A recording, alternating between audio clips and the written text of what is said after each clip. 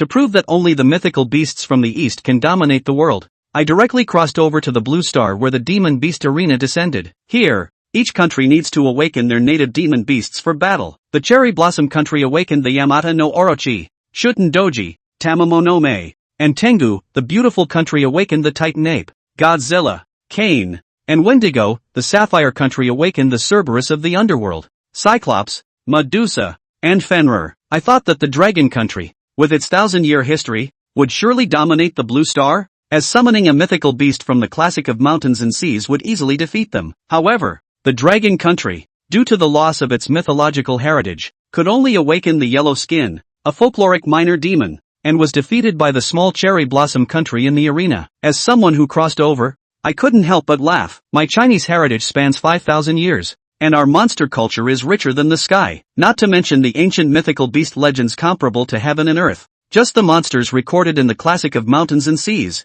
the records of searching for spirits, and the compendium of materia medica are countless. Summoning any one of them could easily shake up the Blue Star. At this moment, the cold voice of the judge echoed around the arena. There are 3 minutes left until the final match. Dragon Country, please send out your final contestant immediately. If Dragon Country loses another match, reaching 5 consecutive losses, Huaxiao will be completely wiped out. Above the arena, a mysterious judge wrapped in a gray robe announced the countdown in a cold tone. As the words fell, the spectators from various countries in the stands also cast their gazes. The spectators from Sakura Country, who had just defeated Huaxia, could not contain themselves any longer. Why hasn't Huaxia sent anyone up for the duel yet? If you really have no one to duel, then surrender quickly and become a stepping stone for us to dominate Asia. Faced with the mocking voices like a wave, the Huaxia spectators gritted their teeth but were powerless to retort. The silent Huaxia team members clenched their fists in unison and all looked towards the middle-aged man leading them, who was the representative of the Huaxia team,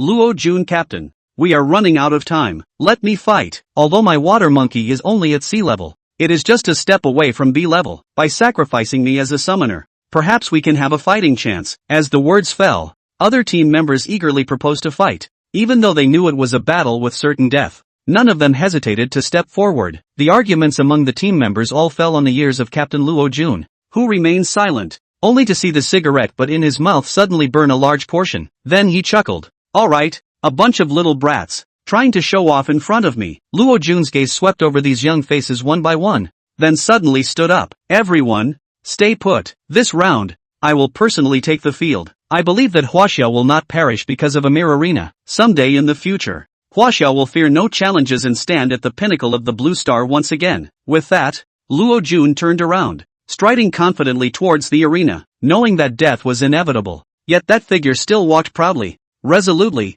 and boldly. At this moment, the indomitable spirit of Huaxia, which has never known defeat since ancient times, seemed to be manifested in full on this figure. This is the backbone of Huaxia, where the people may lose but will never admit defeat. And just as Luo Jun was about to step onto the arena in front of everyone, a sudden figure broke into the crowd's line of sight. Luo team, the future of China. It's better for you to see it with your own eyes. Hearing this, Luo Jun looked astonished at the back of Xinjiang in front of him. His face suddenly changed. You hurry back. However, it was already too late. I had already stepped onto the arena ahead of him. Then, in his bewildered eyes, I turned back and smiled slightly. It may be a bit abrupt, but please don't ask too much. And don't think too much, just quietly enjoy the magnificent chapter of the Chinese beast gods to come. At this moment, the mysterious judge on the arena suddenly spoke. Countdown over. The arena duel is locked. China versus Sakura Country. The second round officially begins. At this time, the Sakura Country player,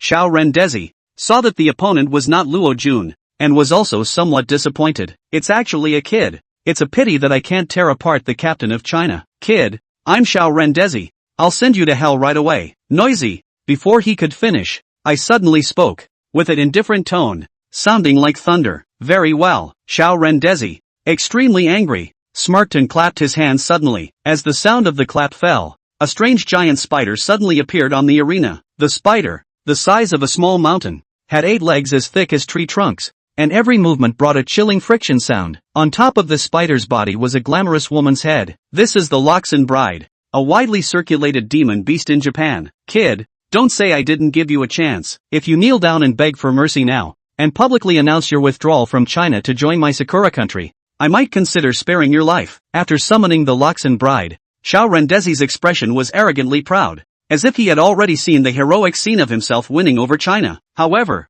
even with the appearance of such a terrifying creature, my figure remained unmoved. Is this your final words? As the words fell, before Xiao Rendezi could react, my expression became serious, and suddenly I clasped my hands and bowed, loudly chanting, "In the northwest overseas, north of the Red Water, there is a god with a human face and a snake body, with a straight gaze, for the future generations of China. Luo Yi, please the gods, illuminate the darkness." My clear and solemn voice echoed throughout the entire arena. Seeing my solemn appearance, Xiao Rendezi became alert and turned his head around. However, after a long time had passed, the ring remained silent. It seems that nothing happened. Outside the ring, the audience erupted into a loud roar of derision even after a brief silence. What's this about a Chinese player? Invite the gods? Candlewick? What's all this? The Sakura Nation audience had made a ball of laughter. This brat is afraid that he hasn't been scared out of his wits by my Sakura Country's divine beasts? Does he think that a burst of nonsense is going to put people off? The rest of the country's audience was having a blast at this point. This Chinese kid, I'm afraid he can't even figure out the rules of the ring, right? This is the divine beast ring. What's the point of inviting the gods? What's that gibberish? I can't understand it at all. I'm afraid I'm really scared silly. I thought that China was hiding some killer weapon, but it turned out to be pulling a big one. Looking at the Sakura Nation player, it looks like he really let him get away with it. Ha ha ha ha ha. On the stage, Little Rendezvous felt flushed as he listened to the jeers outside. Damn it! A little cutie. How dare you tease me? Lore Master, tear it up for me bit by bit. With his command, almost in the blink of an eye, the shadow covered Luoye's head. The huge black foot touch, like the scythe of the god of death, swung up and chopped down towards Luoye's head. It was in this moment of in-betweenness, with Luoye's body as the center. Thick blackness, as if eroding the ink of a painting scroll, spread crazily in all directions. Just the moment she saw the color of ink, the Loxian woman was like a mouse seeing a cat frantically backing away. In the split second before Little Rendezvous Chi could react, the divine beast ring had been completely engulfed in darkness. The loss of sight instinctively caused a wave of fear to be felt by all. What's going on? I can't see. Eyes. My eyes. In the ring, the sounds of panicked spectators from various countries were heard. Ever since the divine beast ring descended upon Blue Star, it was the first time this situation had ever occurred. At the head of the table, the Inquisitor also changed color slightly. Surprisingly, there was power that could penetrate the ring boundary and affect the viewing gallery. This was something that had never happened during his time in charge of the divine beast ring. On the other side, Rendezvous Jr. was in the ring, yelling and venting his vague unease. Kid, you think hiding will help? Hiding? Ignorant. Luoye's indifferent laughter came out. He has come. As his words fell, suddenly, daylight descended once more. The dazzling light almost blinded Little Rendezvous. After a brief period of acclimatization, he only gradually adjusted to the sudden brightness and looked up to where the light source had come from. What's that? In the Chinese viewing gallery, some of the players pointed remotely at the sky above and couldn't help but exclaim in shock. The many Chinese viewers also followed the line of sight and saw the most shocking scene in their lives, only to see that a brilliant sun had appeared in the starless and moonless ring space, with Luoye's body as the center. The ring was split in two. To its left, there was endless darkness, like a huge black curtain back down. No light could penetrate the thick layer of black, as if light had become extinct in this area. And to Luoye's right, the sky seemed to be set ablaze. Endless light poured forth unchecked, illuminating the ring as if it were daylight within daylight. Clouds instantly lost their color under this intense light. Wherever the light went, everything lost its color, and the slightest bit of it was visible. The ultimate color clash of black and white. Add to that the low and grand unknown syllables that came as from the void, as if knocking at the heart of the crowd. At this moment, all of the spectators were on the edge of their seats, staring intently at the figure in the ring. At this moment, they had obviously realized that this Chinese youth, who had just been surrounded and ridiculed, was definitely not that simple. Rumble, as if in response to what they were thinking. Next moment, the canopy distorted and a new image appeared steeply. A lofty and majestic mountain traverses the past and present, poking a corner of reality from that hidden Chinese history. Mythical Bell Mountain. Advent. Chapter 4, God of Zhongshan. Candeline with a human face. With the whole room watching, the ring space was strewn with cracks like mirrors, and then shattered with a bang. A lofty and majestic mountain, as if descending from the chaos, was projected over the ring. Its mountain towered into the clouds and plunged straight into the sky, like a huge dragon through the sky coiled above the earth, unable to look into the end. The peaks are steep and precipitous, the rocks are jagged, and the clouds and mists surround them, like a light veil of uncertainty. From time to time, there is a harsh mountain wind whistling past, blowing the clouds and fog tumbling and rushing, like 10,000 horses galloping. Dazzling, the mountain took on an ancient and mysterious hue, and the greenish-black rock walls shone with an eerie light that spoke of the vicissitudes of time. The most amazing thing is that, to the east of the mountains, warm spring breezes caress the earth, giving rise to exotic flowers and plants that bloom in splendor like a dream. As the view traveled westward, there were fiery currents of air that rolled like flames, as if the heat of the summer had been condensed into one. Looking further north, the first signs of fall appeared, and the golden leaves fell like shooting stars. In the extreme south, yet crystalline snowflakes flurry, freezing everything, like a dream. Above Zhongshan, there are actually 4 seasons appearing together. What a huge mountain! From the span of this projection, I'm afraid this mountain is at least a few thousand meters high. Yeah, I once climbed the 3rd highest peak in the world, and the loftiness is just like that. And it's amazing to have 4 seasons of climate on one mountain at the same time. Excuse me, allow me to interrupt. This is the Divine Beast Ring. Ah, how is Luo Yi player going to decide the winner if he summons a mountain out? Air, you say that like. For a while, the Chinese audience also reacted, all stunned. On second thought, even if Luo Yi summoned this mountain, it wouldn't be in line with the rules of the ring. How can a dead thing be considered a divine beast? Even if you smashed that little Sakura person with a mountain, that would still be a violation. Could it be that Luo Yi was not clear about the rules of the ring at all? On the side, the audience from other countries, who had also recovered from the initial shock at this moment, immediately began to make group cheers. Put, being loaded by this Chinese kid, I almost forgot that this is the Divine Beast Ring. I thought it was a deeply hidden expert, but I didn't realize it was a whole live one. You don't say. The lighting effect was quite good just now. The sun seems to be flashing. That's a laugh. So this is the strength of Hua Xia? Just as the audiences from various countries spared no effort in mocking Luo Yi, suddenly, someone in the crowd cried out in alarm and, wait, there's something up there, on top of that mountain. At those words, everyone couldn't help but look up, only to see that above the vast and boundless Zhongshan mountain, the thick clouds were like a raging black tidal wave, swirling madly as if they were going to swallow the entire world. That cloud vortex, constantly twisting and distorting, seemed to have an invisible giant hand stirring wantonly. Deep in the clouds, silver snake-like lightning suddenly ripped through the darkness, instantly illuminating the entire canopy. Immediately afterward, a deafening thunder boom exploded, as if it was the angry roar of a heavenly god, causing the earth to tremble. In the midst of this lightning, thunder, and cloud-tossing frenzy, there was a brilliant red aura that spilled through the clouds and into the world. A huge, sinuous red body pierced through the layers with unstoppable force. Hardly, the thunderclouds tore open a huge gap in the clouds, as if the sky dome had been broken open with a huge mouth. The next moment, above the clouds, huge human faces manifested on earth. That face, vicissitudes and solemnity, as if it had endured endless years.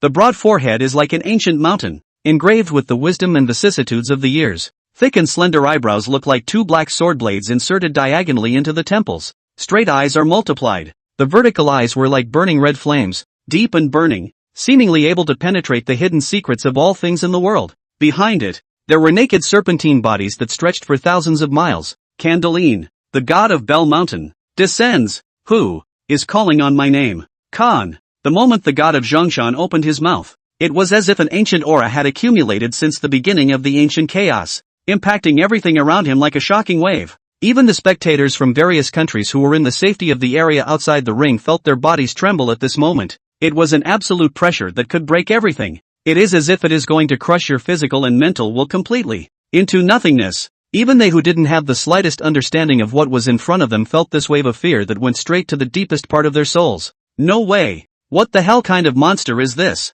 The pupils of Sakura Nation's little rendezvous Shiki couldn't stop trembling as he looked at the incomprehensible human-faced creature. Even when he had faced the Sapphire Kingdom's S-class existence, he had never felt the kind of sweaty terror he felt now. Instinct drove him to try to escape. However, under Candelian's powerful oppressive force, he was horrified to realize that it had actually become a luxury for him to even move a step. Phew! Luo Yi let out a long breath. Against the Sakura Country's district of a single Loxian woman, invoking the god of the Bell Mountain was a complete killjoy. Even in the mountains and seas painted scrolls, Candelian's existence was in the ranks of the top beast gods. But, Wasia has been suppressed for too long. The first battle that belonged to him had to be won beautifully and completely. He is here to declare to the world that the land of China will never allow anyone to violate it. With that thought in mind, Luo Yi looked towards the sky and spoke aloud. Luo Yi, the son and grandson of Huaxia, invites the god of Zhongshan to kill the incoming enemy and raise the prestige of my Huaxia. Hoo.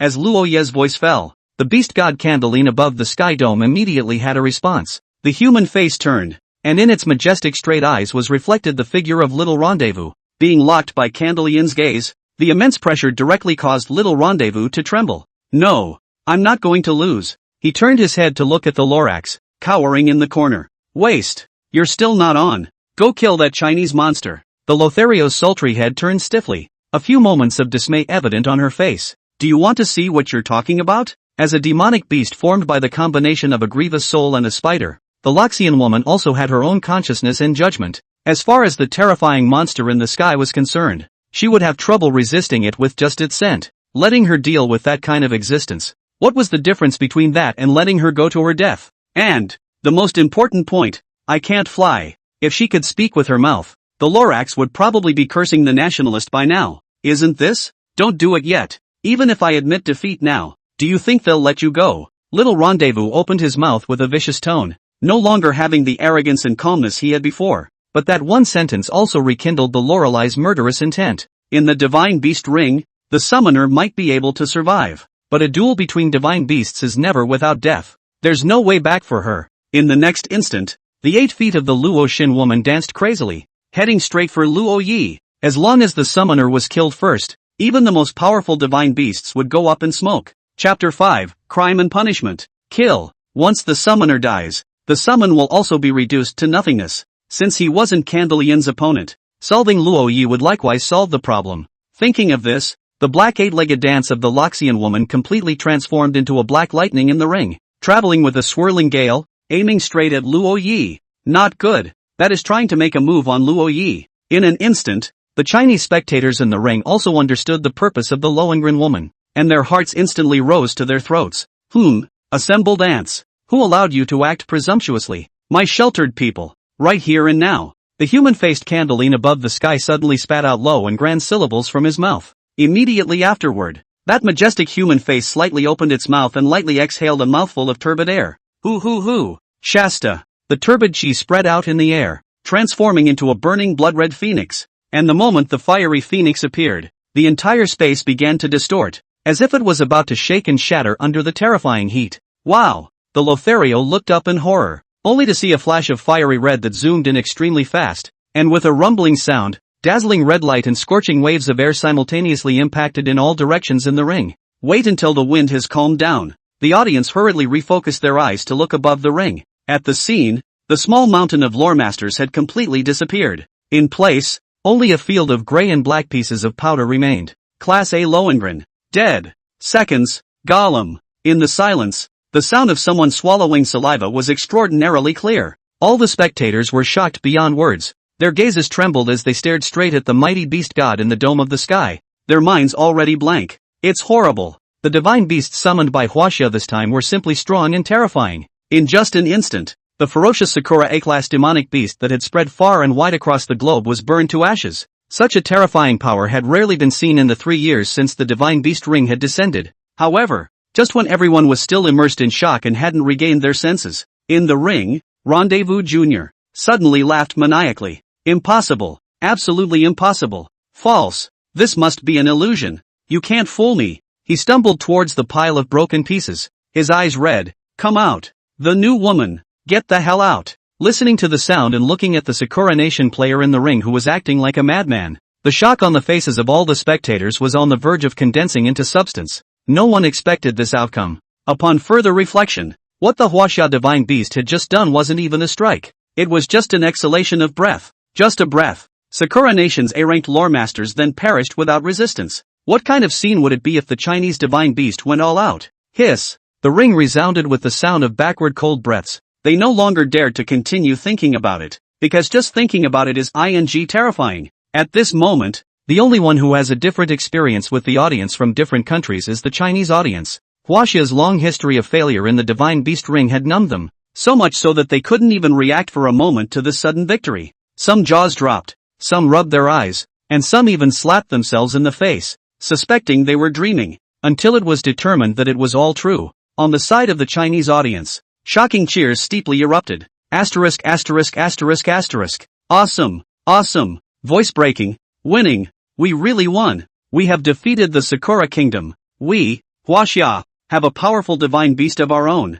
I knew it. This kid can do it. Scalp numbness. I didn't realize that our Huaxia also has such a powerful divine beast. Ha ha ha ha ha, I'll see who dares to make a big little noise with our Huaxia in the future. Where's the Sakura nation? Why don't you guys keep laughing? Is it natural not to laugh? Didn't you just scream like that? Let's hear it again. The Sakura Country's divine beast can actually burn out a hot mess? It's so scary. It's really going to scare the baby to death. This moment, the Chinese audience completely raised their eyebrows and started all kinds of taunts at the Sakura Nation's orientation. The angry Sakura Nation audience's faces looked like they had eaten an answer. One by one, facts speak louder than words. Even if they wanted to retort, they were now completely out of breath. The countries that had been in solidarity with the Sakura Country before had also become shrunken turtles at this moment. One by one, they all desperately lowered their heads, fearing that the upper Chinese audience would notice them and settle scores. Baka, Huaxia is actually harboring such a powerful divine beast. How insidious and cunning. Damn it,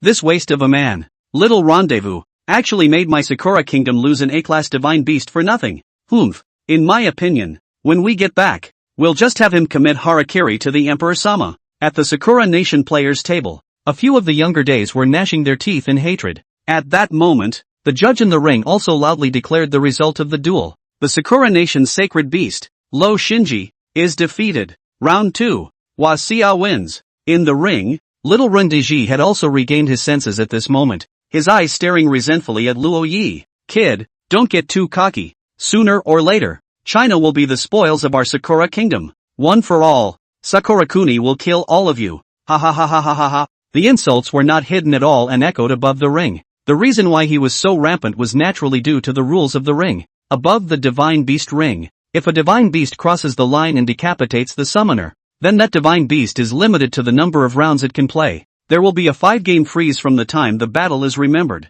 Even if the two countries were feuding, they would do their best to restrain themselves in the divine beast ring, only dueling and not killing. In the 3 years since the ring descended, there have been very few incidents of summoner deaths. It was hard for Huaxia to hide a trump card until now, and Xiao Rendeji was certain that Luo Yi did not dare to move him. Otherwise, in the next round, China will certainly be targeted by various countries and have no cards to play, but it was clear that he had miscalculated. According to the rules, the ring duel is not over as long as the contestant has not stepped down or conceded defeat. In place, Luo Ye's eyes suddenly became fierce. Insulting my China. Another reason for you to die. On the opposite side, Xiao Rendeji looked at Luo Yi, who was covered in fierce aura, and a chill suddenly rose in his heart. What do you want? Lord Inquisitor. I recognize. It's too late. Elder, kill. Before little rendezvous could finish his words, Luo Yi had already conveyed his will to the god of Bell Mountain. In the sky, divine light suddenly erupted from Candelion's straight eyes.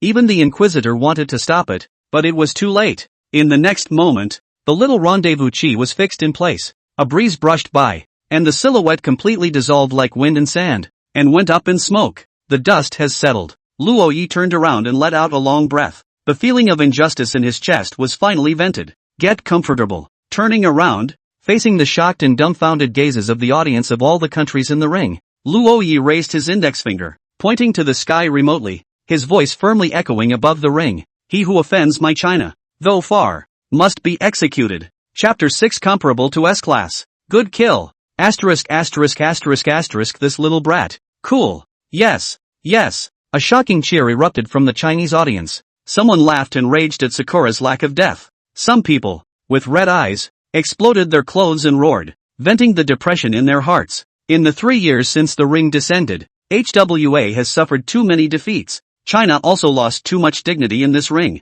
The cold stares, the humiliation and frustration that had been suffered, were all released at this moment. In the Divine Beast ring, now, finally, people were carrying the facade of Huaxia. Huaxia is not to be insulted. Anyone who commits an offense against China will be punished even though it is far away. Under the stage, looking at the excited crowd, Luo Jun opened his mouth and eventually did not speak. As the captain, he should have been blamed for Luo Ye's reckless behavior in killing his opponent, but for some reason, it was as if a flame was burning in his heart, burning away all the concerns and the accusations that had come to his lips. The corners of this damn mouth, it just can't help but want to go up. The results. This moment of glory belonged to Luo Yi. Luo Jun silently turned toward the direction of the ring and gave a thumbs up and, "Kid, nice win. INGGC for the laborers." In the back, numerous members of the team nodded silently. This crude flavor is right up Team Law's alley. The Chinese audience is looking good at this moment. Some, however, are now worse than swallowing the defense. Little Rendezvous is dead, right in full view of the Sakura nation. They didn't expect, no matter what, that a must-win duel would turn into the current situation because of a halfway killed Luo Yi. The A-list Shinigami was killed, not to mention, even their outgoing contestants were thwarted in the ring, and not even their bodies could be recovered. Sakura Nation protests. Our contestant has obviously conceded defeat, but the Chinese contestant still brutally killed him. A serious violation of the ring rules. Please judge to redetermine the winner. Just then, a low voice suddenly came from the direction of the Sakura Country. The sound was instantly like a fuse that found a home for the vileness of Sakura Nation that had nowhere else to go. Soga, the Chinese player violated the rules. This round should be awarded to us. Sakura Nation. That's right. Huaxia must also compensate our Sakura Country's divine beasts. Otherwise our Sakura Country will not be polite. Chinese brat in the ring, hurry up and apologize to us. The brats from the Sakura Country were grimacing and flailing at Luo Yi in their original form. A race that specializes in showing weakness through masquerade. The seemingly humble exterior is their disguise on a regular basis. And once it becomes profitable or their backs are shown to them, they will show their original disgusting face and bite you hard. Vomit. Sakura dog is really saying anything shameless. I do UXX. The Chinese viewers were also completely disgusted by the shameless behavior of the Sakura Country. This is a nation that always refreshes the lower limits of your perception time and time again. It is not clear to all what the standard of the judge really is. No one knows if Luo Yi's behavior is considered stepping on thunder or not. The ring. The Inquisitor looked at Luo Yi. His tone flat. Chinese player. The Sakura Nation player was obviously ready to concede defeat. Why did you still want to kill him? Facing the interrogative tone of the Inquisitor, Luo Yi was not the least bit afraid and smiled blandly. Ready to admit defeat? Then not yet. Huaxia has always been a state of etiquette, serving others with virtue, but mercy is reserved for opponents, not for cherry blossom. Since it wants to kill my Huaxia, it should be prepared to be slaughtered. If the truth is not there, then raise the butcher's knife and kill the truth. Even the Inquisitor narrowed his eyes slightly at these words. I wonder if it's an illusion. He always felt that Luo Yi seemed to be vaguely threatening him in that last sentence. How dare this kid? The Inquisitor raised his head slightly, his gaze looking towards the beast god Candeline in silence. In place, Luo Yi turned his head to look in the direction of the Sakura Country, looking down on them from above as he continued to speak. The ghosts of the Cherry Blossom Country, listen to me well. Playing these small tricks against me is useless. If you want to retaliate, then just come. I, Huaxia, will take it. But next time, remember to replace it with a stronger divine beast. And don't serve up this trashy stuff again. This kind of arrogant and provocative behavior instantly provoked the anger of the people of the Sakura Country to listen to the baka piece. But Luo Yi didn't care in the slightest. No? Then come and fight. Kill until you're convinced. In the ring, the Inquisitor was silent for a moment, and loudly pronounced the final result. The protest null and void. The Sakura Nation player's condition of conceding defeat does not hold, and the second round will be won by the Chinese side. Please ask Sakura Nation to send their third round participants within 30 minutes. Overtime will be considered an automatic forfeit. Upon hearing the result of this pronouncement, the direction of the Sakura Country instantly became silent. On the other hand, the Chinese orientation. Luo Yi walked out of the ring and was greeted with loud applause and cheers. Good you Luo Yi! I can't believe you hid your clumsiness until now. I thought our Huaxia was dead today. Right now the strongest in Huaxia is only a B-rank White Willow immortal left. And your kid actually went up and killed an A rank in seconds without saying a word. You're really something. Good job. What a ruthless way to take out a mouthful of bad anger for me. My Huang de Siena. You can finally rest in peace. Say, what level is this candle? In divine beast of yours? It can kill a grade in seconds. Is it S? Or higher? Just after walking out of the ring, the Huaxia players surrounded Luo Yi. Everyone's problems are just those, but it's clear that their pattern is still small. S-class? SS? In response, Luo Yi could only smile mysteriously and remain silent. Legend has it that Candlewick is the god of Zhongshan who was in charge of the alternation of day and night in the 4 seasons in the world. It is disrespectful to judge his strength by the rank of the district. God. Above rank. You guys are almost done. Luo Jun walked through the crowd, came to Luo Yi, patted his shoulder and, Luo Yi, nice win. Giving face to labor and Huaxia. It's what I'm supposed to do. Team Law. I'm sure that everyone in the room if they could, would do the same. Luo Jun laughed a little, nodding his head with growing satisfaction. Although, there are many questions I would like to ask you as well, but now is not the time for that. Follow me. Returning to the combat command seat, Luo Jun opened his computer and pulled up a profile of a member of the Sakura Nation and began to introduce it. His name is Koban Hijiro, and based on the information available, your opponent in the next round will most likely be him. Luo Yi frowned. It doesn't look like anything special.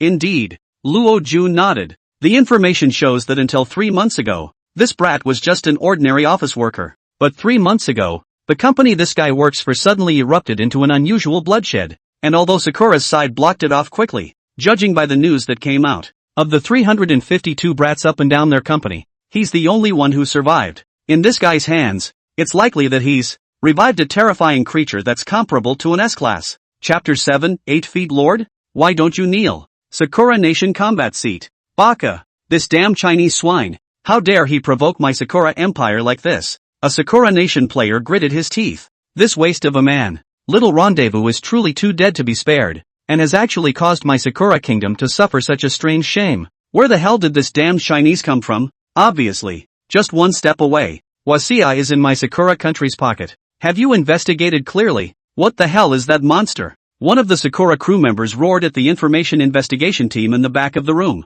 Private Marseille. We have searched all the relevant information in China, and there is no record of that thing in it. Reddit mud private. Without waiting for him to finish, a blade suddenly flew in and chopped directly at his neck. Crimson blood instantly sprayed. The latter instantly fell to the ground, struggling with his neck in agony, and after just a few seconds had passed, he was completely silent. The Sakura Kingdom. It doesn't need losers who only apologize. The one who did it was none other than the Sakura Nation's combat leader, Miyamoto Shigezo. He was dressed as a samurai, with an octogenarian beard cocked on his chin and fierce eyes that looked like they were trying to eat people. The katana in his hand was still dripping blood. In the back, several members of the information team stepped forward with trembling bodies and dragged the body down. Numerous Sakura players stood by coldly, taking it in stride. Lord Miyamoto, what should we do now? The demonic beast summoned by the Chinese person is likely to possess S-class power. Should we request an S-class transfer from HQ? A member of the team suggested.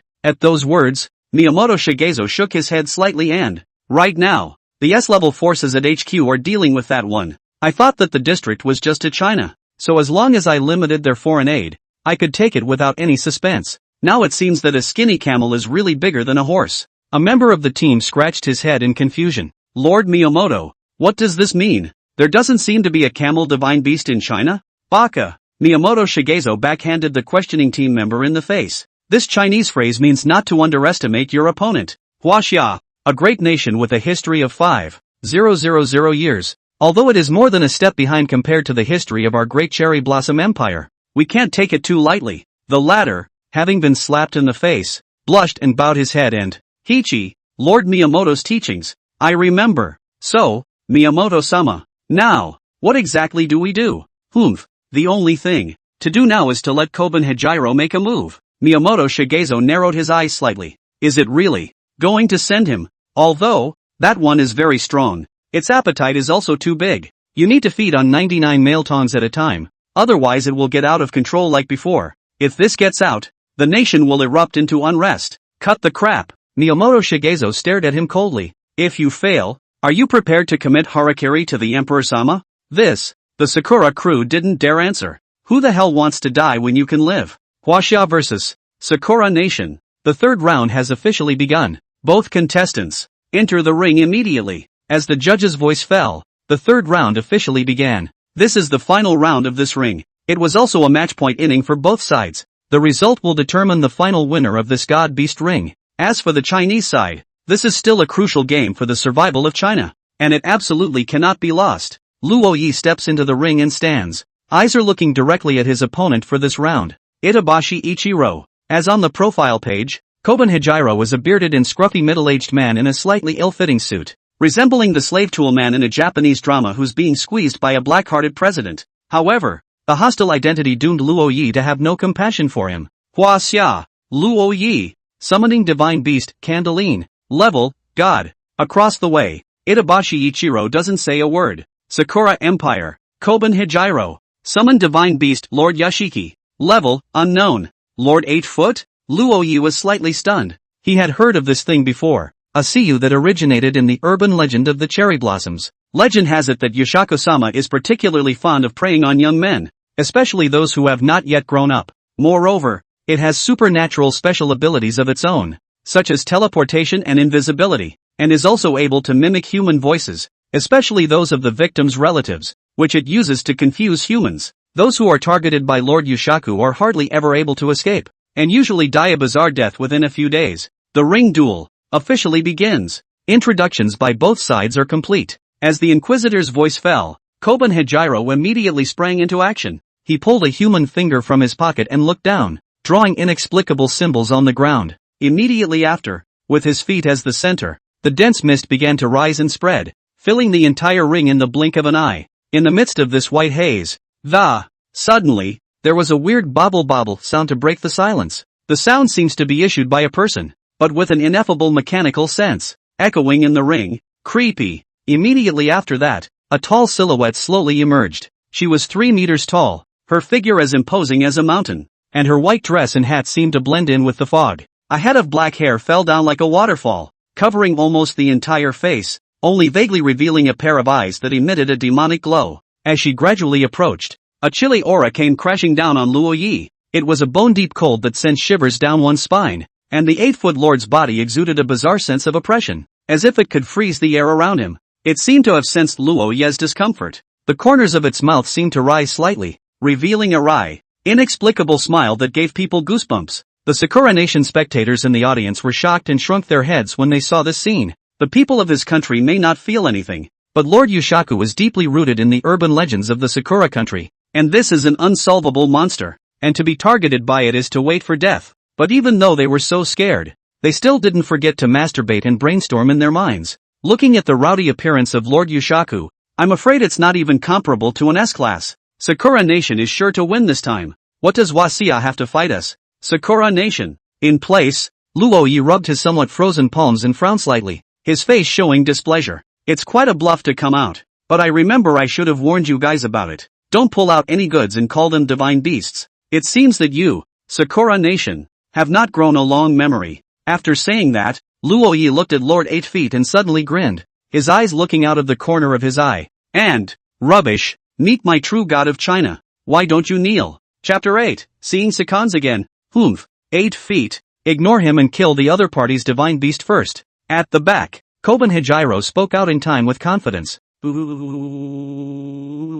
place, hoarse and unpleasant odd syllables came out from the mouth of the 8 Feet. Immediately after that, it grinned with exaggerated amplitude and squeezed out a lurid smile towards Luo Yi, then disappeared in place. Next moment, the thick fog that had originally filled the ring began to rise, unexpectedly drifting towards Zhongshan in the sky above. The dense mist, as if a white snake with teeth and claws, seemed to completely swallow the projection in the canopy, and the figure of Lord 8 Feet also appeared in the middle of it, as it rode up on the thick fog, aiming straight at the beast god Candeline. Regarding its unknowing behavior, Luo Yi could only shake his head and speak in a bland tone. Those who are going to die can't be stopped. Elder, do it! The voice fell. The beast god Candeline in the sky once again exhaled a mouthful of turbid air. Wow! The flames rewound and transformed into a fire phoenix, sweeping towards the mist. However, out of the blue, Lord Yushaku's special ability does have merit. The moment before the fire phoenix reached it, the mist wrapped around its body, and then it unexpectedly flashed to the other end of the sky,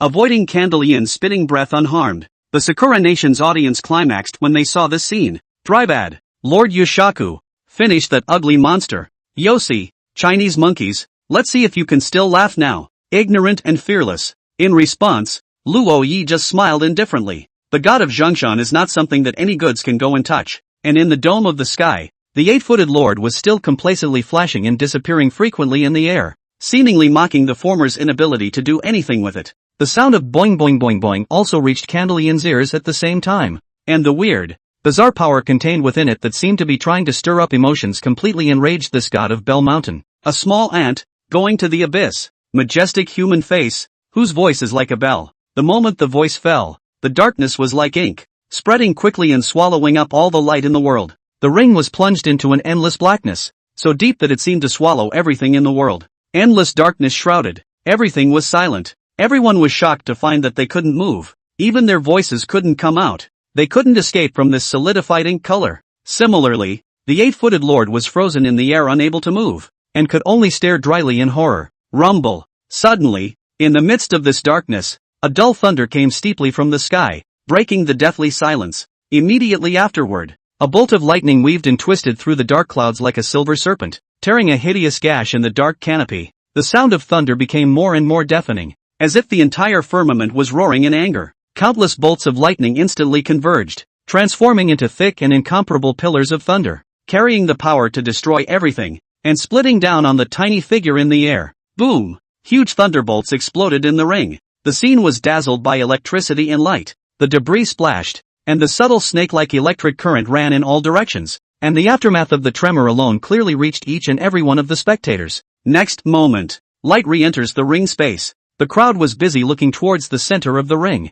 Just see, the 8-foot lord who had just been arrogant and domineering had now completely disappeared, and at the scene, there was only a streak of human-shaped pieces left behind. It's already dead as a doornail. Seconds. See also seconds. In the audience, all the spectators sucked in a breath of cold air. This result is really shocking. The elf that was comparable to an S-class monster had only lasted until the second move. Holy, this divine beast summoned by Huaxia is simply terrifying. I just now realized that the only reason why it was dark just now was because that Chinese divine beast closed its eyes. Even elves comparable to S-class monsters are no match for him. Could it be the legendary SS-class? Really? I always feel that things are not that simple. And who dares to say that the Chinese divine beast has used its full power? Audiences in all countries were left in shock and confusion. No one could figure out why Huaxia, which had always been weak in the divine beast ring, was suddenly able to summon such a terrifying divine beast out. Sight back to the ring. Luo Yi stepped, casually crushing the pile of ashes under his feet.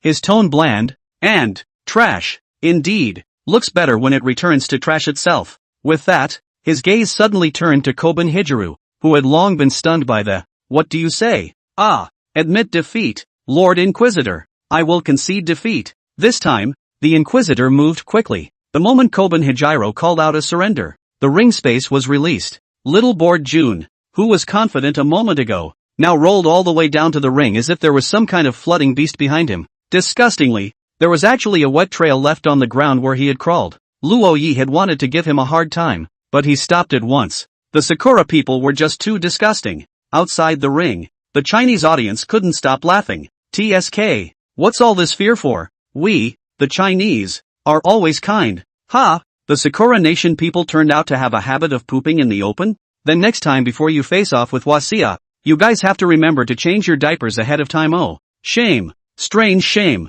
Noticing the odd gazes thrown by the audience from various countries at the moment, the expressions on the faces of the Sakura Nation's group of players were synchronized and as ugly as if they had died. If gazes could kill, Luo Yi would have been flayed by them by now. Bakayalu, these damn Chinese swine, how dare they insult my great cherry blossom empire like this? I'm going to kill this Chinese boy to vent my anger. Some of the Sakura players gritted their teeth and instantly tried to charge the ring, only to have Miyamoto Shigezo kick him back in his tracks. Stupid. Going up there now is a violation of the ring rules. Do you want my Sakura Empire to be removed from the ring? But, Lord Miyamoto, are we just going to stand by and watch them insult our great Sakura Empire? The team member was indignant. Humph. Miyamoto Shigezo snorted coldly, his eyes shaded. A momentary success or failure means nothing. Huaxia, now it's just another way to live a little longer. I didn't expect it, but I actually made the Emperor-sama guess. To be able to become the leader of a country, Miyamoto Shigezo was naturally not a mere brainless murderous person.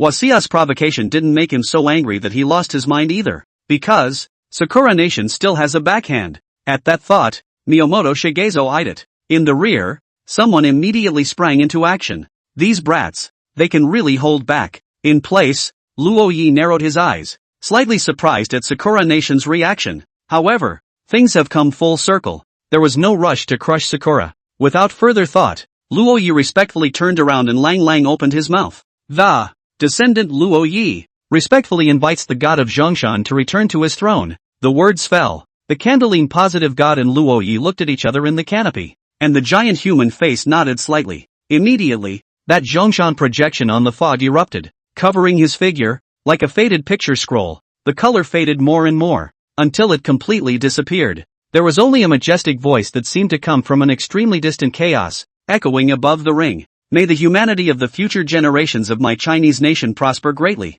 Pray that this auspiciousness will be long-lasting in the world. On the scene, watching Candeline leave, the audiences of all countries unconsciously let out a long sigh of relief. I'm afraid that the oppressive feeling brought about by 1,000 miles of candles and shadows, controlling the day and light, would be hard for them to forget in their lifetime. Even the Inquisitor in the ring secretly breathed a sigh of relief at this time, while calculating in his mind whether he should be slightly more polite to the Chinese side in the future. After all, this divine beast of Huaxia is really a bit too strong. Chapter 9: 9 countries surrounding China? Do you dare to answer the battle? China vs. Sakura Country. Round 3. Huaxia wins. The ring battle is over. Huaxia has defeated Sakura Nation by a total score of 2-1. The Chinese side has won the final victory in this duel. In the ring, the Inquisitor announced the results of the match. The rewards for this ring battle have been synchronized and sent. On the Chinese side, the country's economic and technological levels will be raised for 3 years. The country's renewable resources will be expanded by 2%, and the physical quality of the nation will be raised by 1%. All of the above. Sakura Nation cuts in equal parts. The reward for winning, although the value seems small, but when viewed on a national level, the total value is incalculable. Just the 2 items of direct improvement in economic and technological levels alone. This is enough to save the country a lot of human and resource costs. There's also the improved physical fitness of the nation, which is a buff that money can't even buy. Actually, even without the reward of winning, at the moment no one even cares either. Because, just looking at the constipated faces of the people in the Sakura country next door is already getting high. The dust has settled. A cheer erupted from the Chinese side. Everyone was chanting Luo Ye's name. Huaxia. It's been too long since he's won in the ring like this. However, this was supposed to be a moment to enjoy the victory. And yet there were people who couldn't wait. It's a little early to be happy. Ha ha. The meat and potatoes of China. My great cold republic will also have a chance to take a bite. Just let me. The Empire of Sunset. Open the way. The Empire of Sunset. Challenge China to a ring life and death fight. I, Sakura Nation, likewise challenge China to a life and death fight. And my great cold republic. Beautiful country. The representatives of 9 successive countries spoke out in unison at that moment. This solemn scene directly caused the cheering on the scene to break into pieces. Everyone didn't expect that after a hard-fought victory, China would be greeted with even more extreme targeting from the 9 countries. Are you, all of you, sure you want to initiate a ring battle to the death? From the high seat, the Inquisitor confirmed to the representatives of many nations. That's right, it's up to Huaxia, whether he dares to take it or not. The captain of Sunset stood proudly, his gaze extremely aggressive, looking straight at Luo Yi. Ring of life and death. This was a special way of dueling in the Divine Beast Ring. All states eligible to present. Of course, the challenged country is also entitled to refuse the challenge. The prerequisite is to pay 10% of the country's non-renewable resources.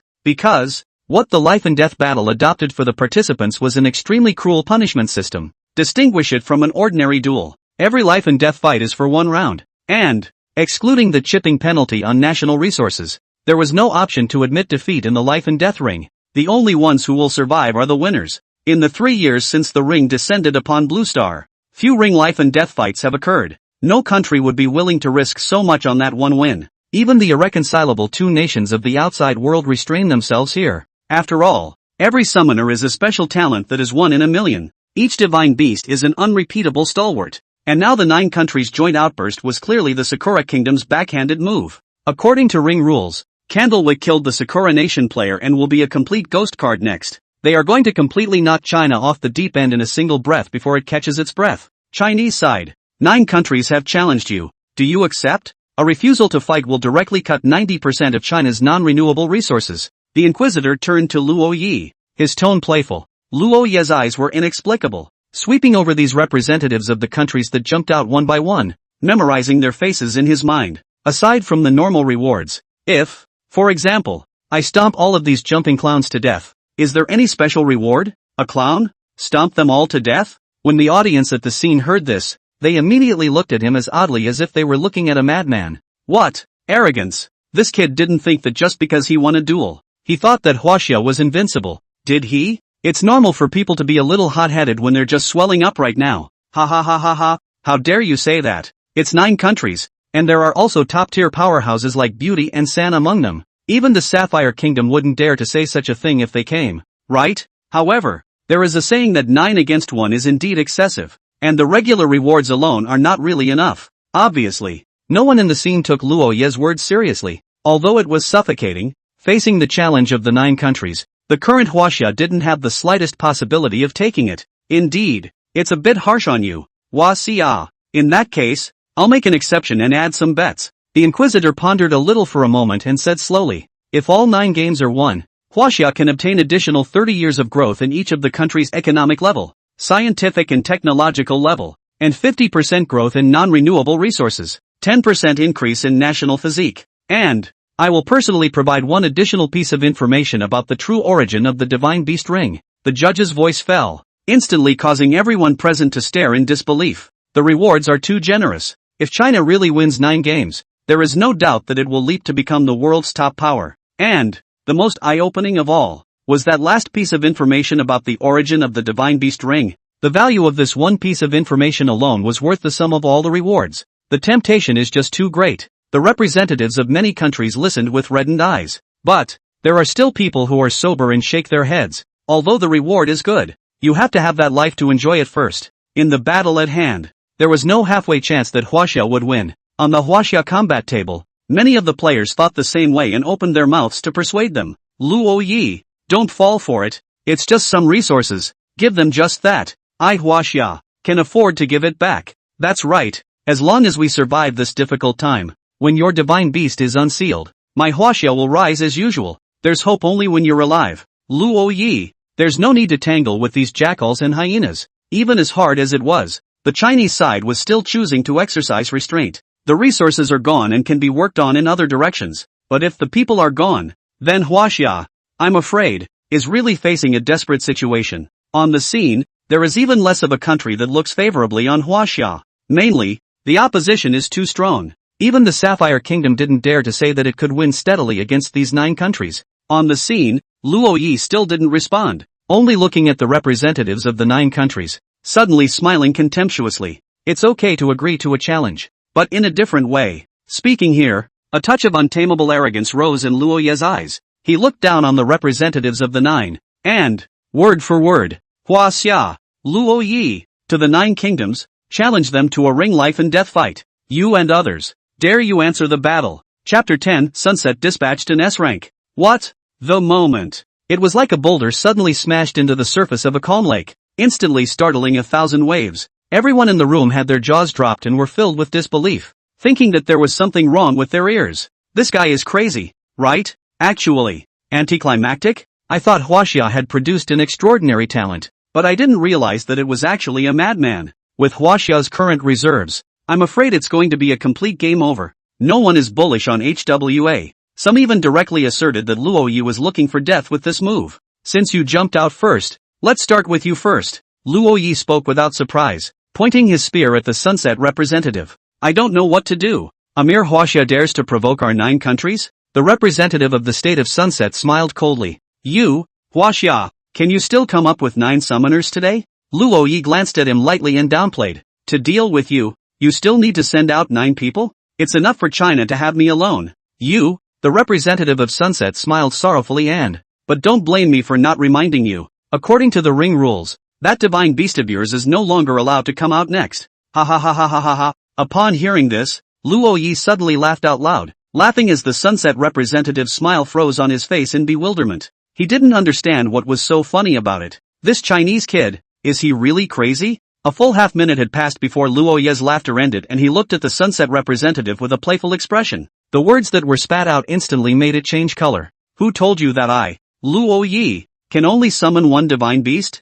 Hearing these words, the representatives of the 9 countries all changed their colors. What does that mean? Could it be that he could summon a second divine beast out? Numerous delegates made eye contact, each seeing the confusion in the other's eyes. Miyamoto Shigezo frowned and snapped his headset. Gentlemen, has anyone ever heard of a summoner who can summon a second divine beast? Representative of the Republic of Dahan, no. Representative of the state of Misato, there's no way that's going to happen. Representative Sunset, humph. Don't let this kid fool you. Even if he really summons a second divine beast, he definitely won't be able to escape defeat in front of the 9 kingdoms as well. Receiving an affirmative answer, Miyamoto Shigezo's heart was slightly settled. Globally, there was absolutely never an instance of a summoner summoning 2 divine beasts. That's the consensus. Moreover, even if Luo Yi was really the only special person, In front of the absolute crushing strength of the 9 countries, there was absolutely no possibility of overturning the situation. As long as Luo Yi died, the remaining Chinese summoners were simply not enough to fear. Figure that out. Miyamoto Shigezo gestured with his eyes, nodding slightly to the Hibiki representative. Humph. Since you took the initiative to seek death, I, Sunset, will meet you. At the sound of the voice, the deed is done. The Inquisitor immediately announced the dueling agreement in a loud voice. Life and death challenge in effect. In the first match, it's Hua Xia versus Sunset. The ring showdown will open in 6 hours. Please, representatives of both players, prepare for the match in advance. Hua Xia, Divine Beast Ring Countermeasures Bureau, with 6 hours to prepare. Naturally, you can't just sit around in the ring field. Luo Jun took Luo Yi and a bunch of other team members and returned to the Chinese country Countermeasures Bureau conference room. Waiting for the crowd was the one with the rank of general, the top commander of the Countermeasures Bureau, Long Weigua. Mr. Luo Yi, on behalf of all of China, I would like to thank you for your contribution to China. As soon as they met, this proud and strong-boned man took off his hat and made a 90-degree salute to Luo Yi. Luo Yi hurriedly stepped forward and helped him up. A part of the job. This is what I should do as a Chinese. Humble. Long Weigua held Luo Yi's hand tightly and looked at the outstanding young man in front of him, revealing a pleased expression. Originally, the above had already prepared an ordination ceremony for you, but now that time is running out. We can only commit you first. Now, begin this war council immediately. The crowd took their seats one by one. The large conference room was put into a first-class closed state, enough to isolate any means of probing from the outside world and ensure the privacy of the meeting. Under the lights, all of them were stony-faced and the atmosphere was serious. First of all, for Mr. Luo Yi's courage in initiating a life and death challenge in the ring. Your courageous dedication for China. I express my admiration. Long Weigua's expression remained unchanged as he continued. You lay down your life for the sake of Hua Xia, then Hua Xia should do its best to be your backing. Although, we can't provide you with a powerful divine beast boost. Over the years, we've collected no less than a handful of intelligence on divine beasts from various countries.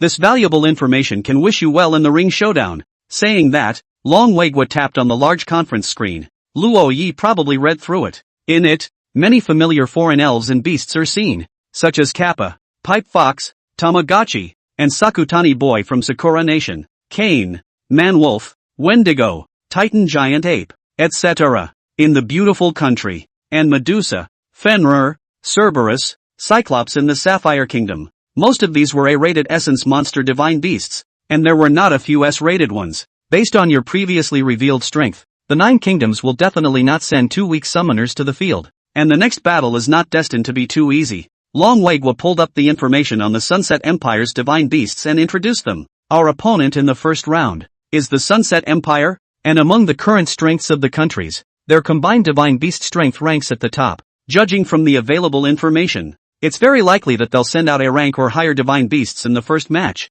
Of course, there's no need to worry too much. As far as we can see, all countries won't send out any undercard higher than S rank until the last minute. Luo Yi, are you sure? Long Weigua carefully opened his mouth and asked. No wonder he was so apprehensive. After all, he didn't know exactly what Luo Yi was relying on. In front of a showdown that concerned the rise and fall of Hua Xia, there was no way for him not to be cautious. At the same time, everyone in the conference room cast their eyes at Luo Yi, all of them, with tension and apprehension on their faces. Seeing this, Luo Yi froze, then realized, that's a bit of a disregard for the feelings of his fellow man. As a matter of fact, with the existence of the mountain and sea painted scrolls in his mind, there wasn't much pressure on him, even if the country's bottom cards were all out. Amongst the countless divine beast reliefs of the mountains and seas painted scrolls, they were simply not enough to be looked at. Even the mighty god of Bell Mountain, Candeline, was not a top-notch existence in that, but none of the others knew anything about this. After thinking about it,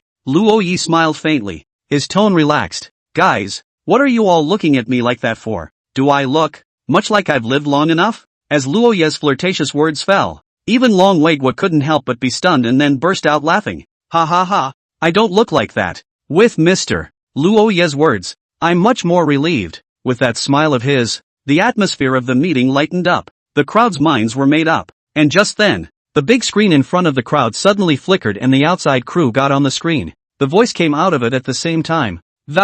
Commander Long, just now, the Sunset Empire has confirmed the players for the battle. The player they're sending out this round is capable of driving the S-ranked divine beast, the Stone Ghost. Chapter 11, Mama. One of our own. 6 hours flew by. The representatives of the states entered successively, and with the appearance of the mysterious judge, the first showdown in the ring life and death fight is about to begin. Time. A duel of life and death. A ring that belongs to the living. The first matchup, Hua Xiao vs. Sunset, will now begin. Will both combatants please enter? Under the attention of all the people, Luo Yi stepped onto the ring once again with a calm and steady pace. His presence made the atmosphere in the arena rise again. Everyone is looking forward to it. Does this out-of-the-blue Chinese player really have a cocky bottom? Or is he just busting his ass and delaying China's complete downfall? After Luo Yi stood still, direction of the Sunset Empire, the contestants who were out of the ring similarly made their way to the ring. Luo Yi gazed at the man across from him had long blonde hair and was dressed in an exquisitely fitted black suit with a ruby badge pinned to his chest.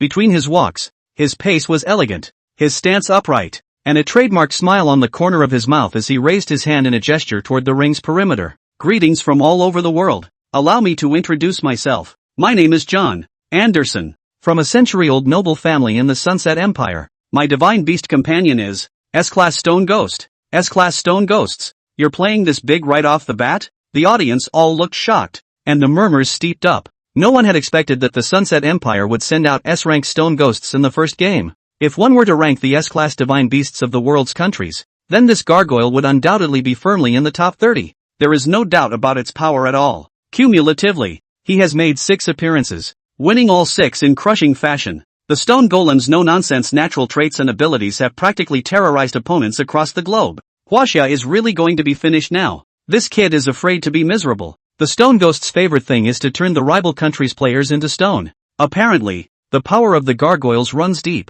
Distinguished from the divine beasts of the Sakura Country, the strength of the Stone Golem was a real kill. The expression on John's face looked extremely flattered as he listened to the gasps and exclamations that rose from the crowd. Mr. Luo Yi, for your courage to challenge the 9 kingdoms, I express my admiration. As a tribute to your courage, I'll make a special request after the tournament to keep your stone statue in good hands. From the other party's eyes and tone, Luo Yi could see the teasing. John Anderson doesn't see him as an opponent in his bones. Is the show over? Facing the provocation, Luo Yi was unmoved and even yawned. If we don't start, I'm going to fall asleep. Seeing this, John Anderson's smile also faded and his eyes showed ferocity. Arrogant man, since you can't wait to die, I'll fulfill you. Gargoyles, my partner, come forth, rumble. As his words fell, the ground in front of him, a gray and black diamond-shaped spell formation suddenly rose, and the ring was vibrating slightly, as if there was some kind of creature coming from the ground. Following that, a monstrous stone statue blasted out of the ground. The stone statue was 3 meters tall and stood like a small mountain. The stone statue was crouched and shrunken, its eyes closed tightly, its face hideous, its huge fangs turned out like stalagmites, and its wings tightly folded behind it against its flanks. John Anderson smiled smugly at Luo Yi, then walked over to the stone statue and raised his hand to gently knock on the statue's foot. Suddenly, the stone statue has moved. 2 clusters of bizarre red aura suddenly rose at its eyes, as if flames from the depths of hell were burning, and its stiff face gradually became vivid, with a hideous expression as if it was trying to break free from the stone. As the light intensified, the huge wings behind the stone golem fluttered slightly, raising a shower of stone chips. Its thick limbs slowly stretched out, the joints issued a dull click sound, as if a giant sleeping for thousands of years woke up from a dream. Wow! The stone statue ghost completely broke free from the boundaries of the collapsed stone layer, revealing its huge black body silhouette full of explosive power. He completely got up, and his overall height was surprisingly 5 meters tall, just like a giant. Roar! A loud roar resounded with a deafening sound, and the entire ring trembled in response. Gargoyles! That's the gargoyle! No matter how many times I see it again, this horrible physique scares me. If I had muscles like that, why would I worry about finding a boyfriend? Dude, aren't you a guy? S-rank stone ghosts, unrivaled savage power, the ability to freely dominate the skies, and the ability to turn those it touches into stone. That's a lot of labels. Recalling the various warnings on the information, Luo Yi smiled blandly and shook his head slightly. Unfortunately, compared to that lord, these are all floating clouds a leaf. The words fell. Luo Yi gave a big wave of his hand. The projection descended again. In the center of the ring, a large amount of bizarre mist suddenly rose, and in the mist and shadows, a patch of jagged and strange rocks stood, and in the middle of that, an unusual-looking huge black stone stood in the center, its surface rough and textured, as if it had fused with the surrounding rocks. However, a closer look reveals that all around this black stone, The light seems to become distorted and the air seems to condense. Stone? What's with all the rocks? Could it be that China has a bunch of gargoyles? The foreign audience was greatly shocked. However, some attentive viewers realized that these stones in Huaxia were completely different from the gargoyles. Only the shape is odd, and there are no obvious elfin features. Compared to the gargoyles, these rocks are just plain CHCH changing. This is the so-called Chinese divine beast you summoned? Across the room, John Anderson smiled disdainfully and, Huaxia really has no one left to let you come out to die. In place, Luo Yi didn't pay any attention to the other party's taunts. He looked down and straightened his collar, and smoothed out his hair in the process. It was rumored that the lady of the house didn't have too good of a temper, so I hope that later on, I won't let myself get down too much. After thinking about it, he took a deep breath and spoke aloud. The latter-day descendant Luo Yi respectfully invites the white bone cave of Skull Mountain, Mother Shurji to appear, accompanied by a low humming sound. The group of stones began to tremble slightly, and tiny cracks even appeared on the body of that peculiar black stone, transmitting a bizarre ethereal light. Immediately afterward, the light became stronger and stronger, and the shape of the black stone gradually changed and began to show the outline of a human figure. When this glow reached its extreme, the entire audience could no longer look directly at the ring. Until the light dissipated, the entire audience hurriedly cast their eyes again. A new figure has appeared in the field, only to see that the Chinese player had a show hand stuck on his neck. The owner of the show hand had a delicate and cold face, and the slender willow eyebrows were slightly raised, revealing a touch of innate condescension. Her skin was like snow, her vermilion lips were red without pointing, and a head of black hair like a waterfall was casually draped behind her, with a few strands of hair occasionally fluttering in the wind. The body was graceful, yet upright like a pine, cold and noble. A black robe was embroidered with complex and mysterious patterns that faintly shimmered with shimmering light. Luo Ye's body stiffened and squeezed out a smile. Your Highness, we are all on our own. There's something to talk about. One of our own? Nyang Shurji's vermilion lips gently opened, her voice clear and crisp to the ears. Little guy, you've got a lot of guts. Actually, dare to drive the seat to be your divine beast. Chapter 12 Lady Shurji, taste my treasure. Stunning, eyeing the cold woman Luo Yi had summoned by himself. The audience from all countries couldn't help but stare in disbelief. There are actually not a few divine beasts in human form in various countries. Most, however, retained fairly distinctive elfin features and were not human at a glance. But the Lady Shurji, from head to toe, could not be seen as a divine beast. Also, the face value is over the top. Compared to the green-faced and fang stone ghost on the opposite side, it was like the difference between a beauty and a beast. But only Luo Yi knew clearly how terrifying this seemingly cold woman in front of him was. In the history of the flood, Nianjiang Shurji is a stubborn stone in the chaos before the beginning of heaven and earth, cultivated and transformed into a form. Under the tutelage of Lord Tong Tian, he practiced in the White Bone Cave on Skull Mountain, and was later known as Moonwalking Star Monarch, occupying a place among the 8 positive deities of the heavenly court. In the legendary mythological records of later times, even Neza, the great general who had become a saint in the flesh and whose mighty spirit was prominent, had been routed in her hands more than once. The strength of Lady Shurji was enough to be ranked in the top 3 columns in all of the flood myths, second only to those top great gods. To deal with a mere stone goblin, it would simply not be too easy. But the problem now was that, unlike the great god Candeline, Lady Shurji clearly had more character. As soon as he showed up, he directly took Luo Ye's lifeblood. But fortunately, Luo Yi was prepared for this. Mother, have a word. I have a gift for you. Luo Yi let out a sarcastic smile and took half a step back, then started pulling out treasures from his arms. In the flood era, there was no shortage of gorgeous feather weaving or rare and exotic treasures. Modern products simply don't compare. But there is only one thing about the modern era that is absolutely incomparable to the flood era. That is the food. Chocolate, macaroons, cheesecake, cream puffs, tiramisu, donuts, pearl milk tea. Luo Yi pulled out one sweet after another. He believed that no woman could refuse sweets, just like no flower could refuse the nourishment of rain. It was an obsessive love that originated from nature. Lady Shurji narrowed her narrow eyes and suspiciously scanned these fresh things that she had never seen before. Is this garbage the gift you've prepared? Luo Ye's expression was solemn. Your Highness, don't underestimate these things. These are all hard-to-find delicacies of the world, and it was only with great difficulty that I spent my entire fortune to get them. You taste it. Saying that, Luo Yi handed over the pearl milk tea and cheesecake with straws inserted.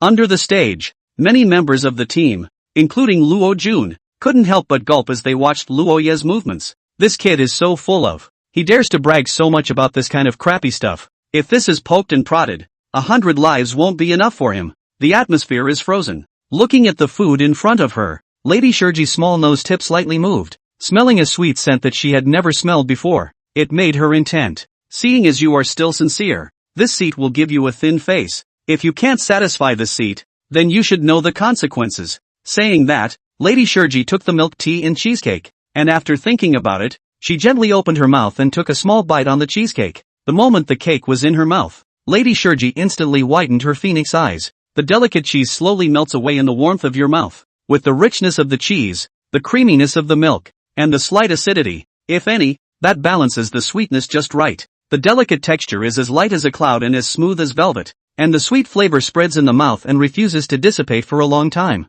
What do you think of the flavor, mother? Luo Yi asked with a smile. Nyang Shurji reacted, and a light blush unexpectedly rose on her cold face. She glared at Luo Yi and didn't reply. Sipping down another sip of her pearl milk tea, silky smooth milk tea instantly flows in its mouth, the freshness of the tea blending perfectly with the flavor of the milk, each drop carrying just the right amount of sweetness. As the milk tea enters your mouth, so do the soft and creamy pearls. The toughness and chewiness of the pearls are on full display, each one full and resilient, bouncing back between the teeth. The pearls are filled with sweet milk tea, and the moment your teeth bite through, the juice of the milk tea bursts in your mouth, bringing a rich milky flavor and a light caramel sweetness. Life in the flood was too bitter. And now, Lady Shurji experienced a sweetness that she had never envisioned. So, in full view of the crowd in the deathmatch ring, a man and a woman sat down in place and began their sweet tooth appreciation. Mother, try this. It tastes good too. Your Majesty, this is called a macaron, cookie and sweet.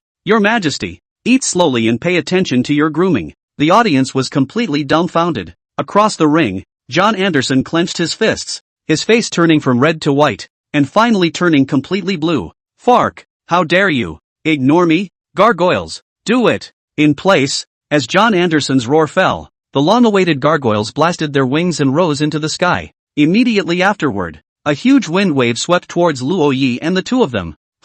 In situ. Shurji Nang Yang frowned, head also did not return. Vegetarian hand lightly raised, 3 feet of green blade in the hand. With that, she casually waved her hand, and a huge streak of swordlight suddenly rose up and slashed down immediately. In the split second before the stone statue ghost even had a chance to move, the swordlight had already swept through his body, splitting it in two. Boom! The remnants of the two-petaled stone statue ghost crashed to the ground with a loud bang, turning into a ground of crumbling rocks and shooting. Is the legendary Taiyao sword? This terrifying killing power is truly worthy of being a flood exotic treasure. Luo Yi staggered and silently gave the former a nod. There was no jaw-dropping in the audience. Who could find that this cold woman who was still carrying milk tea in one hand had cut an S-rank stone goblin into 2 pieces in a single shot? It's outrageous. However, John Anderson, on the opposite side of the table, suddenly hooked the corner of his mouth at this moment. Fooled. In the dead center of Luo Yi's 2 people's line of sight, a small pile of rubble suddenly gathered and transformed into small palm-sized stone ghosts, sticking to the ground and rushing towards Lady Shurji at breakneck speed. During the flight, the little gargoyle opened its fangs in a hideous look of impatience. Petrochemicals. The spectators who were familiar with the characteristics of stone goblins were all showing expressions of anticipation at this moment. As long as it was bitten by a stone goblin, even the most powerful beast would be turned into a stone. The stone ghost's powerful immortality trait, as well as its unreasonable petrification ability, was the root of its standing in the S-class constant victory. No opponent can do anything with it. Snap. The little gargoyle did not disappoint John Anderson and the audience and managed to hug the little legs of the Lady of the Rock as expected. It was just a momentary touch that made the little gargoyle slightly puzzled. Isn't it a little too hard? But the little gargoyle's brain was obviously not capable of such complex thinking, and it was only puzzled for a split second before it bit down viciously. In the sight of so much anticipation. Knock. A sound. 2 stone teeth chipped away magnificently. Chapter 13, Artificial S-Class. Nehru. Bang. The 2 stone teeth crumbled away, making a graceful parabola. How is that possible? The little gargoyle was confused. Why is it so hard? It didn't believe me and once again produced stone teeth. This time, it pressed the stone teeth against its calf, and then it pushed in as hard as it could. Ha! Ha! You could tell by the sound squeezed out of the little stone goblin's voice that it was even using its milk strength. However, no matter how hard it tried, it still couldn't even bite through a layer of skin. That scene looked extraordinarily comical. Across the room, John Anderson's eyes widened and his smile froze. You know, the stone teeth of a stone goblin can easily tear apart even King Kong. so how could it not even be able to bite through the skin? Is this woman's body made of diamond? Chinese mythological historical discontinuities. He simply could not have imagined that Lady Shurji was transformed from a stubborn stone at the beginning of chaos, drenched in morning dew and bathed in evening sunshine. From the birth of spiritual wisdom, to the Tao of transformation, the body of the Lady Shurji through the baptism of chaos, the sun and the moon refining, and is not just a stone ghost can bite the move? Even if it does bite, can a rock petrify? Are you also a stone to the path? Just then, Mother Shurji, who was savoring the dessert, also reacted to a mosquito picking at her leg. As soon as she did, she grabbed it in her hands. With a glance, Nyang Shurji's willow brows frowned slightly. Inside the gargoyles, something else is going on. It was an ugly and weak soul body with bull's horns that she had never seen before. So it's the underhanded way of borrowing a corpse. I had expected to meet a rare kindred spirit here, and perhaps have something in common with each other, but I didn't expect it to be something this unpleasant. Disgusting as hell. Nyang Shurji raised her hand and threw it out, and then a square handkerchief appeared in her hand. Seeing this, Luo Yi silently took 2 steps back. Legend has it that in addition to the Taya sword, Lady Shurji has another great killing weapon, the 8 trigrams cloud light palm. Even the great god of the flood, Tai Yi true immortal, had suffered losses in the hands of this object. In situ, Shurji Nyang white wrist raised, only to see the original but more than a foot square handkerchief in the air in the wind and rise, blink of an eye into a few feet in size, such as a piece of colorful clouds suspended in midair. The 8 trigrams pattern on the paw flowed rapidly, and the golden runes flickered and jumped, as if they possessed life. In an instant, a fierce wind sprang up, flying sand and stones, and within the area covered by that handkerchief, even the ring was hardened and lifted up a layer. The living being parasitized in the body of the stone statue ghost only felt an irresistible force binding itself firmly, and unexpectedly could not hide, and was directly drawn out of the stone statue hard.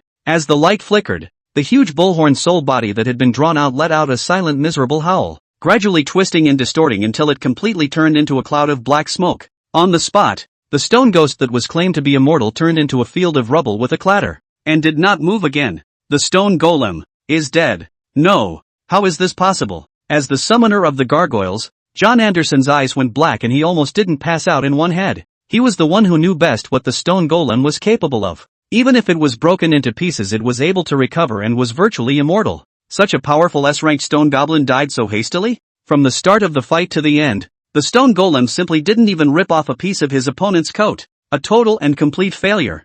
Fark. An S-ranked gargoyle actually just barbecued it? What exactly is this woman's origin? This strength is a bit too terrifying. Even if the defense is high, the attack is pulled full and can't hit. I can't hit it at all. Aren't all of you forgetting one question? That Chinese kid actually did summon a second divine beast. How on earth did he do that? Whether it's the god of Zhongshan at the beginning or the current Lady Shurji, all of them are ridiculously strong. Where the hell did this kid come from?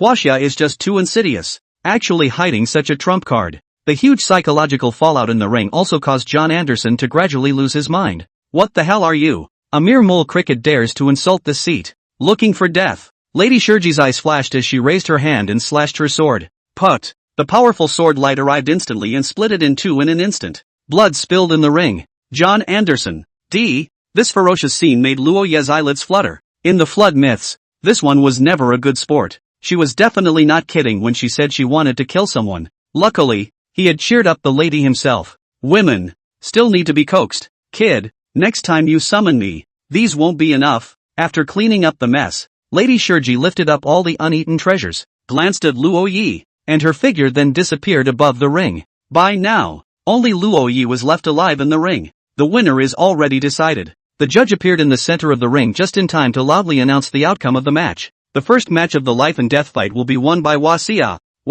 Feng. Do you want to continue the challenge? Just a reminder that he, due to the death of the Sunset player, is no longer able to continue in the field. The he in the mouth of the judge was naturally the Lady Shurji. This is what makes the ring life and death fight so harsh. The very premise of death battle predetermines that both divine beasts cannot be duplicated on the field. Sure, since the 9 kingdoms dare to provoke my Huaxia, no one can escape, but the next one up, hopefully, won't be sending this crap. Luo Yi glanced at the representatives of the 8 countries and went straight to the pressure. At this time, the representatives of the 8 countries looked at each other with gloomy faces. The players from the Empire of the Sunset, in particular, were as ugly as if they had swallowed a pile of replies. In the first match, he let Luo Yi make such a splash. This is definitely not a good sign of anything. What was even more terrifying was that right now, no one could tell if Luo Yi still had any undercards or not. No one answered. The alliance of 9 kingdoms had different minds, and no one was willing to be the outlier again. Seeing that, the 9-nation alliance was being beaten by one game, and it seemed like it was about to disintegrate. At this time, Miyamoto Shigezo rushed to step forward. Everyone, don't be intimidated by this kid. Although, the first game was a failure for us, it also allowed me to take this opportunity to see clearly the reality of Huaxia. HWA's falsehoods? The people were all at a loss. Miyamoto Shigezo hurriedly explained. I don't know if you've noticed, but this kid no longer dares to challenge us by name this round. This means that the woman from the last round was probably this kid's last card, which has now been cashed out by the stone ghost. So he must be, now, bluffing. This is a once-in-a-lifetime opportunity. No one responded. Anyone who can stand here is a human being. This kind of demagogic bull ***** is fine to listen to. It's only cute if you take it seriously. Shigezo Miyamoto obviously understands this. He continued with a sullen face. Everyone, the alliance has been formed, and it's too late to back out now. If China doesn't die today, it will be the country behind all of you that will die in the future. Since all of you are still hesitating, then in this second match, I, Sakura Nation, will take the lead. Miyamoto Shigezo sealed the deal. Isn't your S-class divine beast from Sakura Country unable to appear? Miyamoto Shigezo's eyes flashed ferociously. That's right. So this round, we're sending out Sakura Nation's newest masterpiece, the Divine Beast Fusion S-Class Nanoha. Chapter 14, The Great Fierce Taotai Debut Preview. Cherry Blossom Country. Inside some secret research base, bright lights sprinkled down like a river of stars, illuminating the advanced instruments and equipment in the rows of laboratories, and the metallic decorations on the walls refracted a cold light. Miyamoto Shigezo, accompanied by his white lab coat, made his way to the deepest part of the lab. Here, only a huge petri dish stood silently. Through the glass, a naked man with tubes all over his body could be clearly seen slumbering with his eyes closed in the nutrient solution. The only weird thing about the man's head was the 2 black horns that still loomed out of place. What's the progress so far? Now, we need him. At that, the white coat beside him took out a tablet and pulled up a bunch of complex information data. So far, the fusion process of this experiment subject is going very well and has reached 99%. In about 2 hours, he will awaken. Miyamoto Shigezo nodded. After the complete fusion, it's the humans who take over the dominant consciousness, right? Don't worry about that. The white lab coat confidently pushed his eyes. After our repeated calculations, we have determined that the fit between the experimental subjects and several alien beasts is so high that it is comparable to that of one sibling. Even if I become Nabiki again, the out-of-control incident like last time will never happen. Out-of-control incidents. It was a bloodbath that had rocked Sakura. The main reason for this was the consequences of the vicious experiment that was triggered by Little Day's whimsical attempt to fuse several A-class demonic beasts to create an artificial S-class divine beast. The failed product from that time escaped the lab, carrying a chaotic mental force field that wreaked havoc in the Sakura Country. As long as one heard its wailing, no matter if it was a flying beast or a human, they would all fall into a state of thought downtime. Animals attracted by its voice will lose their self-consciousness and approach it blindly before being devoured by it and becoming part of it. Even if you plugged your ears, you couldn't completely isolate Naoko's voice. Even to the end, Neru was no longer satisfied with devouring life, not even dead things, and wherever it went, anything was eaten clean. In just one day, 3 local counties were razed to the ground, and when viewed from above, there were no human buildings left, only wasteland. The Sakura Country finally had no choice but to send out the SS Divine Beast Tamamochi, who was the country's top combatant, to intervene, and only then succeeded in suppressing the out-of-control test subject Neru. The Sakura Country afterward remained ambitious and secretly carried out this experiment in secret against the pressure of public opinion. In the end, it really made them find a way. That's the human fusion experiment based on the Divine Beast fusion. There was a lot of international condemnation of us in the last incident. There's tremendous pressure from above to let you continue the experiment. So this time, you have to succeed. Miyamoto Shigezo's gaze was fierce. If you fail again, you'll be ready to cut yourself in thanks. The white lab coat shook with fear and hurriedly bent over and bowed his head. Hi, I understand. Notify me at the first opportunity when the experiment is over. It's also time to show China the true strength of my Sakura Country. With those words, Miyamoto Shigezo left the lab in stride without looking back. Huaxia, Divine Beast Ring Countermeasures Bureau. Inside the conference room. Guys, even though we won the first game, right now, it's not the time to relax and celebrate. The opponent for the next round of outings has been determined. And it's Sakura Nation. Their battle divine beast for this round is S-Class Nanoha. Long Wagwa stood on the main seat with a serious expression. And when they heard that the opponent was Sakura, the players here showed a few moments of doubt. The Sakura Country? We've only won one game and these brats are already sitting on their asses? Someone frowned. Humph. These little devils are really dying of my Chinese thievery. At the mention of the three words Sakura Country, everyone here without exception revealed an extremely disgusted expression. From the time the divine beast ring descended to the present, the Sakura nation had been trying to find ways to trip up Huaxia, and whether it was before or now, this nation had always been a thorn in Huaxia's heart. Luo Jun frowned. It is said that the S-classes of the Sakura Country are currently concentrating on an extremely important matter. Where did they get the S-classes? Also, the name Narama is one I've never heard before. No underestimating these brats. Long Wagwa spoke in a serious tone. Judging from the intelligence section's big data analysis, this Neru is most likely Sakura Nation's artificial S-class. Artificial S-class? That runaway incident that happened 2 years ago? Didn't the Sakura Country already announce to the public that it had destroyed the experimental subjects at that time? Humph. Don't you understand the characteristics of the brats? Cunning and treacherous is synonymous with them, and not a word they say can be trusted. Some people were still puzzled and said, even so, but an uncontrollable monster fused by several A-class divine beasts. Sakura Country really dares to release it? Besides, artificial S-class is just a concept. Its strength may not be comparable to a real S-class, right? Don't underestimate what the brats can do.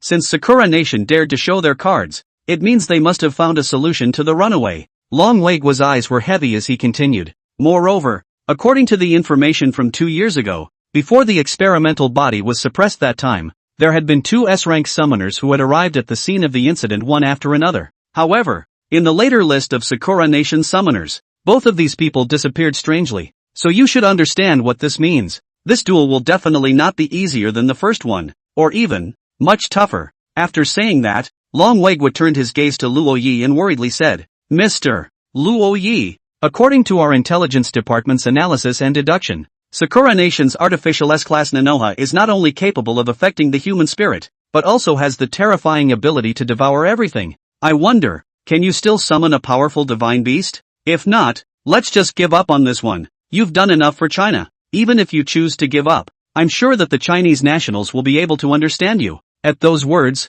Luo Yi shook his head slightly. The Cherry Blossom Kingdom is so impatient. Would I not be remiss if I did not fulfill them? Besides, it's only an S rank, not enough to hold me back. Long Wagwa's eyes lit up. What Mr. Luo Yi means is that you still have powerful divine beasts that can be summoned? Of course. Luo Yi slightly raised the corners of his mouth, revealing an intriguing smile. Artificial S-class Nanoha? Capable of devouring everything? I would love to see who will swallow who in the presence of my Chinese fierce god Tao Tai. Chapter 15. The ring boundary is about to shatter. Have you all heard? For the second match Sakura Nation is sending out the artificial S-class. Nanoha. What the hell? Artificial S-class? Didn't Sakura Nation already announce the destruction of this thing? Haven't they learned from the out-of-control incident 2 years ago? There has always been no truth in the mouths of the Sakura Country. Is this the first day you've known them? Putting out such uncontrollable monsters, aren't they even afraid of getting all the viewers killed? That shouldn't be possible. The Sakura Kingdom shouldn't have the guts to do that.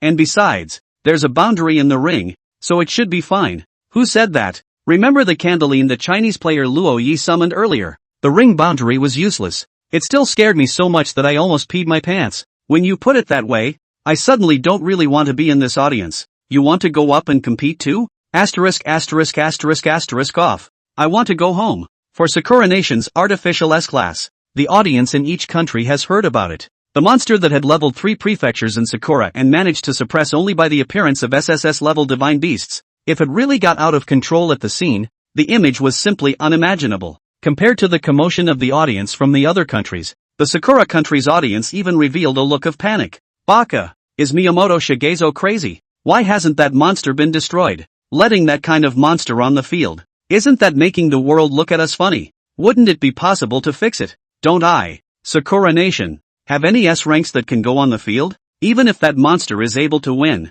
will we still be able to live? I don't want to die yet. Only the Sakura Nation itself knew exactly how big a fuss that runaway incident had made. 3 counties disappeared and close to 400 people were killed. It was a scar etched on the hearts of Sakura Nation forever. Although Miyamoto Shigezo is a cold man, he is definitely not a fool. And I'm sure that he has managed to find a way to control Nanoha. Mashed red beans? Baka. The main task now is to thwart Huaxia and let the whole world see how powerful my Sakura country is. To that end, even any sacrifice is worth it. Long live the great Sakura Empire. Put aside your fear of an out-of-control nerf. Sakura Nation was still quite cognizant of Nanoha's strength, because even an S rank doesn't have the same terrifying destructive power as Neru. When looking at the world, Neru's destructive power was at the top of the S-class. The Sakura Nation was convinced that with Nabiki, they would be able to trample China underfoot once again. The 2-hour countdown is over. Ring life and death fight second round. China vs. Sakura Country. Please enter both contestants.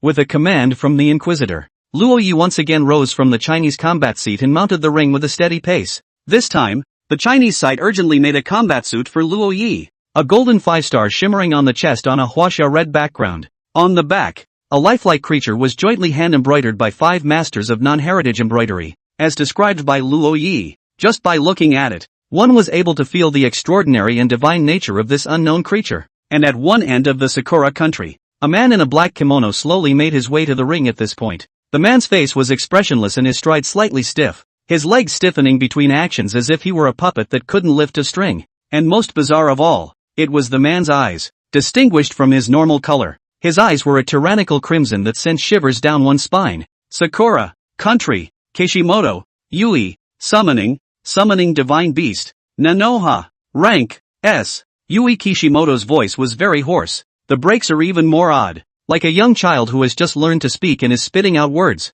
This man is not right. Luo Yi frowned, his gaze looking at the other party's feet. The spectators in the ring could not observe such details. However, Luo Yi could clearly see that the color of the other party's clothes, including the shoes under his feet, were all wet. It was like a corpse that had just been picked up from the water and dressed. Human experimentation. Luo Yi instantly thought of the possibility Long Weigua had raised. In order to realize the controllable ambitions of the artificial S-class, the Sakura Nation is likely to be heartless enough to conduct human experiments. The insanity of this nation has been proven several times in history. A cold light flashed in Luo Yi's eyes. Such a group of despicable races that would do anything to achieve their goals. It must be crushed completely. Huaxia Luo Yi, summoning the ferocious beast Tao Tai. Level unknown. Tao Tai? As Luo Yi's voice fell, there was a lot of chatter in the audience. What's a Tao Tai? Is that also the name of a divine beast? This kid, he's so honest this round? No more chanting? But that's a funny sounding name. Is it a divine beast responsible for pulling out iron? In the first 2 rounds this kid was chanting and invoking the gods, but nothing in this round. So think about what that means. So that's how it is. It looks like Huaxia is being pushed to the brink of extinction this round, even modern times when the history of myths is unbroken. Many people are also incredibly unfamiliar with the word Tao Tai, not to mention the crooked people in the parallel world. From the name, they couldn't determine any information. The results were predictable. There were boos all around the ring. A bunch of. Listening to these people's mindless taunts, Luo Yi in the ring nonchalantly cursed in a low voice. Records of Tao Tai's origins are a mystery. There are records that he is the son of the Jin Yun clan. There are also legends that he is the incarnation of the Chiyu demon god. But one thing is beyond doubt. Tao Tai is synonymous with great evil and chaos. Legend. Poor Qi, one of the 4 evils of the ancient times. It is claimed to be able to invade all things. Even Luo Yi, the summoner, didn't dare to relax in the slightest. Luo Yi only hoped that this group of little cuties who were laughing later on don't get scared to the point where they directly pee their pants. Kishimoto, don't hesitate. Finish him off immediately. Under the ring, Miyamoto Shigezo's voice came out cold. As the words fell, Yui Kishimoto nodded numbly, and then stopped suppressing the chaotic agitation in his body. Ha ha ha ha ha. A low hiss squeezed out of his throat. In situ, Kishimoto goes straight into a variation that creeps everyone out. His head suddenly changed shape. It was as if countless pairs of unseen hands had violently pulled its features into dislocation, and its mouth grinned up to its ears, revealing jagged fangs. Its body even swelled up violently like a balloon, as if there were countless worms frantically surging under the skin. Pus constantly seeping out from the surface of the body, emitting a pungent stench. At its chest, the faces of various elves and monsters surfaced from time to time, emitting mournful howls. A long serpentine tail grew abruptly from his hip, scales falling off to reveal rotting muscles that twisted and turned.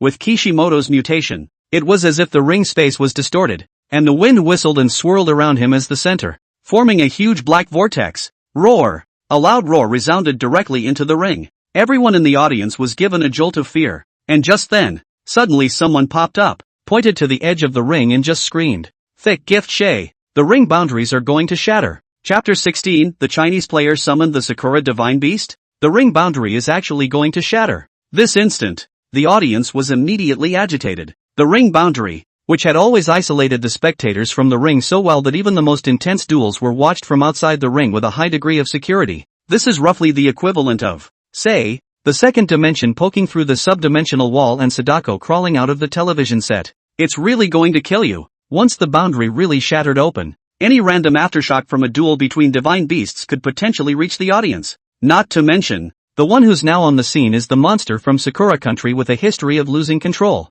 It's finished. Mommy, I want to go home. It's only on the scene that the boundary is going to be unable to withstand it. The monsters of the Sakura Country. Is their strength already more than S rank? All I can hope for now is that Sakura Nation has really gotten this monster under control. How about letting the Chinese players surrender directly, in case he angers this monster? I'm afraid we won't be able to save our little lives. I don't know which scaredy cat coward made the comment, but it really got a bunch of fans. For a while, the spectators from all the countries in the ring were chanting for Huaxia to surrender and admit defeat. This foolish behavior instantly ignited the anger of the Chinese audience.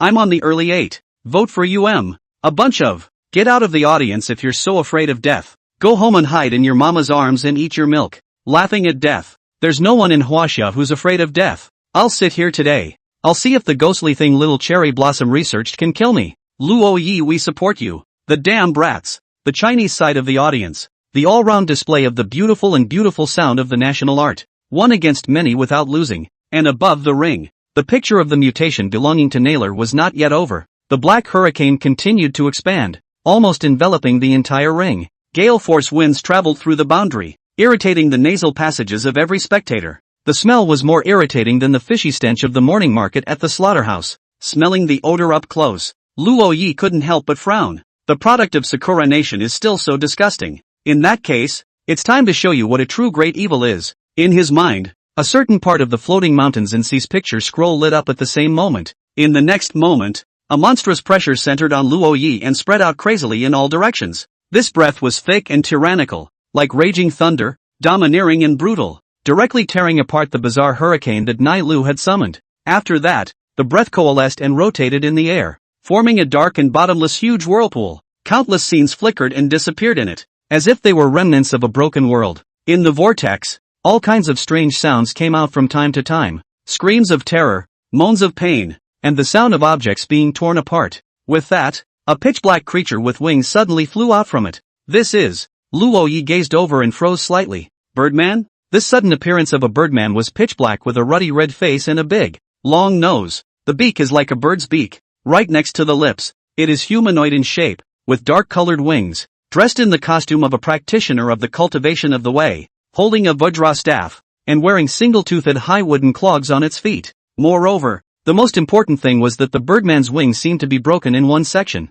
and it was shaking in the air as if it was going to fall down in the next second. No matter how he looked at it, Luo Yi couldn't match this birdman. It's with the legendary beast Tao Tai. What's with the birdman? Where's my Tao Tai? And just as Luo Yi's face clouded over, a cry of alarm suddenly rang out from the direction of the Sakura Nation's audience. That's the sacred beast of our Sakura Country. This shape, this dress, it's a raven tengu. It's our Sakura Country's sacred beast. The crow tengu. The Chinese actually summoned my Sakura's divine beast? Could this kid be from our Sakura Country? Could it be that this Chinese kid is now scared and wants to join our Sakura Country? Ga ga ga ga ga ga ga ga ga ga ga ga ga ga ga ga. The Chinese are all dead. Lord Crow Tengu has never signed a contract with our country's summoner. I didn't expect that. Ah, it actually appeared here. Yossi, the Chinese kid is finished. Not only did he not summon a divine beast, but he also helped add another power to my Sakura kingdom. For a while, there was a lot of laughter in the direction of Sakura Nation. The other countries in the audience were dumbfounded.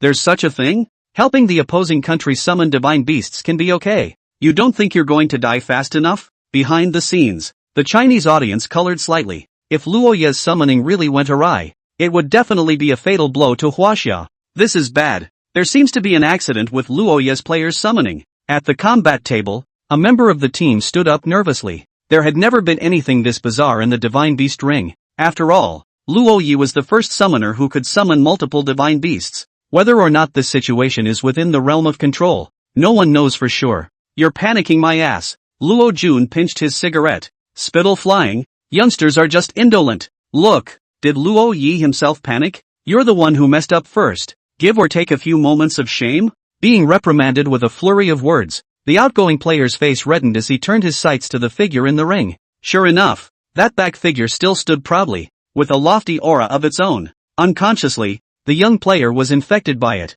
It's also gradually calming down. On the other side, in the ring, the mutated nailer froze in place as well. Kishida's human mind apparently also recognized the birdman in the sky as a divine beast belonging to the Sakura kingdom. Do we still have to kill this? He unconsciously glanced over to the Sakura Nation combat mat below the ring, and at that moment, Miyamoto Shigezo didn't laugh out loud like the rest of the team. Quite the contrary. He stared at the large vortex in the air. A strong sense of uneasiness coiled in his mind that could not be dispersed. Next, as if in response to his unease, phew, the huge vortex in the air steeply erupted with an extremely terrifying backward curling force. In mid-air, the crow Tengu revealed a look of extreme fear as it fought to vibrate its wings, wanting to get out of the range of this power. However, in front of this sudden force, its resistance seemed extraordinarily powerless. In just a blink of an eye, the crow Tengu was once again sucked backwards into the vortex, leaving only black plumes floating down all over the sky. Along with the sudden exit of the crow Tengu, everyone's gazes unconsciously gathered once again on top of the huge vortex in the sky. There, on both sides of the maelstrom, two huge and hideous arms slowly poked out. That arm seemed to be covered with a layer of scales as hard as iron, flickering with a bizarre ghostly light. The 5 claws were sharp and curved, and they were covered with sinewy veins that snaked and intertwined like the roots of an ancient tree. What was even more terrifying was that some sharp-eyed spectators noticed that in the center of those 2 claws, there were also a large number of black feathers. Immediately afterward, a chilling chewing sound came from far and near from it. Weedy bird, what a bad taste. Chapter 17, The Great Fierce Taotai vs. Naira. The sudden voice was as delicate as a teething baby's, but the words spat out were chilling. In the ring, before the creature in the maelstrom had even fully manifested itself, Naoko had sensed the danger. With a swoosh, its bone wings vibrated and it shot towards the sky like a stringed arrow, to kill this unknown creature before it fully descends. In this instant, Nehru exploded at an extremely appalling speed, even cutting through the air with a sonic boom. However, just a moment before it was about to approach the great vortex, where did the filthy thing come from that defiles my king's eyes? The childish voice sounded again. As everyone watched, the arm in the maelstrom casually waved its hand. Only a rumble was heard. Nehru flew backward faster than he had gone, slamming heavily against the edge of the ring like a dead dog. And at that moment, the creatures of the maelstrom finally revealed themselves fully and landed with a thud on top of the ring. One of the 4 ancient evils, Taotai, descends. In place, Luo Yi narrowed his eyes and stared. The first thing that caught his eye was the Taotia's limbs that were as thick as stone pillars, which steadily supported the huge body on top of them. On its body surface again, the tough and thick fur was dark as night, carrying an ancient texture. As his eyes moved upward, the Taotia's upper body took on a humanoid stance, a hideous human face set above the goat's body. On its high head, a pair of curved horns were like 2 sharp scythes, plunging into the sky. The facial contour was like a knife cut, but it had a ferocious aura that sent shivers down one's spine. In the bloody mouth, sharp tiger teeth protruded out like wolf teeth, flashing with a cold, chilling light. The oddest thing was that there were no eyes where they belonged on that human face. Those pairs of cold and sharp eyes were hidden deep under the armpits, and at that moment, they were scanning up and down the ring, and clashed with Luo Ye's line of sight. What's that? All the spectators outside the ring winced at this moment. The sudden appearance of this creature gave them a feeling of sweating. It was as if the soul would be devoured by it if one more glance was taken. Sure, except for that weird shape. What emboldens them even more is that, just now that this creature's casual slap had actually sent Naoko flying. That's an S-class creature that once destroyed 3 counties. Not something that's a fly or a mosquito that can be swatted with a slap. There is no more than one possibility for the manifestation of this power. This unknown creature. It's strong. Even, it has been strong enough to exceed S-class. And after descending, Taotai was in no hurry to make a move on Naoko. Instead, he looked at Lo Yi, who was by his feet. Boy, were you the one who summoned the king? Do you know that what this king hates the most is to be disturbed while eating? Saying that, the Taotai raised his claws. An ancient abyssal and heavy ferocious aura emanated from his body, and he even stomped towards Luo Yi without any qualms. The ferocious beasts are worthy of being ferocious. Taotai was even more unreasonable than Lady Shurji. One word is enough to kill. Luo Ye's eyes narrowed slightly, and he didn't take half a step back, only silently removing the cloak from behind him. You better look at this before you talk. The embroidery on the cloak unfolded against the wind. It was a creature with a lion's head and antlers, tiger's eyes, elk's body, dragon's scales, and an ox's tail all rolled into one. Its stature is tall and elegant. However, it was this embroidery in a red and gold festive color scheme that caused Taotia's movements to come to a hard stop. If you want to try, I don't mind calling it out for you to see. Okay. This king was just joking with you. Why are you still taking it seriously? The greatest merit of this beast's life, this king, is his willingness to help others. In place, Tao Tai resentfully withdrew his hooves, his huge body leaning back slightly. Of course he knew exactly how Luo Yi had summoned him out. It also knew what Luo Yi was capable of. The upset is real. Trying to stomp Luo Yi to death was a scaremonger. Unexpectedly, this little guy in front of me actually scared him directly in turn. Considering that the guy on the embroidery wasn't dealing with himself very well, Tao Tai decided to hold back a hand. A great man can bend and bend. Seeing this, Luo Yi also couldn't help but stare, and then he was slightly amused. Taotia's this dignified appearance and character with a milky voice. It's just too much of a contrast. And, also, much more talkative than he thought he would be as well. The preparation of this unicorn embroidery seems to have been overthought on his part. The name of good and bad luck. The legend cannot be trusted, but also have to see to believe. Kishimoto, stand up if you're not dead. Just then, a loud roar comes from below the ring from Miyamoto Shigezo. At the edge of the ring, Naoko was not incapacitated. It slowly climbed to its feet, its misplaced body parts quickly wriggling, returning to their original shape in the blink of an eye, and lunging towards Tao Tai once more. In place, Tao Tai suddenly looked back, his armpit pupils flashing with a fierce aura. Having suffered a defeat at Luo Ye's expense, he was worried that he had no place to take it out. A bedbug. How dare you make a move in front of this king? Buzz. Moment. Taotia's arms probed out, and even directly through space, ignoring the distance, strangely appeared on Naiju's side. The two adamantium-poured arms easily clamped down on Neru, and then exerted a slight force. Snort! Sakura's artificial S-class was directly torn into two pieces in the air, once again spreading blood on the spot. Spectators from all countries looked dumbfounded. How is this possible? Neru is a top S-class. Even if the divine beasts of China were stronger, they wouldn't be able to hold up even a single move. This Chinese divine beast is most likely beyond S-class. I don't believe it. My Sakura Country's artificial S-class Nanoha is a crushed iteration product, a crystallization of top human technology. How could it lose in the first match? That's right, it must be Naoko's water reversal today. I'm requesting to suspend this duel and pick a good day to come back and reduel. Yasi, I'm in favor of this suggestion. The Sakura Nation crowd is barking again. Seeing this, the Chinese audience will not spoil them. Asterisk. You think the ring is the set of your little movie? And you yell click? It's really the old lady who burrows in the quilt and gives the master a real laugh. How about picking a grave for yourselves? And on a good day? Asterisk ing bunch of. And it's waterlogged today? Its blood is all over the ring. Why didn't you say it's on its period today? Sakura Nation brats. Have you drunk too much nuclear F water and lost your brains? I wish I could break open your dog's head and see what color reply is in it. A bunch of double standard dogs. Any more nonsense labor jumps over and is a hammer. Against the cherry blossom country, Chinese people will automatically activate the patriotic gain. Beautiful national essence of no money to the ghost's face. Emotions got the better of him, and a hot-blooded big brother raised his hammer to be transformed into the Northwest Hammer King, thanks to the fact that the audiences of both countries are far away, or else they could really do it live. And while the audience in both countries continues to export, the ring, torn in two, is steeped in new movement from Naylor. The broken body was actually attached to Taotia's arms like a leech.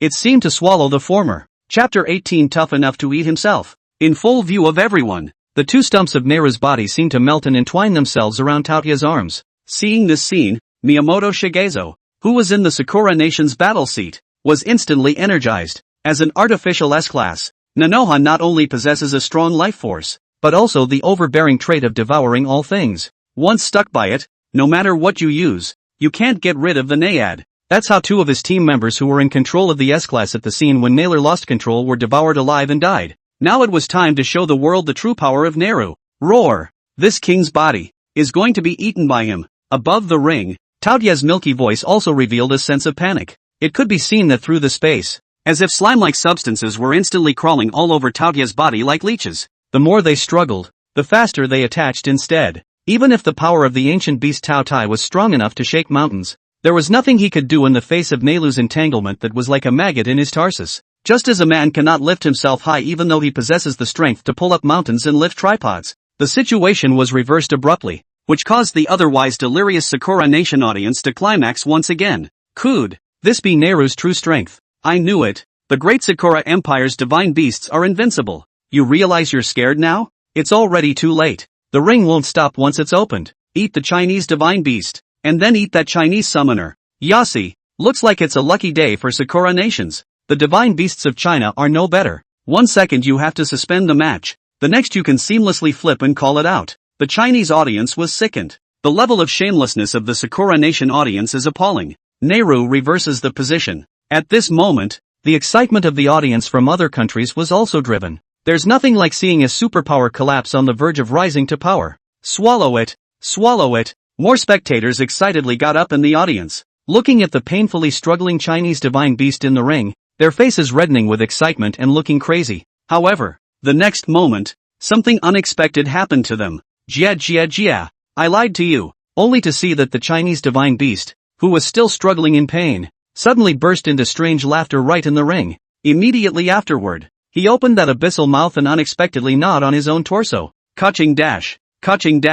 Blood splattered everywhere, and the sound of skin and flesh being torn apart was particularly harsh in the ring. Eating yourself. That just sounds weird, but it's real, and it's being done in plain sight. Tao Dai devoured his own flesh and blood one bite after another. Broken bones, shattered entrails, mixed with blood fell from its mouth, but it still didn't stop. Eating the lower limbs to eat the body, eating the arms then the upper body. When all of this had been eaten, the Tao Dai's large mouth was even more astonishingly turned outwards towards his head. The air was filled with the scent of blood, while Tao Tai, in this self-destructive madness, was gradually devoured by himself, and together with Nehru, disappeared above the ring. In place, only an identical maelstrom remained. This shocking hunting scene directly stunned the audience outside the ring. Unheard of. The cheers of the Sakura Nation's audience also came to an abrupt halt, as if someone had grabbed them by the throat. Gollum. Asterisk. This is too ferocious. The divine beasts of Huaxia, when they are ruthless, actually even eat themselves.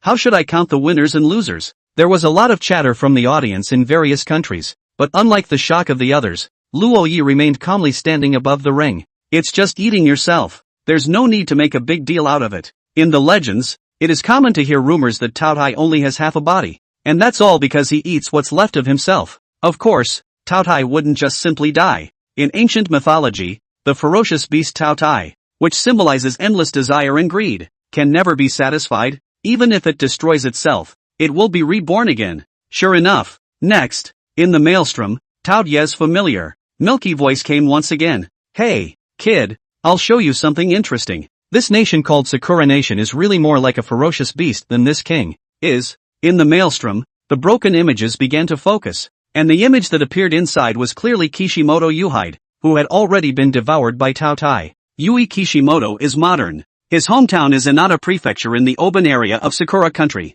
Originally, his life was uneventful. However, just 2 years ago, a sudden disaster struck his hometown. An unknown monster has leveled Inaba Prefecture, and the only family that escaped with their lives was the family that was traveling. And when they returned to Inada Prefecture to pay their respects to their dead relatives and friends, they run into Miyamoto Shigezo. By the time he woke up again, he was in a laboratory in Sakura Nation. His wife and daughter were strapped to a lab table with various tubes. Yui Kishimoto is grief-stricken, trying to save his family but unable to do so. At that moment, Miyamoto Shigezo reappeared in the picture, and he looked at Kishimoto Yuhide with a sneer. It is your honor to give your lives for the great Sakura Empire. I'm going to kill you. Ha ha ha ha ha. Miyamoto Shigezo smiled contemptuously. Do you think you still have a chance? After your spirit is controlled, you'll be the new divine beast of Sakura Country. By the way, one last secret. Your wife and daughter. Very moist. Ha ha ha ha ha ha ha. Miyamoto Shigezo's laughter drifted away,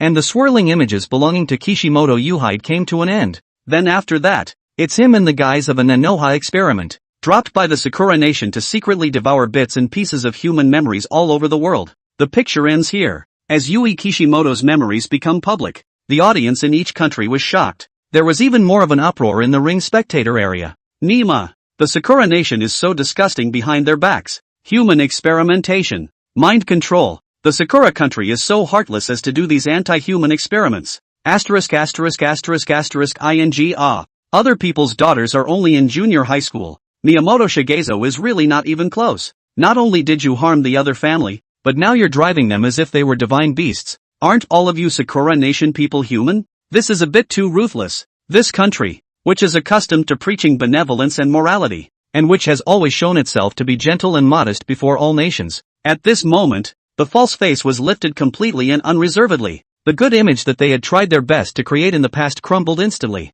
It reveals its perverted nature of greed, selfishness and twisted human nature. Chapter 19, Madonna's Disease? Kiryu on the spot. Baka, how can you even lose? This punk, Yui Kishimoto. Not only did we lose the match, but even the image of Sakura that we've worked so hard to maintain is in tatters. This damn Chinese divine beast. It actually made us Sakura people lose face in front of the whole world. The damnedest thing is still Huaxia. They even came up with such a sinister trick. If I had known, I should have applied to the upper head for a SS-class divine beast, and directly let Huaxia be eliminated completely. Damn it, it's too late now. Once this group of Chinese have the momentum to rise, they'll turn over again at a speed beyond the reach of all nations, just like they did a few decades ago. The Chinese Nishinai. Having been exposed as hypocrites, the Sakura nation was instantly enraged. They blamed Kishimoto Yueying and even put the fault on Huaxia without reflecting on themselves at all. The Sakura are a race that is very good at learning, but just can't learn to be human. The meanness in their bones doomed their race to a twisted mindset of values. Kid, what about this devouring soul? This stuff is awful. Tao Tai was satisfied to see the reaction outside the arena now. With that, he re-emerged from the maelstrom and spat a human-shaped black shadow from his mouth. That's the remnants of Yui Kishimoto's soul. It was now unconscious, floating around the ring in a daze like a rootless duckweed. Tao Tai looked away in disgust. This human-devouring soul contained the negative emotions of humans, and he had swallowed quite a few of them in the ancient times. The result was to give him nausea and not be able to eat for days. He's not going to eat it. However, before Luo Yi could make a decision, outside the ring, a discordant sound suddenly rang out. Let him go. Yui Kishimoto is a poor man. He has done no great wrong. Huaxia can't kill him. Right. Don't Chinese people always say, put down the butcher's knife and become a Buddha? I believe that God will also forgive this poor man. Huaxia has already won. There's no need to cross a dead man's soul, although he is also a Sakura person. I believe that there are good people in the Sakura people, so I hope that Huaxia can let go of the grudge. This is the goodwill of all of us. Huaxia has always been a country of great etiquette. I believe that you should not do something as despicable as bullying the weak. Watching Yui Kishimoto's misery, the audience was suddenly flooded with Madonna. At this moment, they stood on the moral high ground, radiating the divine splendor of humanity and loudly appealing for the preciousness of life. And just now, a few minutes ago, these disgusting sanctimonious mothers are still chanting at the top of their lungs for Naylor to swallow Tao Tai and want to see Huaxia defeated in the ring. The Chinese audience in the ring was also sickened by the group. I'm going to go next door to you guys. Which septic tank was left open and let you maggots out? What is God? Tell him to get out and talk. Is he also worthy of meddling in my Chinese affairs? Send him straight to reincarnation. That's as much forgiveness as Huaxia can give. Although his experience is pathetic, the blood of countless innocent lives also flows from his hands. I absolutely cannot accept sparing him. Yui Kishimoto must die completely. The Wachovia audience is highly united at this point. If they let this go, who knows what kind of horrible experiments the perverted Sakura would do with the remnants of Yui Kishimoto's soul again. What's more, transcendence may not be a form of mercy. For Yui Kishimoto, an early reincarnation also meant relief. Luo Yi also conveyed his own will to Tao Tai at this time. Kill. The words fell. With a gentle wave of the Taoya's probing claws, Kishimoto Yueying's devouring soul completely shattered and drifted away like porcelain. Outside the ring, the spectators who witnessed all of this also suddenly all lost their voices. Their eyes were wide and they were so angry that they were shaking. You even refused to let go of his soul. It's too much. It's just too much. Yui Kishimoto is already so pathetic, and you're still doing this. Oh my God. God will surely not forgive you. Aha. The Chinese players are simply inhumane, instructing the divine beasts to brutally kill their opponents. I strongly request that the judges punish the Chinese divine beasts and players. They don't deserve to stand in the ring. Luo Ye's eyes instantly turned ice cold when he heard this. A bunch of sanctimonious ES who have the audacity to draw fire on him? These were the same people who Naira had reversed the situation earlier, clamoring to swallow the divine beasts of China. Now that Yui Kishimoto has been killed, these people turn around and call themselves inhuman. Good and bad words were given. The double standard is kind of completely played out by them. Jia. It seems, someone is blaming this King Ah. Let me see which one is not afraid to die. Before Luo Yi could speak, Tao Tai was already the first to make a move. His violent claw slammed directly into the ring boundary. Boom! That impenetrable protective boundary directly turned into nothingness at this moment. At this moment, the aura of the ferocious beast Tao Tai was unobstructed, directly reaching every corner of the audience. The saints who had been barking the previous second were all silenced in an instant, and the scene fell silent. Tao Tai's ferocious and tyrannical aura and oppressive body caused everyone who looked directly at him to go cold, like falling into an ice cellar. Well, why don't they all talk? The king is listening. Where is the man who was just about to punish the king? I really thought that you guys had a lot of guts. A hint of mockery flashed in Tao Tai's eyes. No one dared to reply. The room was silent. Not even a loud gasp. The shattering of the boundary meant that Tao Tai could kill everyone on the scene at any time if he wanted to. There is no rule that restricts the ring god beast from killing. It's really going to kill you. The so-called Madonna. They will only show high morals that are not in line with their own qualities when it is safe for them to do so. As soon as one's own well-being is involved, one immediately gets high and mighty. As it is now, they cowered in the audience in horror, their faces white and their hearts pounding, no longer able to speak morally, full of worry about their own little lives. In the ring, Luo Yi swept around from side to side and smiled contemptuously. I don't need to explain anything to any of you, and those who are displeased with me can feel free to come forward. I accept all challenges. I can fight 9 countries in a row, so I don't care about adding some more jumped-up clowns. Those who are not afraid of death can come up and try all they want. Luo Yi's voice echoed, and with the great fierce Tao Tai standing beside him, it seemed oppressive. Still no one dared to speak. Who dares to mess with the terrifying Chinese duo in the ring at a time like this? It's just a holy mother's disease. I'll just heal myself on the spot. Yui Kishimoto? Who's that? Don't know. And as opposed to the horror and fear that the rest of the country's audience is feeling at the moment, the Chinese viewers, however, are having a blast. This live direct hit to the face of a sanctimonious whore is a great relief. The crowd that had just been clamoring nonstop now didn't even dare to let out a single fart. In one word, awesome. Chapter 20, Mean Raid. Save or admit defeat? Luo Yi's words echoed in the ring, constantly hovering over the heads of every spectator. At this point, the saints who had previously clamored were quiet as if they were mute, not daring to breathe even a breath. The Wahini audience is straight up cool. When you have enough strength, all the in the world really goes away. A hard fist is the truth. As Yui Kishimoto's devouring soul completely dissipated, the second round of the life and death fight ended completely. Sakura Nation once again fell to Wasia. Not only that, the Sakura Kingdom's 2-year deep research program of artificial divine beasts was also completely declared bankrupt. Nailu died even more completely than the previous divine beasts. Not even a sliver of dregs remained, swallowed cleanly by Tao Tai. And although the experience of Kishimoto Yuhide as the summoner himself was pathetic, as an enemy, Luo Yi didn't have any softness in his hands to directly destroy him in ashes. Of course, he had undoubtedly aroused the hostility of Sakura and the viewers from various countries with such behavior. In the eyes of many countries, Luo Yi at this moment was a Chinese demon with a lack of humanity. But, Luo Yi didn't care. Or maybe he even thought he wasn't doing enough. All of these people think this way because the pain isn't complete enough. The blood of more provocateurs is still needed to re-establish the majesty belonging to the superpower China. What an unwatchable matchup. The second round of the life and death fight will be won by Huaxia. However, I still hope that the Chinese players will pay attention and try not to threaten the audiences of various countries. The judge in the ring said this in a careful tone, still keeping an eye on Tao Tai and Luo Yi's expressions. From the coldness at the beginning to the caution now, the Inquisitor's attitude towards Huaxia has changed 180 degrees. That's what strength brings. Since the beginning, there has been only one truth in this world: the underdog. When you are strong enough, even the judge of the rules will have to be courteous to you. Currently, China has won 2 rounds in a row. In view of the duel, the performance of the 9 countries is really poor. The next round of the duel will be postponed after 12 hours. Please get ready for the remaining 7 countries. In 12 hours, the ring opens again. I hope this time you guys can prepare yourselves well, so you don't get second-guessed by Huaxia again as soon as you get in the ring. There's really nothing to see. Also, a friendly reminder to spectators from all countries that the ring rules protection for spectators is limited to the ring boundaries. There was a playfulness in the Inquisitor's tone that, and the current ring boundaries withstand pressure is at the S level. So when you all are watching, restrain your emotions and be careful of the trouble coming out of your mouth. Oh, the words fell. The judge disappears from the ring completely. On the scene, the remaining countries in the audience looked at each other in disbelief. What do you mean? What's the risk of being a spectator and getting high? If a divine beast above S rank appeared in the ring, wouldn't it mean that their little lives might not belong to them at any time?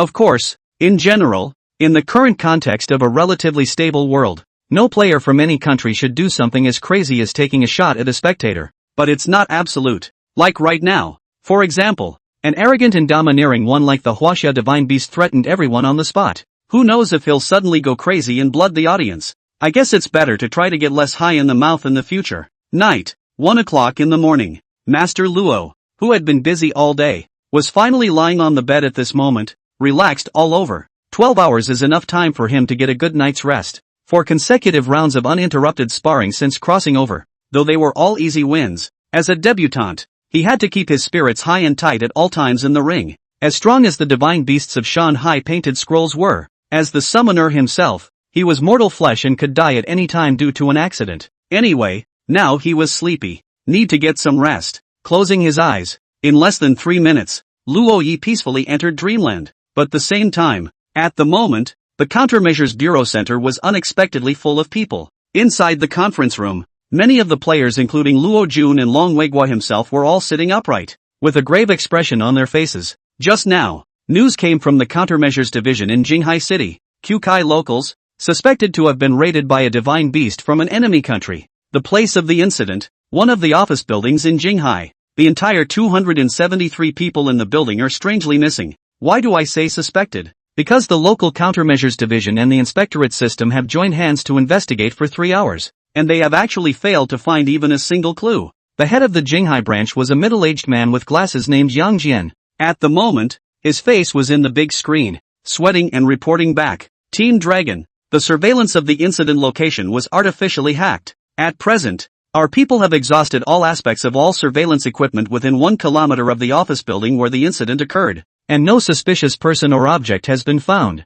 We suspect that someone has manipulated a divine beast with an extremely strong concealment ability to be at work. With the current strength of our chapter, it is likely impossible to solve. My guess is that this is most likely an act of retaliation by the 9 kingdoms. The divine beast ring has descended so far. The elves and monsters of various countries have come out of the history of legends. Though, on the surface, all countries have promised never to use this force to invade other countries, but anyone with half a brain knows that such verbal promises are not binding at all. History clearly tells posterity that backwardness is to be beaten. Once you reveal your soft underbelly, the aggressor will not talk to you with any benevolence. Never placing its hopes on that illusory promise, Huaxia implemented the chain of countermeasure systems across the country long ago. In fact, there are not a few countries where this has happened, and we all know it. The only reason why China is still able to maintain the relative peace it enjoys today is because it is barely supported by its strong heritage as a former superpower. What is the basis of your judgment? The matching of divine beast information within the database?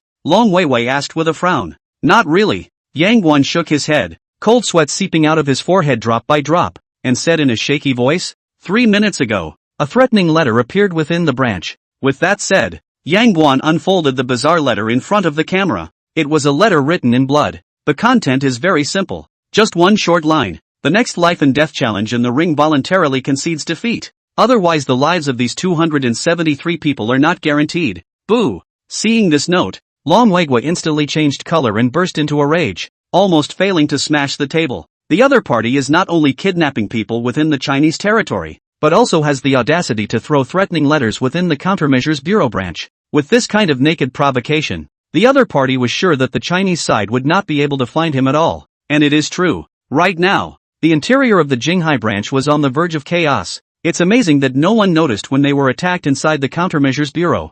Wouldn't everyone die if the other side wanted to? Everyone in the conference room was frowning. On the one hand, there are 273 hostages, and on the other hand, there is a duel in the ring that concerns the resources and dignity of the nation. What exactly should choose? Chapter 21, The Sapphire Kingdom's Lion's Bounty. Yang Jian, blockade the entire Jinghai immediately. Even if we dig 3 feet into the ground, we will find the murderer. Luo Jun, you immediately take someone on a special airplane and bring someone to Beijing Sea to assist Yang Jian. We'll save the people, and we'll even less admit defeat in the ring. After briefly thinking for a few seconds, Long Weigua had already made up his mind. Trying to force them to bow down by such despicable means was impossible. China will never compromise one iota with forces outside its borders. The more the other party used such tactics at such a time, the more there was only one possibility that they were afraid. They were afraid of continuing to lose in the ring, which is why they used this tactic of blackmail. It's futile to go with more people if you can't find the other side.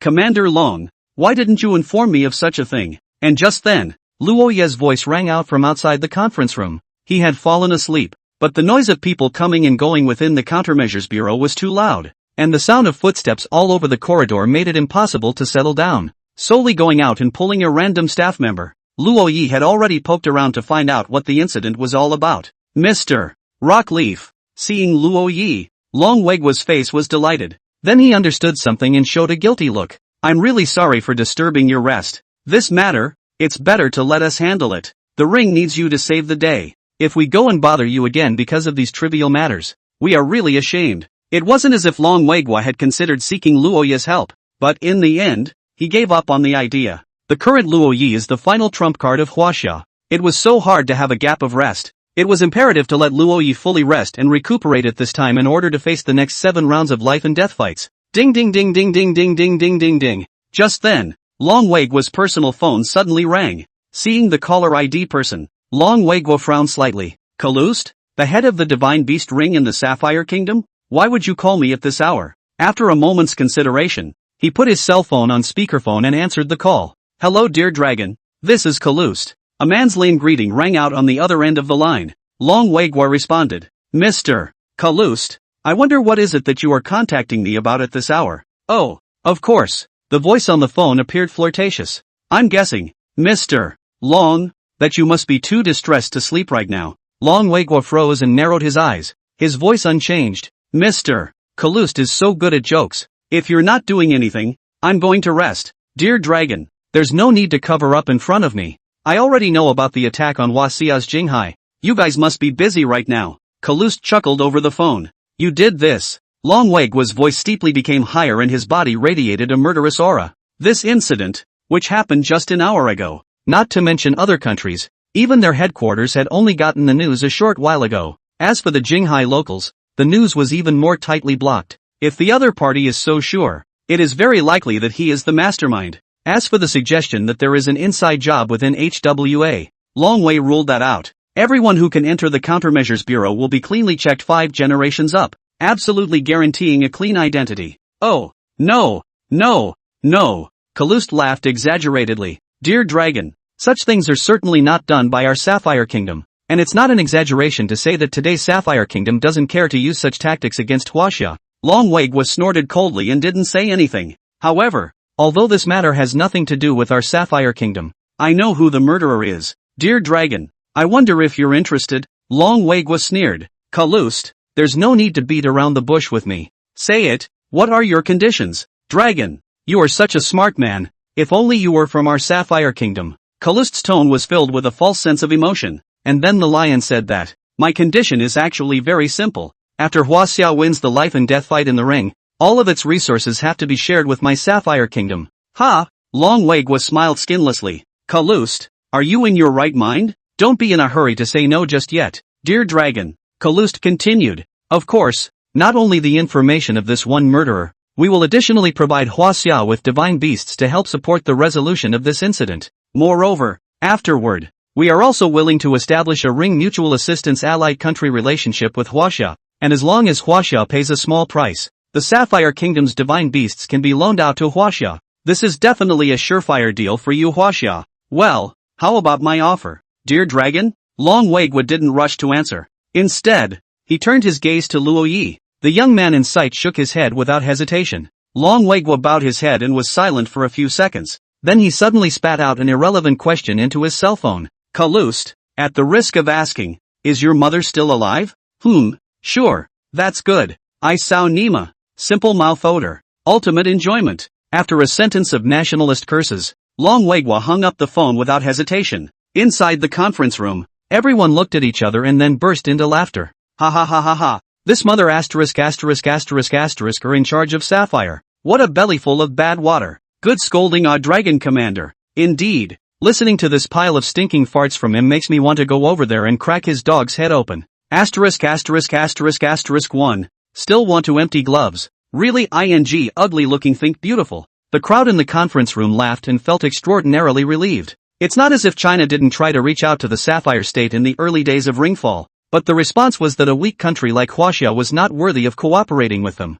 Nowadays, we see that the rise of China is unstoppable. These greedy dogs are actually farting around trying to come up and get a piece of the action. Who they gave you that face? You really think you're the strongest in the world? A condescending gesture of charity is disgusting to hear. Mr. Rock Leaf, I've made you look ridiculous. Long Wagwa smiled apologetically. I'm sorry, I'm putting all my hopes on your shoulders again. Luo Yi in the original location was also a bit stunned. I didn't expect the seemingly stable Long Wagwa to suddenly burst out with such a classic national curse, which is really a bit of a collapse of the persona. But on second thought, it was not surprising that he could teach a captain like Luo Jun. Throwing these stray thoughts away, Luo Yi nodded his head calmly. Commander Long can rest assured. I will have the Divine Beast accompany Team Luo to the capital C. Can you be sure? Long Wagwa asked with slight concern. Luo Yi smiled faintly, meaningfully, and, even if the enemy hides in the underworld, and definitely can't hide from the ears of the one at. Chapter 22, the Sapphire State itself comes down with the Banshee Medusa. One night passed. Early the next morning. Early on, the country's auditoriums were filled. Unlike in the past, this time, there were powerful summoners sitting in front of the audience seats of each country to ensure the safety of the audience. The judge's words at the end of the last ring undoubtedly caught the attention of all parties, and with the arrival of the 9 nations involved, the Inquisitor reappeared in the center of the ring. The audience has been waiting. Huaxia's third round of the ring life and death fight will begin immediately. Dueling sides, China versus Sakura Nation. The Inquisitor's voice had a mysterious power that could clearly reach the ears of every audience. The crowd at the venue was excited after seeing that Huaxia's opponent was a Sakura Nation. Sakura Nation. It was one of the top powers of the Blue Star before the Divine Beast ring descended. And after the ring descended, the Sakura Nation remained one of the powerhouses sitting firmly on the high stage with its powerful Divine Beast underpinnings. There's Sunset and Sakura's Waterloo ahead. I'm sure that this time around, the Sakura Nation is bound to be well prepared. Huaxia will never win as easily as the first 2 rounds. It will be a dragon fight. Lord Inquisitor, I have something to say. And just then, unexpectedly, the player leader of the Sakura Nation made a sound. We, the Sakura Nation, are going to apply for player foreign aid in this round. The live audience, who had just been excited for a short while, was dumbfounded after hearing this. Apply for foreign aid? Sakura Nation still needs foreign aid? It is important to realize that there is no shortage of divine beast powers above the S in Sakura Country proper, including Celtic myths such as Ramasu, Scythi Ji, the Deep Sea Giant Clan, and so on, all of which are above the S rank. With such strength, why do we need foreign aid? Moreover, with the momentum of China nowadays, what country that is not afraid of death would dare to take this ring? Has the leader of the Sakura Nation been kicked in the head by a donkey? Such a long preparation time, and as a result, they actually go and hire foreign aid? Wrong. Sakura Nation is smart instead. What does that say? It's obvious that Sakura Nation should be giving up this round. They don't want to lose players, so they got a scapegoat from somewhere. SS level divine beasts were the strategic level undercard of each country, and the less they showed up, the better. In case they were analyzed by other countries to find a breakthrough, it would be a loss. It's a wise choice to lose some resources to preserve strength. So that's how it is. I didn't realize that even the Sakura Country doesn't dare to get tough with Huaxia nowadays. Is Huaxia really going to rise again? I just don't know which small country sent this unlucky guy out to die today. A know-it-all came down to interpret it, which led to a lot of talk from the audience. In the ring, the Inquisitor also looks at the Sakura Nation leader with some surprise. While requesting outside help is within the permissible limits of the ring rules, are you sure you want to do this? Once an outfielder has been chosen, then it is not possible to change the outfielder again. Okay, the Sakura state leader smiled confidently. Yes, without further ado, the Inquisitor simply announced, in a loud voice, the pulling of the ring duel. The third round of the ring life and death fight now begins. Will both combatants please enter the arena immediately? The words landed. On the Chinese side, it was still Luo Yi who ascended to the ring without any surprises. Instead, the country representing the Sakura Nation, a large audience stretched out their heads and wanted to see what desperate country would dare to choose to step up at this time. And so it was, in full view of the crowd. In the direction of the Sapphire Kingdom, the heck of a player stood up. It was a tall, but skinny and bony female contestant. Black curly hair fell casually over her shoulders as if it hadn't been cleaned up in 10 days and a half. The pale face was bloodless, and the eyes were shadowy under the thin eyebrows. A simple black dress wrapped tightly around her body, emphasizing her jagged bones, the embroidered pattern at the neckline long since blurred. No one has ever seen this Sapphire State player before. However, the dark, desperate aura that her entire being exuded from the inside out made people sense at a glance that she was definitely not to be messed with. Furthermore, will there be any weak players in the Sapphire Kingdom? The answer is clearly no. In the Sapphire Kingdom's battle seat, Kalust was seated in the column, staring at the direction of China with a sneer on his face. Long Wei-Guo's insults from last night were already on his mind. Since Hua Xia was so insensitive, there was no need for him to be wishy-washy. The powerful Sapphire Kingdom would completely choke off this arrogance of China. Ilana, this is your debut. Play well and make Hua Xia understand that if you dare to offend me, Kalust, the only way is death. The eerie girl nodded woodenly and then mounted the ring. Rumble. And with the entrance of Eleanor of the Sapphire State, at the scene, the crowd in the auditorium, after a moment of silence, then erupted into a chorus of unbelievable shouts. Sapphire Kingdom. A player from the Sapphire Kingdom is even on the field. My god. I can't believe it's the Sapphire State. What the hell did the soccer nation pay for? It's been more than a year since we've seen the Sapphire Nation make a move. And I didn't expect that this time, the soccer nation had actually invited this great god. I remember Sapphire Kingdom's last fight, which was a year ago, and their contestant took care of the S rank without even a single move. I'm afraid Hua Xia's winning streak has come to an end. Who just said soccer nation is giving up? 1. I actually believed it. The ring erupted in shock. Nowadays, in the Divine Beast ring, the Sapphire Kingdom was almost synonymous with invincibility. There have been few countries where this behemoth could come down in person. The audience on the Chinese side also instantly tensed up. They didn't know about Kalust's backstabbing with the Countermeasures Bureau, but they knew that the strength of the Sapphire Kingdom was definitely not comparable to Sakura. It's definitely not an easy round of fighting. Above the ring, Eleanor stood still and looked straight at Loha, without the slightest bit of emotion in her eyes. Her voice was raspy, sounding like an old tape jammed. Elena, fighting on behalf of the soccer nation, summoning the divine beast Medusa. Level, unknown. The sound traveled out of the ring, once again causing the crowd to gasp. Medusa, the banshee of ancient Sapphire mythology, turned up today. Medusa is one of the female figures in Sapphire mythology, originally a priestess of Athena, the Sapphire goddess of wisdom. Legend has it that Medusa was so naturally voluptuous that Poseidon, the god of the sea, was seduced by her and took the form of a stallion to cheat with her, and they hid in Athena's temple to copulate and were discovered by Athena. In a fit of rage, Athena punished Medusa by transforming her hair into twisting and writhing vipers and casting a curse that turned her into a horrible snake-haired demoness. After that, anyone who was looked directly into Medusa's eyes would be turned into a stone statue. Moreover, in the many legends of the Sapphire Kingdom, the Banshee Medusa is capable of much more than that. As a demoness changed by a deity, there was no doubt that she was powerful, definitely exceeding S rank. Chapter 23, A Chinese Divine Beast Without a Head? Medusa was confused. Kalust flashed a sneer at Loha from a distance across the ring. This time, Hua Xia is not only going to lose in the ring, and the subsequent, more ruthless moves are ready. At that time, the whole world will laugh at the ugliness of Hua Xia. This is what happens when Hua Xia dares to reject him. Kind of. In place, Luoyi smiled faintly and withdrew his gaze. He was not surprised that Kalust had failed to make a profit and chose to intervene at this time to give China a hard time. Only, if he thought that he could easily extinguish the spark of China's rise, he was very wrong. No matter who the opponents were, in front of the thousands of Chinese divine beasts of the mountain and sea painted scrolls, all of them had to kneel down. Luo Yi had absolute confidence in this. Both players have entered. The duel begins. With a command from the Inquisitor, the opposite side of Eleanor didn't have any unnecessary nonsense, and straight away pulled out a silver dagger from her bosom, directly slashing her palm. The dripping blood flowed quickly under her feet, forming a hexagram formation. Lord of the Dark Abyss, cursed spirit of the serpent's hair, with my blood as a guide and my soul as a deed, break the seal and descend upon this world. Snort. The moment Elena's mysterious summoning voice faded, the blood-converged phalanx exploded as if it were a bright star, and the piercing light was impossible to see straight. At the same time, within the light, there was a rustling and eerie sound. It was as if there were countless vipers spitting out their snakes at the same time. The audience in the room got goosebumps. Under their watchful eyes, a figure slowly stepped out of the light at the center of the spell. The first thing that caught his eye was a pair of eyes that flashed with a ghostly green light, and that light was like a cold aura from the abyss of the nine hells. Cold, cruel and merciless. Immediately afterward, Medusa's hideous head poked out from the light, her head full of vipers twisting frantically,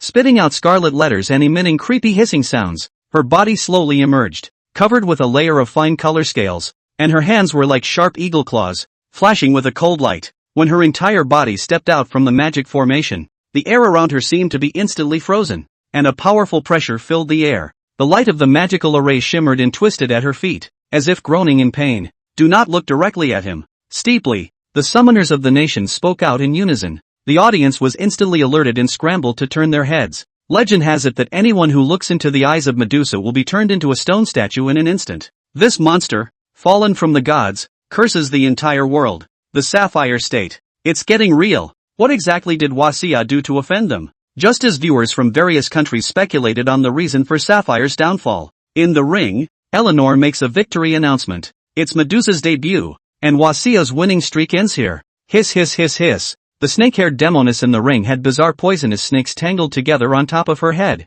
sending out a demonstration-like sound towards Luo Yi. Distinguished from the stone ghost, the source of Medusa's power was the curse of the legendary goddess of war, Athena, and this power was definitely not to be underestimated. But Luo Yi doesn't even bring her along. Which one should really be allowed to play? At this time, his consciousness was still immersed in the floating world of mountains and sea scrolls in his mind, looking for a satisfactory object. As a result, just as he was agonizing, a certain painted image actually moved on its own. Looking at the figure above, Luo Yi slightly froze. You want to appear? The scroll character nods slightly. Luo Yi lowered his head and quickly recalled the legends about the one in front of him, and his eyes couldn't help but light up, regardless of the strength. In a way, this one is really the right person to deal with Medusa. Since that's the case, then the late generation is counting on you. Luo Yi's consciousness returned, slowly opening his eyes and looking at his opponent. His voice rang, Huaxia Luo Yi, summoning Divine Beast Emperor River.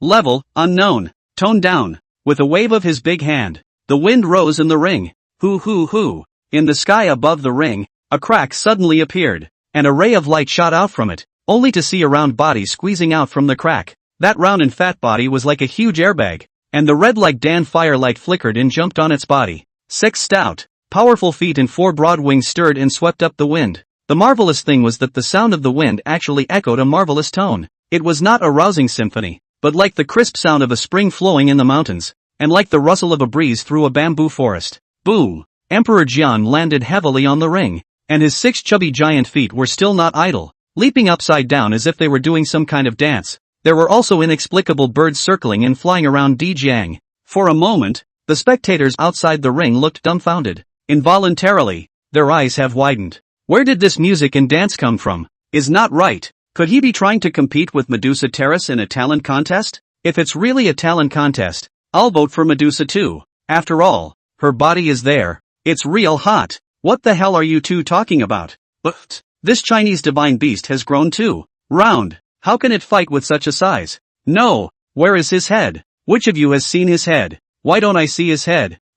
Like, he didn't grow a head. Ha ha ha. The Chinese divine beast doesn't even have a head. Does he also read tomato novels? Compared to the divine beasts Luo Yi had summoned earlier, Emperor Zheng's appearance did seem comical. He had no head, so naturally he had no 5 senses. With 4 wings on its back, it looks like a big, air-filled, flying red plush sack. This comical image was instantly met with unanimous derision from the audience of all nations, but Luo Yi was undeniable. It would be a big mistake to underestimate Emperor Jiang because of his image. In the Shan Heijing, it is not true that Di Jiang is just a divine beast that knows how to sing and dance. But again, in the divine anomaly scriptures and the flood myths, Di Jiang has other identities. By no means is it obvious that Kagome has no head. And at that moment, Medusa in the ring was also slightly confused as she looked at the rounded Emperor Jiang. She did seem a little confused. It was important to realize that her strongest petrifying curse power required direct contact with the other person's gaze. However, Emperor Jiang didn't even have a head, let alone a gaze. How's this for a fight? Do I have to go up there and fight it? Medusa looked at her small body, and then at the round and bouncing Ti Jiang, deeply contemplative. Chapter 24 Luo Yi is petrified. Huaxia's defeat? Knock, knock, knock. After the divine beast Emperor River landed on the ground, it slightly tilted its head and let out a low and rhythmic chirping sound. 65 huge chimes appeared out of nowhere and surrounded him, and as Emperor Jiang began to swing his body rhythmically, the chimes also trembled gently, emitting a crisp clanging sound with a cheerful and dynamic rhythm. The voice seemed to have a magical power in it that spread throughout the ring. Banshee Medusa's brain jerked, and her body began to sway and dance uncontrollably from side to this peculiar melody. The sound reached the audience, and the bodies of the spectators from various countries couldn't help but sway to the rhythm. Luo Yi smiled faintly, manipulating sound and rhythm. This was one of Emperor Zheng's unique abilities. Since Emperor Zheng loved to play, he was in no hurry to deal with his opponent. Medusa, In place,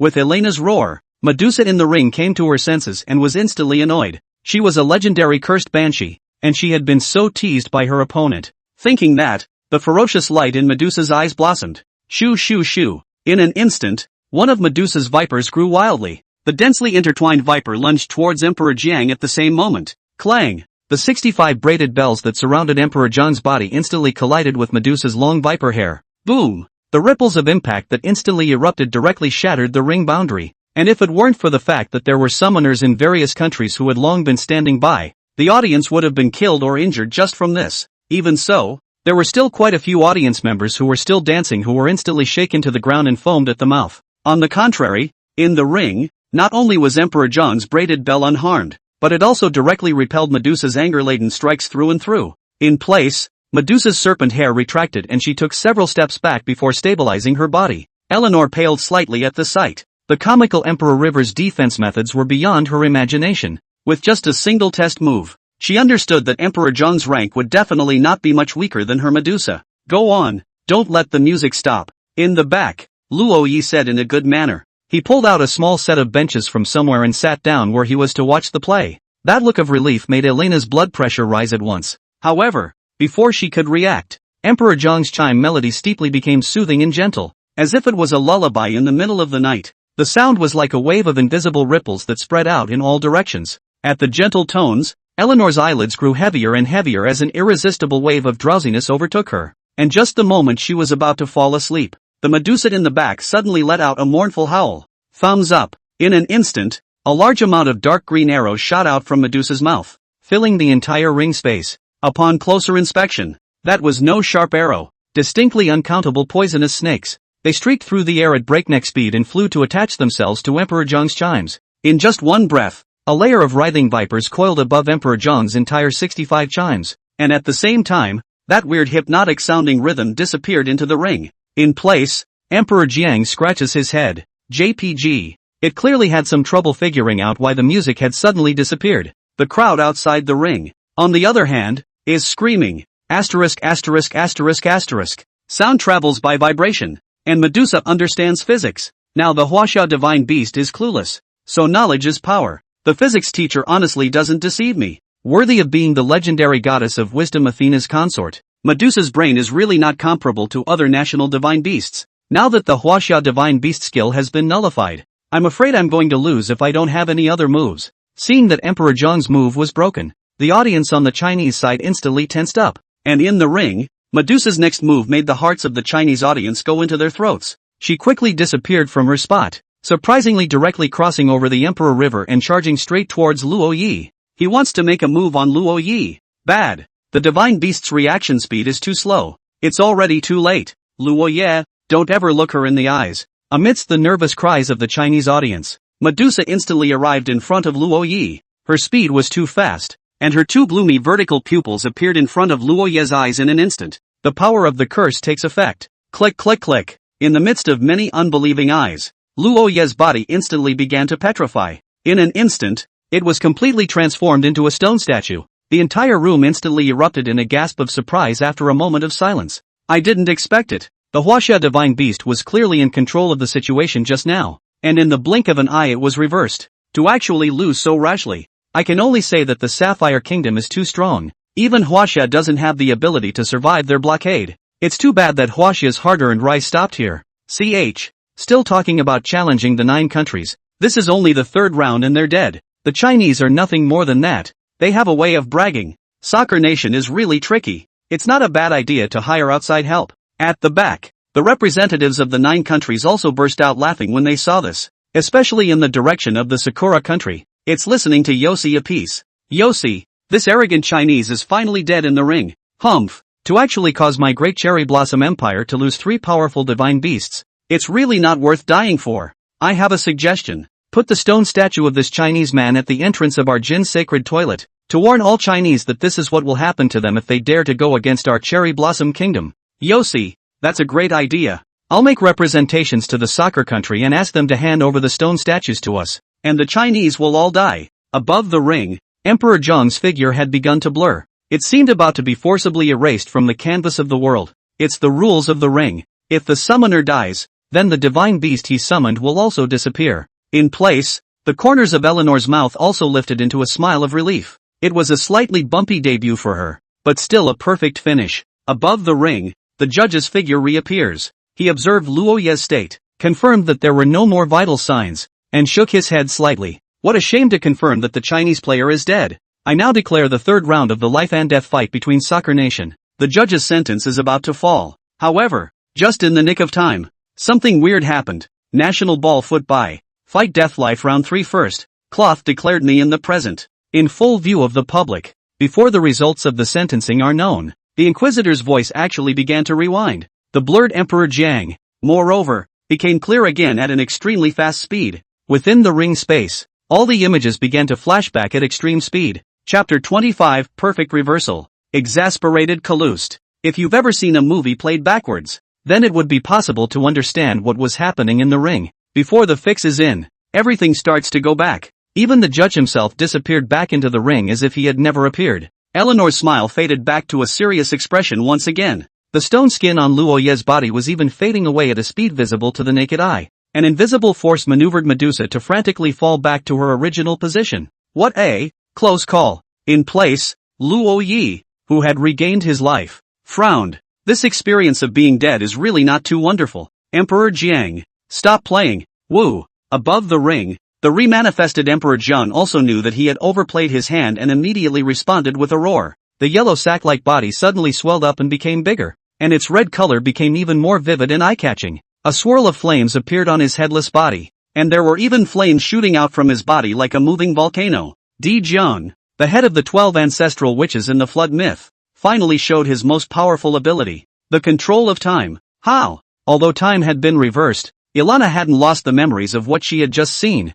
and she looked at Emperor Jiang with horror in her heart. She had never heard of a creature that could manipulate time. Even their Sapphire Kingdom didn't have a divine beast with such heaven-defying skills. Medusa, kill the Chinese summoner. Eleanor's voice fell, and she suddenly realized with a creepy surprise that her voice was extraordinarily hoarse. It didn't sound like his own voice, more like a wail from some senile old lady. She whipped her head around and saw herself through the ring's curtain of light. It was a stooped figure with a full head of white hair, so old it was almost ready to go into the ground. No woman can withstand the blow of such a fangled and fleeting moment. No, no, no, it's not true. Elena reached out and grabbed her white hair as hard as she could, and her body began to shake uncontrollably.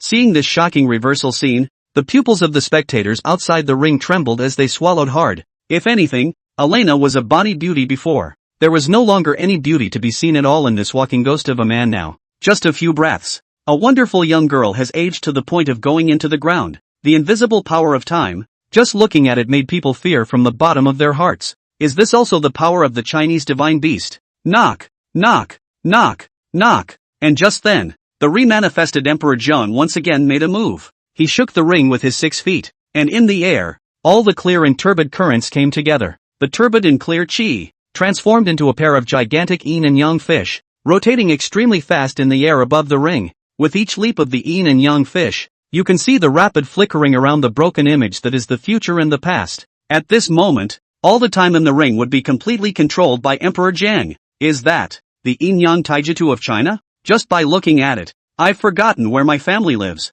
What kind of power is this? Too terrifying. There really is a divine beast that can manipulate time. Look, Medusa of the Sapphire Kingdom can't stop it. The spectators in the ring were in awe. There were others in the audience that had been shocked beyond words, because they clearly see that Medusa, in the ring, has been firmly controlled by the giant yin and yang fish, only to see that this legendary female demon, which had been passed down in the world for thousands of years, kept flashing in place. That's right, it's a flash. Her movements, like a stuck live feed, kept repeating. That was because every inch of space around her was being cast by Emperor Jiang at the moment to reverse the flow at extreme speed. Unless Medusa's speed was able to break the boundaries of the speed of light, she would never be able to escape from Emperor Jiang's grasp. The mere thought of this eternity trapped forever in the cracks of time is enough to break one's will. However, there was no time for the crowd to marvel. Emperor Jiang once again made a move, only to see that he slightly tilted his head, and the huge yin and yang fish in the void transformed into a huge millstone,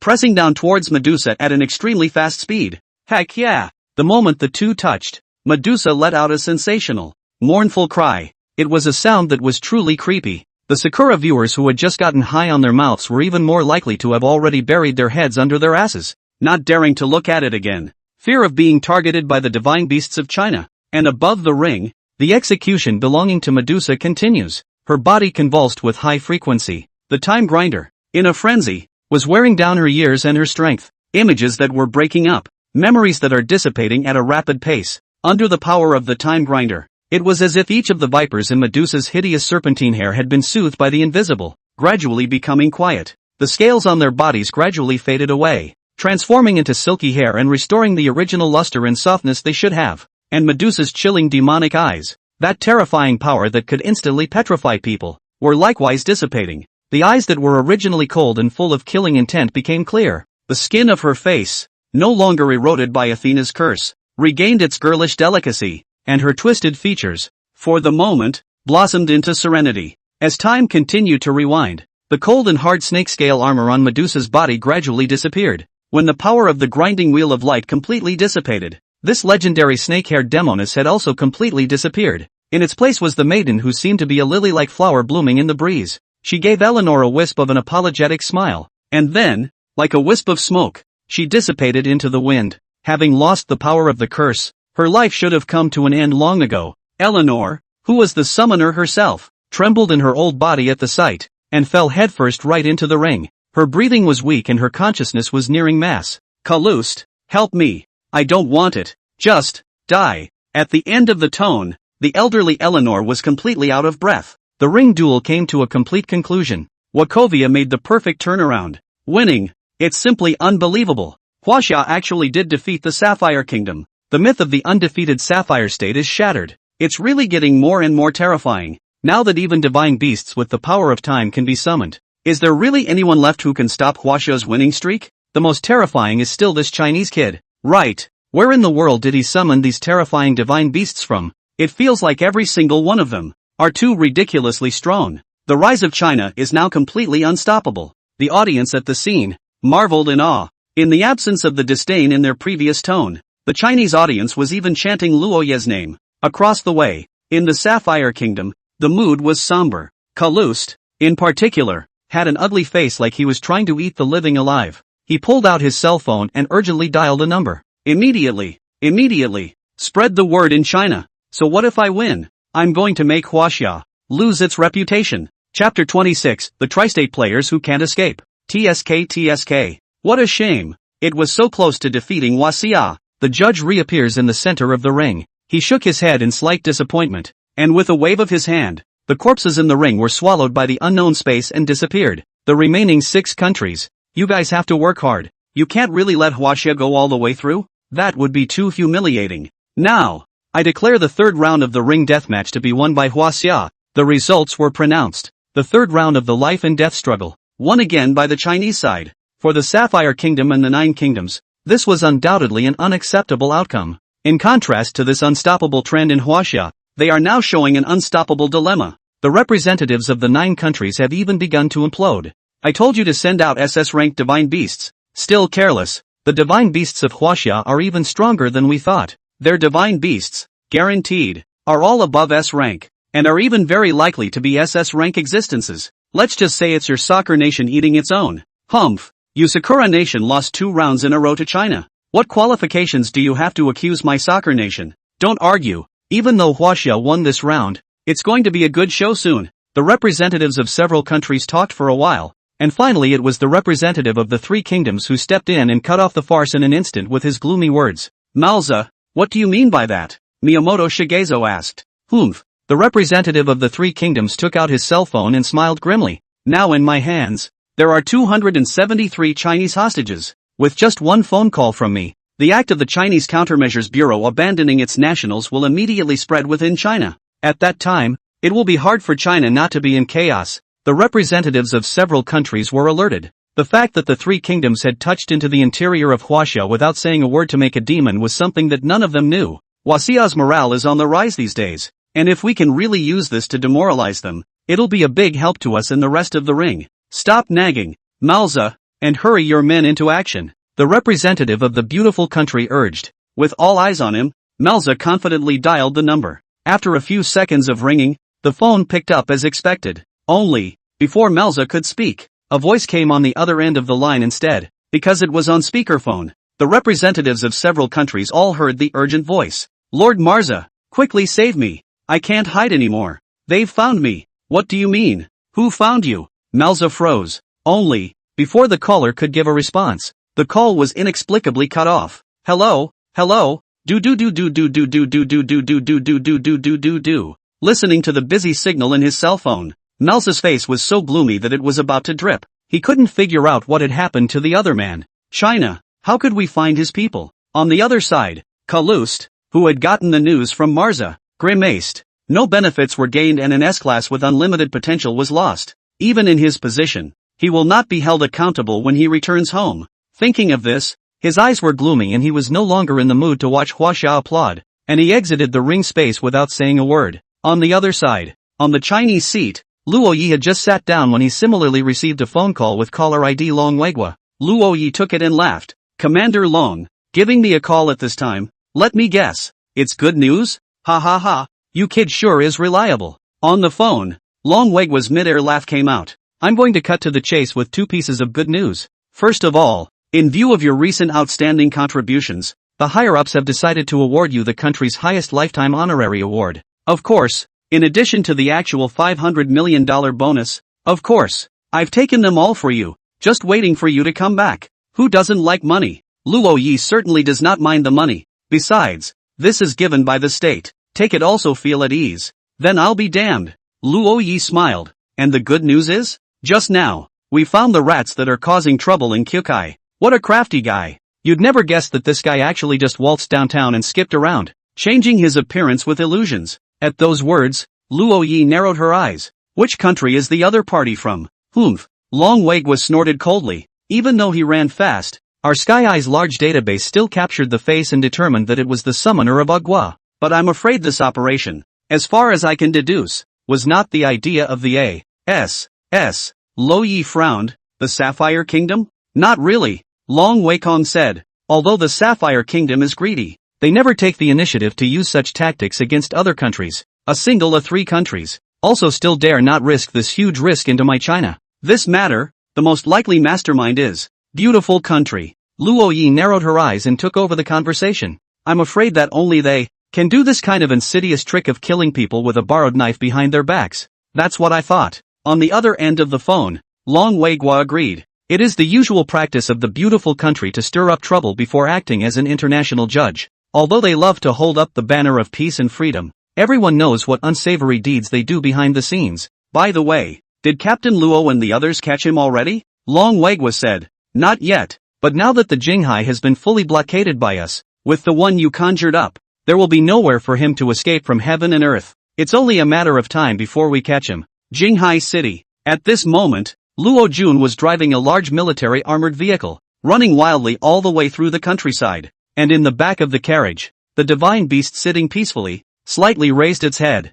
his snow-white fur, dusty and unblemished. God is exceptionally handsome. Tiger head, unicorn horn, dog ears, dragon body, lion tail, unicorn feet. Its appearance is like a dragon but not a dragon, like a tiger but not a tiger, like a lion but not a lion, like a unicorn but not a unicorn, like a dog but not a dog. This is the legendary divine beast of Earthstore Bodhisattva, Shimeji. It can be used to identify good and evil, and to discern truth from falsehood. Lord Shimeji, there's no more road ahead. Little one, the forest is an illusion. Charge through. Shimeji raised his eyes slightly, his voice low and thick. All the illusions ahead shattered apart in his eyes, revealing their original appearance. Yes. At that, Luo Jun kicked the gas directly to the bottom. Toward the forest it sprinted. Along the way, he didn't know how many outrageous illusions he had encountered to block his way, but with Shimeji pointing the way, it was as if he had installed a positioning radar on the other side. No matter what tricks his opponent used to confuse his vision,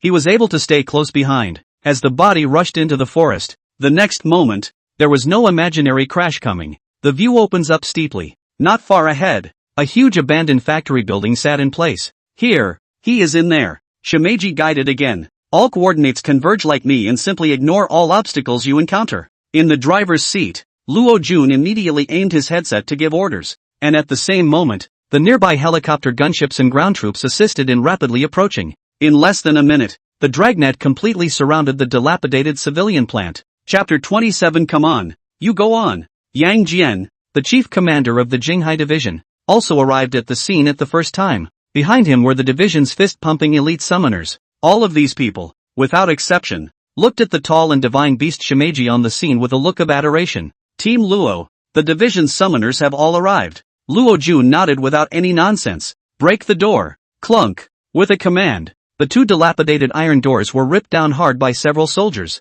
and a moldy smell instantly rushed out. To the eye, there were silhouettes lying across the ground. It's a missing person. Check for life-threatening injuries. The hearts of the crowd, which had been hanging in the air, were finally put in their stomachs as the professional paramedics entered the scene. Luckily, the hostages were only unconscious. The logistical forces immediately went into action, and soon all the hostages were transported out through and through. Oddly enough, during this whole process, all the summoners were waiting around in a tight circle, but they were not stopped in any way. It seems that the killer is no longer in this place. Escaped again? The bold Luo Jun turned around in the plant and shook his head when he came out, saying that he didn't find anything. There's no dead space in there to hide except some abandoned iron passes. Upon hearing this, Yang Jian also revealed a puzzled expression. Our men have completely surrounded this place. Even if he turns into a fly, he can't possibly fly out. Besides, Lord Shimakazu said it's here, so how can it definitely be wrong? Upon hearing this, everyone looked towards Shimeji at the back,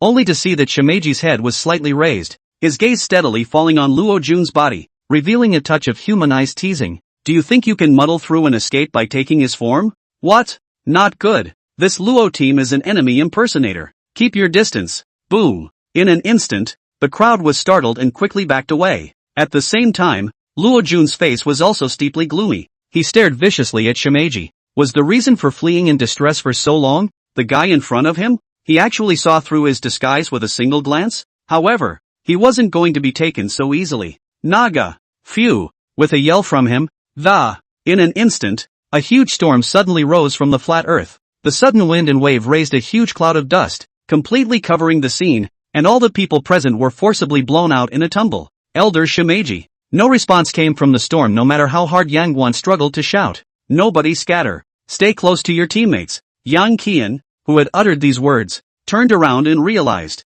a humanoid creature with a strange form had quietly appeared behind him. At the same time, an icy cold blade was noiselessly set on his neck. Cold sweat, in an instant, crawled across his forehead. Team Yang, *******,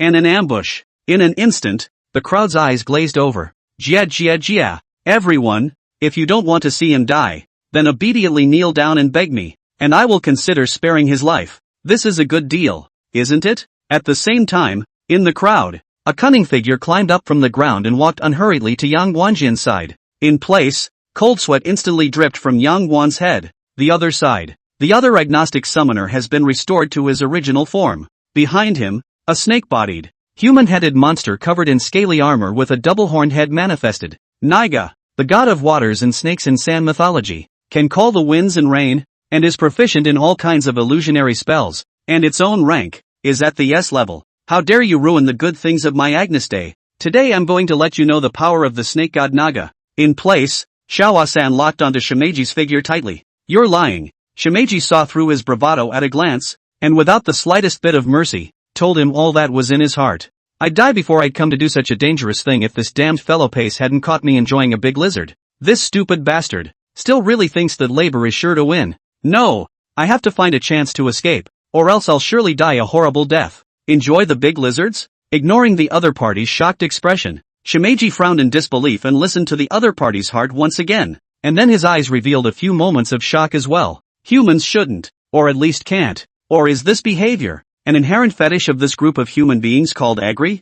On the opposite side, Little San was shocked. This Chinese divine beast could even read his thoughts. If this kind of thing were to be rumored, even if he died, I'm afraid he would become the laughingstock of the world. Also, is this guy telling the truth when he says he's not good at fighting? In place, the face of the agnostic summoner alternated between green and white for a while. That's something you don't have to worry about. I'm never delusional. I'm really bad at fighting. Shimeji read the other's thoughts once again and spoke in a sincere tone. After only a moment's hesitation, the ferocious glint in the eyes of the agnate summoner was revealed. In that case, please die first, beyond the center battlefield. Yang Guan's face was ugly. There was an impression of the green-faced, fanged creature in front of him, a sacred beast of the three kingdoms, a beer-inked nightjar. Careless. No one expected that two people would actually come from the three kingdoms this time. One other person actually hid among the hostages of the Chinese nation, breaking their back. The most powerful of the divisions is the C-rank Mr.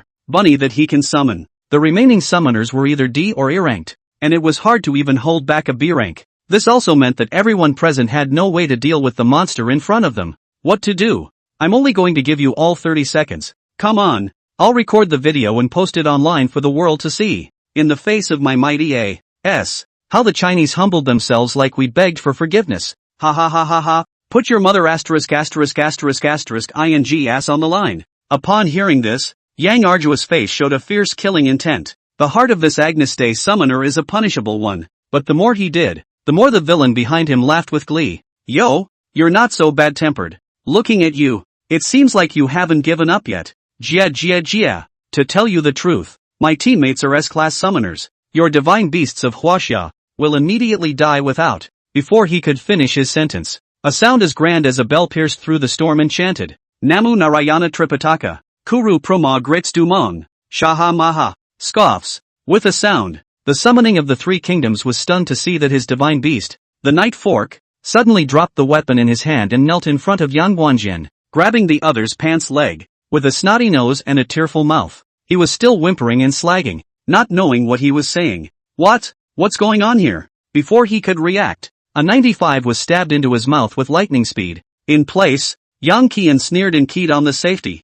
Come on, you keep talking. Chapter 28 Take the money. Tear the ticket. 3 minutes later, the two human dumplings were honestly held down, and it was Nightcrawler and Kana who did it. After listening to the divine beast Shimagis, they cleaned up their act, realized their sins deeply, decided to convert to Huaxia, and vowed to be good godbeasts from now on. The law of repelling the heart of the great way of the seller is a method of subjugation that Jizo Bodhisattva learned from the immortals when he was immortal. Under the influence of the ear, the divine beast Shimeji was likewise able to recite this sutra and forcefully transform his opponents. As it says, it's not good at fighting, it just chants a billion points of scripture. Valen, Pace, the two of you are making trouble in my China. It's time to settle this score. You were the one who just said that you wanted to record the Chinese begging for mercy for the whole world to see, weren't you? Stared at by a bunch of wolf-like eyes, Pace was about to piss himself and shook his head back and forth. No, I was just joking with you guys. Just joking. Please, give me a break. Compared to Pace's cowardly appearance as he cowed and cried out in pain, Valen was clearly still very much unconvinced. Damn Chinese divine beast. You lied to me. He was humiliated and angry. The so-called not good at fighting is letting my divine beasts do it to me, is it? Yakuza, how do you talk to Lord Shimakazu? Luo Jun was trapped in the illusionary realm and didn't get to participate in the live battle. He was already holding a fire. At that, he came up and threw a big sinus in the other man's face. Snap dash. The slap went down and Varun blushed. You dare to make a move on me. I'm warning you, it's the Chinese law that has no qualifications to govern us Asian people, and I advise you to better let us go, or else, Asian, will make sure that China will not be able to eat a thing. Valen blared viciously at Luo Jun, his eyes fierce as if he wanted to eat someone. Available results. Snap. Another slap was thrown in his face. The slap was even more powerful, directly slapping his ears and clearing his eyes. How dare you threaten the laborer? You want to go back when you're in the hands of the master? In your ing dreams. Luo Jun sneered and moved his wrist, then took out his cell phone and opened the video. Let's show the world's audience today whether Sans bones are hard or not. Come on some lads, put in some effort. Whoa. Just then, the Night Stalker next to him suddenly made a strange noise. The crowd was a bit puzzled. It said it wanted to try. This Pace guy, who is constantly having his butt hurt every day when he strips down to his armor and bathes with it. Translating this, Shimakazu took 2 steps back in disgust. One plays with lizards and the other plays with his own sacred beasts. What kind of quirks are these three? When the crowd heard this, they all revealed extremely shocked expressions. Even more so, he showed a look of sympathy for the hideous-faced Nightcrawler. It's hard to be a sacred animal of the Sand People. There was a tacit agreement to leave the hands-on task to it. Next, Nightcrawler demonstrates the basics of being a waterside agent, including but not limited to nail pulling, kneeling in chains, face stabbing, waterboarding. In the clearing, a ghostly cry rang out. The cries and pleas for mercy from Valen and Pace continued to echo over the outskirts.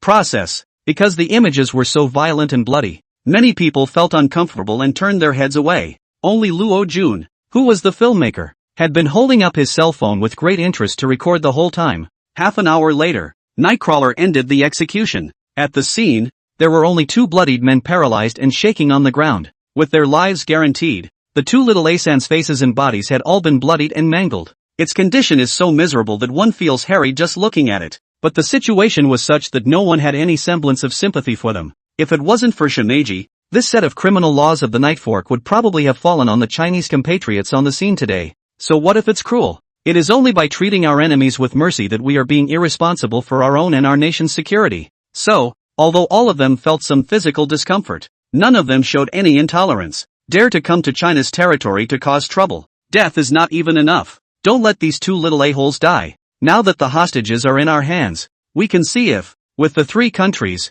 they choose to take the people or their faces. Luo Jun retrieved his cell phone and let out a cold smile. If the other side chooses to play deaf and dumb, the video will go around the world. When that happens, one can imagine the pressure that will be brought to bear on the 3 countries. It is a devastating blow to its national image. If you choose to rest your case, then get ready to get slaughtered hard by HWA. Countermeasures Directorate Headquarters. Inside the conference room, including Luo Yi, the few summoners in China gathered together. After handling the follow-up matters, Luo Jun connected to the video communication of the headquarters at the first time. Luo Jun, how is it? Did you catch anyone? Long Weigua asked. Had. With Lord Shimeji here, little Asan couldn't fly out even if he grew wings. Luo Jun didn't talk nonsense and directly sent the recorded video to the headquarters. The crowd frowned when they saw the scene of the nightstick execution. It's too bloody. Humph. You all don't feel cruel. This guy was trying to use the same method to discredit my Huaxia at that time. Luo Jun probably told the ins and outs once. Those 2 assholes from Agri. These psychologically twisted deserve what they get. If I had been there, I would have had to go up and break its legs. After listening to Luo Jun's exposition, everyone felt relieved. Well, be quiet for a moment. Long Weigua waved his hand. What's the deal with these 2 Agnes Day beasts? Seeing this, Luo Yi smiled faintly. This is the ability of the divine beast Shimeji. From now on, these 2 San divine beasts will belong to us. China. Well, you can pick 2 suitable summoners and re-sign the summoning contract. Hearing Luo Ye's explanation, the many summoners all looked surprised. Even Long Weigua didn't expect that there would be such a windfall. For Huaxia, though, Luo Ye's momentum is currently unstoppable. However, the power of one person is ultimately limited. Just like this time, if there was an S-rank summoner sitting in Kyukai, little Asan wouldn't even dare to risk touching in to make a demon. Not only did the 3 kingdoms fail to get their way this time, but they also sent 2 divine beasts to us in Huaxia. What a money-giving child. These 2 San summoners should also be properly operated. Now that San's handle is in our hands, we need to knock them hard. Do they give money and we really have to give them back their people? Humph. Who said anything about returning a man? As soon as the money is in place, we'll tear up the ticket right away. Not only that, but this video is going to be posted on TikTok, so that the world can see what kind of pissants the agnostics really are. In a few words, the group has already discussed a vicious revenge plan. Chapter 29, What's San Divine Beast? That's the Chinese Divine Beast. Agri. Somewhere inside a tall building, a fat black man in a suit had a face as ugly as a piece of black charcoal at the moment. Fark. These ing assholes in Huaxia. In a violent rage, the latest model pineapple cell phone in his hand was directly slammed into pieces. The black silk secretary on the side hurriedly stepped forward with a delicate voice. Lord Harsh. What happened? Hash. The largest conglomerate holding in the 3 countries of the Arab world. The de facto powerhouse of the A3 Divine Beasts ring. He is also the one who united the beautiful country to carry out this covert operation against China. Huaxia has captured Valen and Pace. And they sent me a video. These assholes, now they're threatening me with something like this. With his soft little assistant in his arms, Harsh still had a belly full of fire when he thought back to how soft-boned both Valen and Pace had looked in the video. What 2 losers? The little secretary said softly. My lord, you take the heat off. What exactly did HWA ask for? Make your lordship so angry? It was fine if we didn't talk about this, but when we did, Hash's face darkened even more. It's hard to look like you've eaten a pile of replies. These guys, as soon as they opened their mouths, they demanded $5 billion in compensation from the 3 countries, or in Chinese currency. If I don't say yes, they'll make the video available worldwide in no time. This is not a small amount of money even for him. Lord Harsh, I have a suggestion. As long as we don't recognize those 2 people as being from my country, what can China do to us? The secretary chirped. As for the families of the two of them, as long as your excellency gives the order, they can be vaporized, so that no one can take evidence that they have a relationship with my agua. No. Harsh clenched his fists in annoyance. Huaxia doesn't know what kind of trick it played to control our divine beasts. Even if we don't admit it, anyone can recognize our sans sacred beast. It's not that Harsh hadn't thought about it, but the problem is that the sacred beasts of the three kingdoms have now turned out to be the strongest evidence against them. You can't deny it even if you want to. Then what should we do? Are we really just going to obediently compensate Huaxia for $5 billion? The little secretary asked worriedly. Harsh frowned. Money isn't a big problem. What I'm most worried about right now is whether or not Huaxia will take the money and then flip the script. After thinking for a while, Harsh switched to a new cell phone and dialed Long Weigua's number. Soon the phone was picked up. Harsh, thought about it? Commander Long, I.A.S.S. have agreed to Huaxia's request. Harsh returned in a cold voice. Very well, in half an hour. I want to see 5. 000 000 000 000 000 000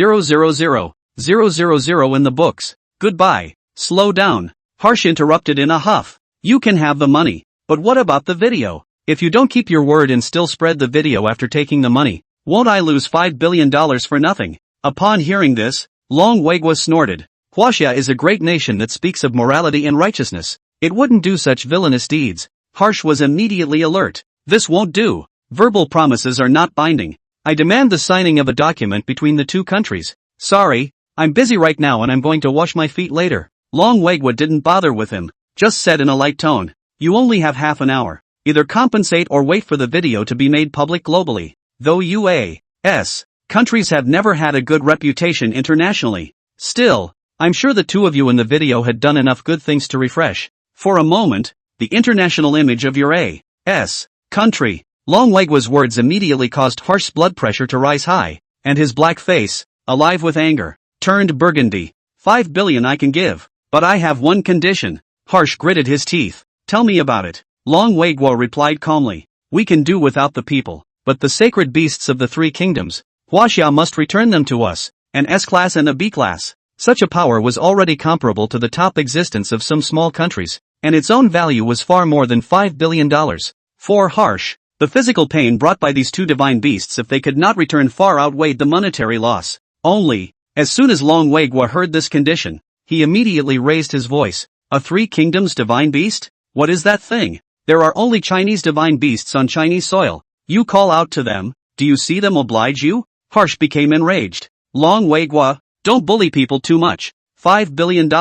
In exchange for our divine beasts. Is that a condition you agree to or not? Thumbs up. Long Weigua laughed out, his tone mocking. It seems like you haven't figured out the situation yet. Right now, you're in no position to negotiate any terms with me. Half an hour. If I don't see $5 billion, you'll wait for the video. The words fell. Long Weigua hung up the phone directly. Harsh's hair stood on end as he glared angrily. Fark. In a violent rage, it was not only the pineapple phone in his hand that suffered, but also the pots and pans on the desk, none of which were spared, leaving the sexy little secretary paralyzed with fear. And after a flurry of anger, Harsh was silent in place for a while, and honestly punched 5 billion into the Chinese account provided by Long Weigua. After the operation is complete, the more Harsh thought about it, the angrier he got. His eyes were red and he looked at the secretary on the floor. You, go and inform Malza that the next duel with Huaxia will utilize the dueling indenture. I'm going to make Huaxia spit out this debt twice over. The dueling indentures, again, are a product of the rules of the ring. When used by the holder, it forces the definition of the stakes of a ring duel. Doesn't Huaxia want money? Then let them double it back in the ring. Raise the stakes for the next showdown by $210 billion. I'll let them know what happens when they offend me. The three kingdoms, having heard what was said, there was also a gleam in the eyes of the secretary on the sidelines. Familiar with the recent history of China,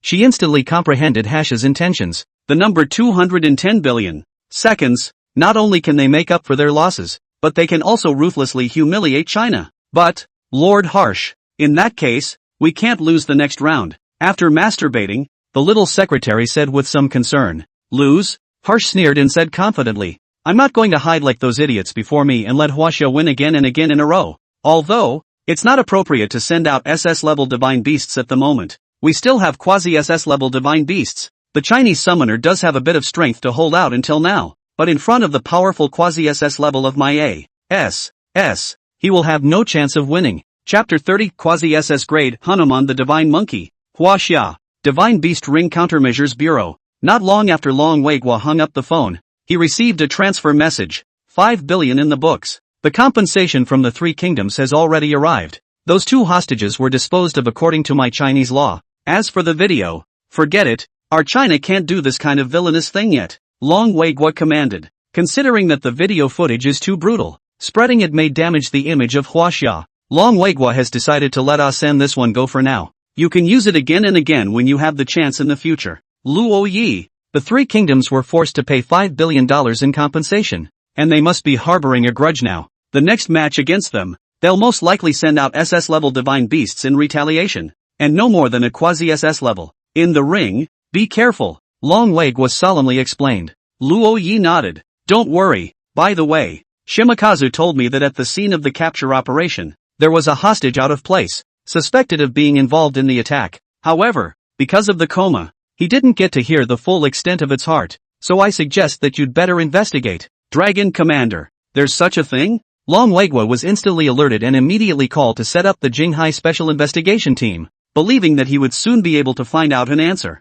Divine Beast Ring. 6 hours later. Ring Life and Death Fight. 4th round. Huaxia vs. A.S.S. The main participants from both sides had yet to come out, and the audience seats of Huaxia and A.S.S. were already ablaze with gunpowder. The agnates, who don't know where they get their outrageous information. It says that the Chinese side has violated the law by arresting 2 A.S.S. summoners traveling in China. As for the Chinese side, what the 2 AGs did in China has been made public to the public and a death sentence has been handed down. There is a mismatch of information between the two sides and no one can convince anyone. The Huaxia people have really gone too far. They have captured our summoner. What right do you Chinese have to arrest our people from the Three Kingdoms? Where did you get the right? That's right. If this is the way China treats its international friends, who will dare to go to your China in the future? Even if they did break the law, they should be handed over to the Dashikan and given back to us, the Agri state, to deal with on our own. In my opinion, Huaxia is just afraid of this showdown with us, the Three Kingdoms, and that's why they're using such devious tricks. The reason why the A.S. is so dogged. Naturally, Hash is behind the operation, because he was worried that Long Weiguo would turn his back on him after taking the money. He spread rumors in the country at the first opportunity. Pace and Valen were falsely portrayed as traveling to China, and were then imprisoned by improper means out of jealousy and fear of China. This nation that has drunk too much Ganges water, which has never had much of a brain, had a cranial orgasm as soon as they heard such a statement as that Huaxia was afraid of them. You know, years ago, they as a country were dissing Huaxia at every turn, and benchmarking it at every turn, trying to sit high on their own identity and national self-confidence. In just a few hours, the outrageously false rumor had spread across the entire country of A.S.A. Have to say, Harsh is well aware of the mental gaps in the A.T. population. It's a trick that really works, but facts will always be facts. In the face of such bull **** rumors, the Chinese audience won't spoil them. Did you people in Agri eat too much masala and screwed up your brains? I don't blame you for speaking poorly of humans since your textbooks removed evolution, but please don't bark when humans speak. It's a basic etiquette of being a dog, making a demon in my Chinese territory, and now you're even backtracking. Who put you out to disgust people? The agnates just look like people. Don't be fooled by their appearance. They still only use their hands to grab their meals. By the way, they never bring paper with them when they poop. The more powerless people are, the more they like to find existence, and the country of A.S.S. is nothing but disgusting that can convince me. The showdown hasn't even officially begun. The audience was already on fire. If not for the distance, the spectators of the two countries would have started a passionate physical fight. And just then, one by one, the contestants from both countries are entering. On the Chinese side, the leader is Luo Yi. Seeing Luo Yi appear, the cries from the Huaxia side immediately rose like a wave. On the contrary, the opponents, on the side of the three countries of the Arakanese, when their contestants appeared, The cheers from the audience were equally loud, and surprisingly had a high level of popularity. Well-known actor from A.P. Salman Khan. His body was tall and stocky, his facial contours deep and defined, with a high nose and firm jaw emphasizing his tough demeanor. Slightly curled short hair, casual yet stylish, the whole exudes a mature and charming masculinity. Coming onto the field, Salman smiled confidently and raised his index finger high in the air, which was met with a loud cheer from the crowd. Pretentious mess. Even before the Divine Beast's ring descended, Salman had a high profile, and now, his status as a summoner solidifies his unassailable position among the Agnesday caste. 9 wins and 3 draws in ring battles, played 12 rounds without a single defeat and had an extremely impressive record. The beasts he summons are more closely related to a movie he once played entitled Little Laurie's Monkey Godmaster. Quasi SS rank, Hanuman, the god monkey. Hanuman, the sacred monkey, from the myths and legends of the Agnesday, was the son of Vayu, the god of wind, and Anjana. In the legends of the 3 kingdoms, he is courageous, resourceful, and wise, and is the embodiment of wisdom and strength. Not only that, Hanuman the monkey has many extraordinary skills. Legend has it that the monkey can move clouds and mist, change its face and body at will, and its power can even reach the level of moving mountains and seas. It's Salman. Salman is out of the ring. Ha ha ha ha ha ha ha ha. This round is a sure death for Wasia. The Quasi-SS class is at it again. What is China going to do to compete with our A.S.?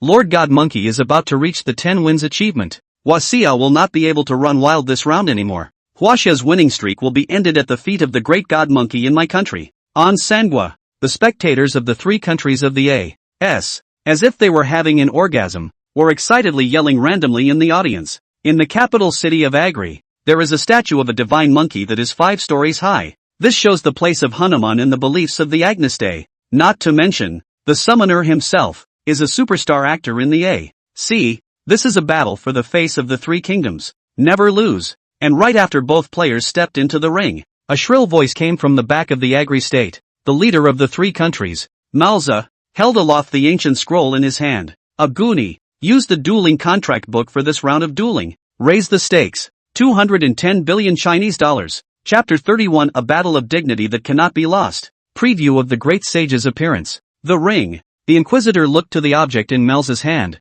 Are you sure you want to use the indenture in this round of duels? Malza didn't answer immediately. Instead, with a sad and determined look on his face, he looked towards the audience of the 3 countries of the Arakanese nation. Can you say yes to China illegally detaining our compatriots and extorting money from our country? Can't. To make Wasia pay back twice as much. Rise and shine, tribe. Seeing the righteous indignation of the A.T.A. in the audience, Malza wiped the corners of his eyes in a fake manner and shouted sternly. Now, we not only want to take back our compatriots, we also have to make Huaxia understand that I, the 3 kingdoms, am not to be insulted. So, this round, I, Agri, will raise the bet. The 2 players, Valen and Pace, as well as 210 billion Chinese dollars. With these words, the viewers of the A.C. were in tears. My country, the 3 kingdoms, deserves to be the most democratic country in the world. For the sake of the contestants, they even resorted to using such a treasure as the dueling contract book.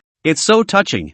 Valen, Pace, I'm sure you guys are strong and didn't give in to the Chinese as well. You're the heroes of my A.S. Right. The 2 heroes will definitely not bow down to the despicable Chinese. This way, if we win the duel, the 2 heroes, Valen and Pace, can go home. Damn Chinese. Let's see if you still dare to detain our people casually in the future. The cowardly nation of Huaxia, who arrested our heroes indiscriminately for fear of our country's strength, will now make you give it all back. The 3 kingdoms rise up. The 3 kingdoms are number 1 in the universe. Compare that with the agitated A.S. Some of the eating audience felt a little surprised even though they didn't have as big a reaction as they did. 210 billion Chinese dollars. That's no small amount. Even today, with the growing decline of China, the purchasing power of the Chinese currency is still at the forefront of the world. Countries that rank a little lower in the world rankings probably gross just that much in a year. But why not add more? The dueling indentures can be increased as much as you like. 210 billion is a lot, but it's not enough to hurt the big country of Huaxia. For a while, all the spectators in the ring were talking about the raise. The ring. Luo Yi didn't pay attention to the noise in his ears. His eyes, however, grew cold. Having done wrong in my country, he now turns around and slanders and smears my country. This ugly face. Really, it's upsetting.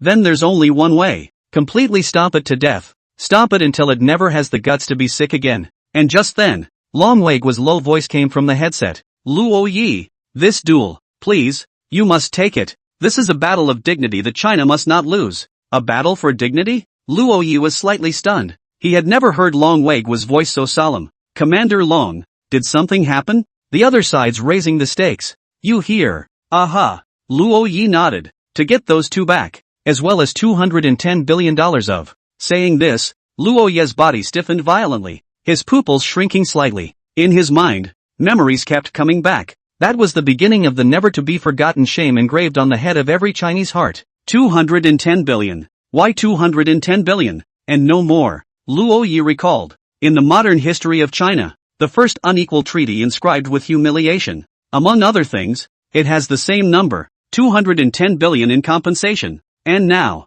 the same figures were used by the three countries. A different kind of meanness. The presumption is to once again pin Xia back to a similar humiliation. Thinking about this, Luo Ye's eyes had surfaced with blood, and because of his anger, the veins on his arms were clearly defined. He wanted to kill someone right now. Commander Long, don't worry. Today, I will make the three kingdoms understand what price they need to pay for angering China. Please, Long Weigua said in a deep voice. Originally, I wanted to let them off once, but now it seems that there is no longer a need for that. When you return from your victory, the video will be available to the world. These San must be made to know that the dignity of China does not allow any infringement. Above the ring, the atmosphere became more anxious because of the appearance of the indenture. The dueling indentures are in effect. In this round of the duel, if the three kingdoms win against China, they will receive an additional 210 billion Chinese dollars. And the Chinese side must immediately and unconditionally release the three kingdoms, according to the rules of the indenture. By the same token, if the three kingdoms lose the war, they will similarly compensate Huaxia 210 billion Huaxia coins. The Inquisitor finishes reading the extra rules and looks over at the two men in the ring, who have long had their swords drawn. Now then, the duel officially begins. Boom! The judges leave the ring as the ring boundary rises. The two men in the center of the ring set their eyes on their opponents at the same moment. Saman smiled contemptuously and slowly straightened his short hair. Chinese brat, if you don't want to die too ugly, surrender and admit defeat before I do. To deal with a little brat like you and have to use the Divine Monkey Lord is truly an insult to the divine monkeys of my Agri Kingdom. TSK. Luo Yi was unmoved, like he was looking at a dead man. Is your nonsense part of your showmanship? I hope you don't scream too loud when I break your bones later. The corners of Saman's mouth grinned, and his eyes took on a ferocious glint. That's a big mouth. Is it already starting to lose its mind because of a few wins? Kid, today I'll let you know what kind of gap exists between S-Class and Quasi-SS. The words fell. Saman folded his hands and fell on his knees, bowing heavily like a devotee. Knock, knock, knock. The three kowtows fell as if they had the force of 10,000 pounds, shattering the ring with cracks like spiderwebs. Through the surface of the ring, a crimson light burst out, as if there was blazing magma surging madly underground. Immediately afterward, an ancient rune emerged from the ring floor, and the originally solid ground gradually became soft, growing dense vines that quickly climbed and wrapped around the edge of the ring. A rich sandalwood scent filled the air, and a melodious and mysterious Sanskrit sound came from nowhere. Suddenly, there was a rumble. A huge crack appeared in the center of the ring. A huge light jetted out from the center of the ring. Amidst the light, a humanoid creature with burning flames on its feet appeared in the ring. He was bare-chested and muscular, his golden fur gleaming in the light. His eyes were like burning torches, emitting a chillingly majestic red aura. Indo Hanuman wore a radiant golden headdress. A wide gold belt was tied around his waist, and he wore a pair of loose red shorts underneath. On his arms and wrists, he wore golden armlets, and in his hands, he clutched a powerful tiger's head Rui golden stick. When he fully appeared in the ring, his powerful aura shook the entire ring slightly, and the audience was instantly silent. That mighty stance was full of domineering aura, making people almost not dare to look directly at it. Human body, monkey face, quasi-SS grade. Hanuman the divine monkey makes his appearance. Chapter 32 Chi Tian De Shang makes his appearance. Lord Divine Monkey. It's not comparable to the trash you met before. Saman was smug, looking down on Loha. Today you, Huaxia, are destined to be defeated at the feet of my godly monkey of the three kingdoms. The moment Hanuman, the divine monkey, appeared, the viewers in A.S.A. went completely crazy. They were chanting Hanuman's name vociferously in the audience, like enchanted believers. Spectators from other countries, too, were mobilized. As disgusting as the A3 is, They obviously prefer not to see Huaxia's winning streak continue in comparison. It's the same thing as being afraid of your brother driving a Land Rover. The same is true at the national level. You can bury your head in the sand and develop. But if you are seen to have great potential to threaten the existing world landscape, then all kinds of targeting will ensue. People are jealous. While in place, Luo Yi didn't even look at him. He just stared at the divine monkey Hanuman summoned by the other party with a smile on his face and muttered under his breath. Divine monkey. Divine monkey. It's actually a monkey. Ha ha ha ha ha ha ha. Luo Yi laughed extraordinarily loudly, as if she had encountered some heavenly joke. In the ring, Saman is also stunned, then reacts with fake sympathy in his tone. What an overestimation. Since you've gone mad, let me, the god monkey of the Agnes Day, send you on your way. This perverse behavior, when it fell into his eyes, was undoubtedly a precursor to Luo Ye's inability to withstand the pressure and his impending mental collapse. The audience, meanwhile, booed. It turns out that this is the only level of Huaxia. As soon as the quasi-SS came out, it was immediately scared out of its wits. The divine monkey of the three kingdoms is only a little bit away from being SS ranked, and the Chinese summoner should be satisfied to have won 3 rounds in a row. Oh, poor Huaxia, it's so hard for a slightly stronger summoner to appear, and he's going to die soon TSK. In the ring, Luo Ye's laughter wound down, his gaze playful and, who told you I was crazy? Saman laughed, his face showing sarcasm, scared silly by the god monkey. Are you already babbling? There is no longer any room for you to struggle in front of my mighty god monkey of Agri. Meh. The corner of Luo Ye's mouth quirked as he returned the same color. And, in front of my Huaxia, there are actually monkeys who dare to call themselves divine monkeys. How ridiculous. Rubbish. Today I'll show you what a true divine monkey is. Oh, Saman froze slightly. This kid actually had the guts to fight back, and it really didn't seem like he was crazy? But, a real god monkey? Saman spun his brain frantically, but failed to find a relevant presence in the myths of Chinese lore. Huaxia, where's the god monkey from? In the audience, the viewers from various countries were similarly talking. Huaxia, there's a god monkey too? It's a lie. How come I've never heard of it? Even the local Chinese viewers were exchanging frantic words at the moment. However, there was still no one who could say where in the legends of China a similar divine beast had existed. Is it true that there are divine monkeys in China?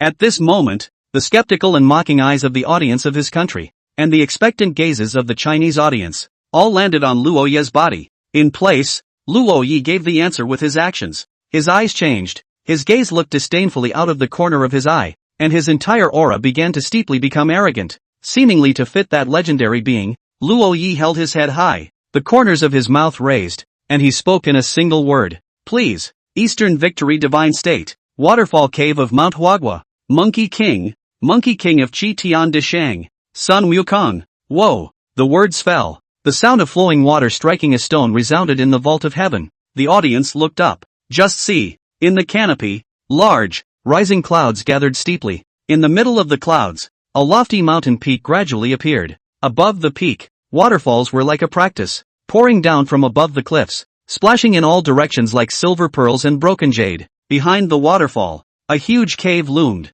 and the golden light filtered through the smoky haze in front of the cave like a dream. It seemed that inside the cave, there was some sort of great treasure, and as the picture became clearer, the roar of the waterfall became more and more deafening. The smoke in front of that waterfall cave seemed to be alive, slowly flowing and changing shape, sometimes like a dragon surging through the clouds, sometimes like a phoenix dancing in the 9 heavens. In the midst of this hazy and mysterious smoke, the playful sounds of monkeys and the chirping of birds were faintly heard. Gradually, the smoke began to dissipate and the outline of the waterfall cave became clearer and clearer. Through the mist, it could be clearly seen that there was a figure in the cave. All the light came from the unknown back figure that stood in the cavern, glittering with golden light. Seemingly sensing Luo Yi, the golden back steeply turned around, casting his eyes to reality, and then threw out an object in his hand. Rumble. Moment. The top of the ring shook violently, accompanied by a loud sound of gold and iron striking each other, as if there was a meteorite hitting the ground. The ring was instantly covered with cracks and dust flew up.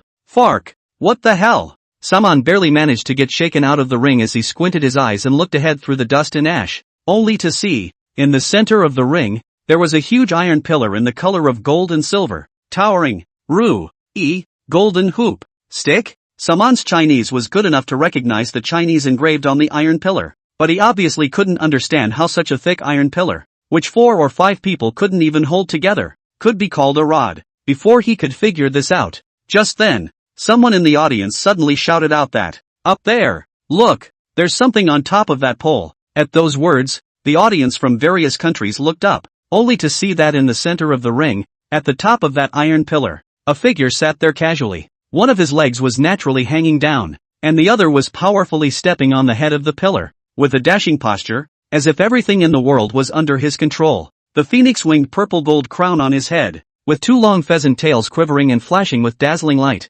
was like a phoenix spreading its wings, manifesting the majesty of a king, clad in lockjaw golden armor. One golden armor leaf was closely connected, and the light flowed brilliantly. That outfit was both incredibly gorgeous and full of prim and proper trespassing. Look again at his looks. Hairy-faced Lei Gong mouth. In his eyes, there seems to be two channels of golden light flowing. The Monkey King of Qi Tian de Shang, makes his appearance. With the appearance of the Monkey King, except for the Chinese audience, everyone from the rest of the countries felt as if a huge stone was pressed on their hearts, making it difficult to breathe. It was a feeling of oppression born of instinct. This oppression crushed all of the mighty pressure that Hanuman carried without mercy. Same with the god monkey. Hanuman of the Three Kingdoms is compared to Qi Tian de Shang of China. Whether it's the face value, or the mighty pressure, crushed on all fronts. Chapter 33, Qi Tian de Shang who was not good at fighting? Look at the mighty Monkey King. The Chinese audience felt an inexplicable sense of familiarity. In the back of his mind,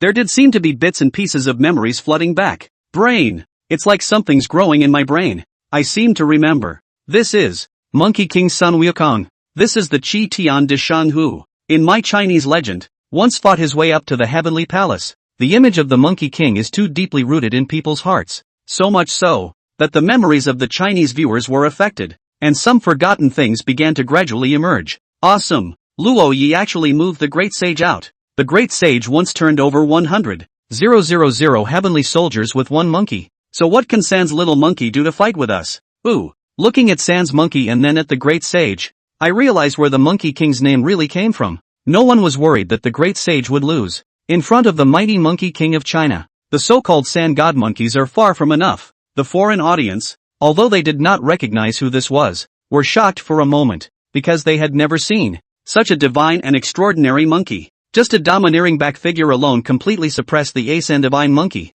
Even the viewers of San's own country, although they remained unconvinced on their lips, they were still jealous in their hearts. The divine monkey Hanuman, who was supposed to be powerful, was directly turned into a fringe supporting role in seconds at this moment when compared to the Chinese divine monkey. Especially Hanuman's hairless monkey face, how it looked funny compared to the other. In the ring, Saman is also taken aback. The divine monkey that Luo Yi had summoned had a brutal appearance and extraordinary aura, and at a glance, he knew that it was by no means a simple character. However, he still had confidence in his Hanuman. Above the ring, strength is king. Hanuman, do it! Saman yelled. In place, Hanuman's eyes flashed and he had long been unable to resist the urge to strike. Boom! The ring floor was in pieces. The figure of Hanuman, the divine monkey, disappeared in place at the same time.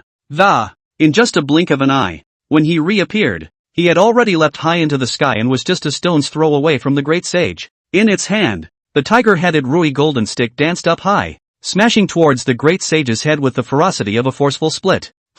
At the top, the great sage just casually swept Hanuman's movements, and instantly revealed a few moments of contempt. Where did the little demon come from that dares to be wild to my old son? The words fell, his eyes lifted slightly, and two terrifying and incomparable golden beams of light shot out of his eyes abruptly. Eyes of fire. Snort! It was as if the god of heaven had drawn a golden line in the dome of the sky with a pen, and at the end of the line was the figure of Hanuman woefully raising his stick to resist. Even so, it was still difficult for him to resist this powerful force, and he was directly flown out without any resistance until he hit the ring boundary. Boom! As the ring's boundaries resisted, the power of the fire I dissipated in Hanuman fell heavily to the edge of the ring. At this moment, Hanuman, who landed on the ring, was as black as charcoal, still emitting a burst of black smoke, as if he was a piece of firewood stick that hadn't been burned dry. Compared to the posture that had just been described as majestic and domineering, it was now like two monkeys. How is this possible? In place,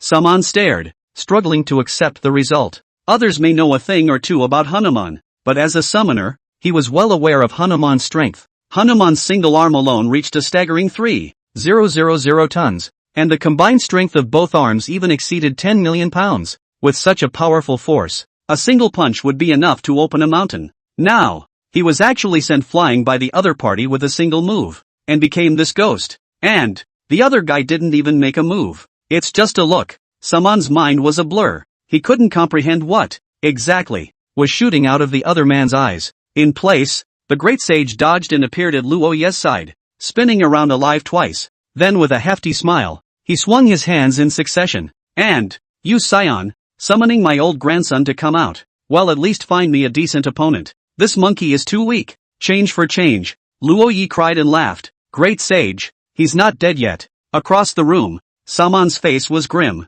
Change it? What a joke. Hanuman the god monkey isn't dead yet. Do you really think you've got me? Hanuman, how long are you going to sleep? Saman, with a scowl on his face, could no longer pretend to be graceful, and spoke in a violent tone to Hanuman, who was on the ground. Show them your true power. It had to be said that the quasi-SS ranked Hanuman did have thick skin. Taking a hard hit from the great sage's fire eyes, he was in a sorry state, but he didn't lose his combat power completely because of it. As Saman's voice fell, the divine monkey Hanuman slowly climbed up, and he, who had been defeated, was enraged, staring at the Monkey King and letting out a low roar like that of an ancient Tyrannosaurus Rex. Roar! In full view of everyone, the sinews and flesh of his limbs bulged, and his entire body enlarged at great speed like an inflated balloon. In the blink of an eye, the black divine monkey grew insanely to 100 meters tall, like a small mountain-like giant. If not for the enlarged space of the ring, I'm afraid that the entire ring would not be able to accommodate this giant monkey's casual two-step leap.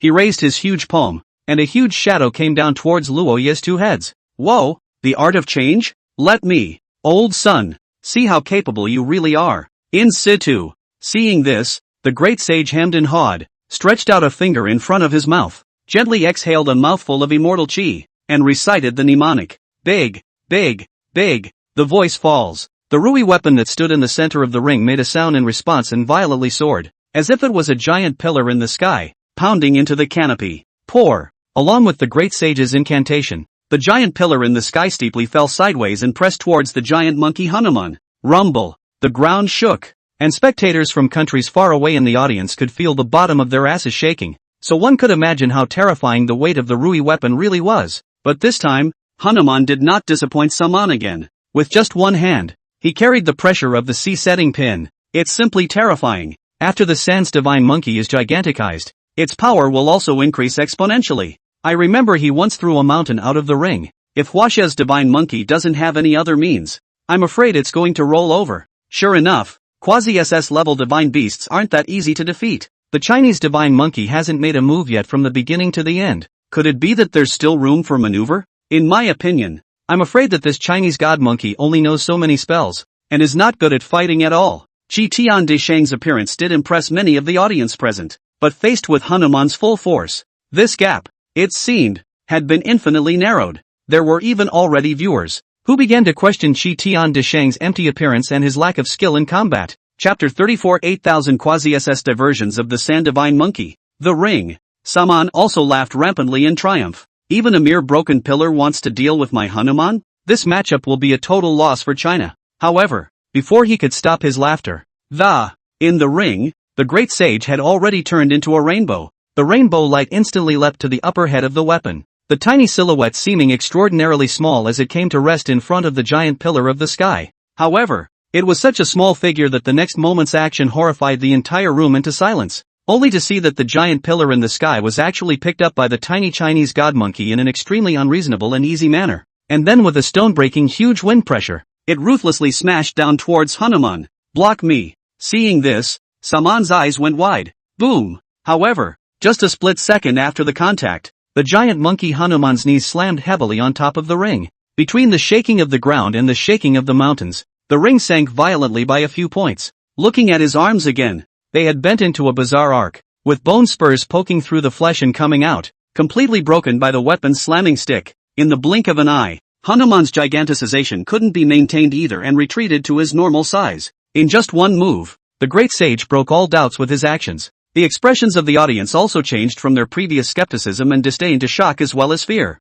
Thick gift of thanks. This Chinese god monkey, what kind of strange power is it? With this one blow, I'm afraid a mountain could be dry crushed by him. Baka wa siya. Surprisingly, there's such a strong divine beast. What level is this monkey? Is it an SS? Why do I feel that this monkey is so much like the divine beasts of my Great Cold Republic? If I remember correctly, your Great Cold Republic has several divine beasts that were stolen from China, right? What? Occupational disease again?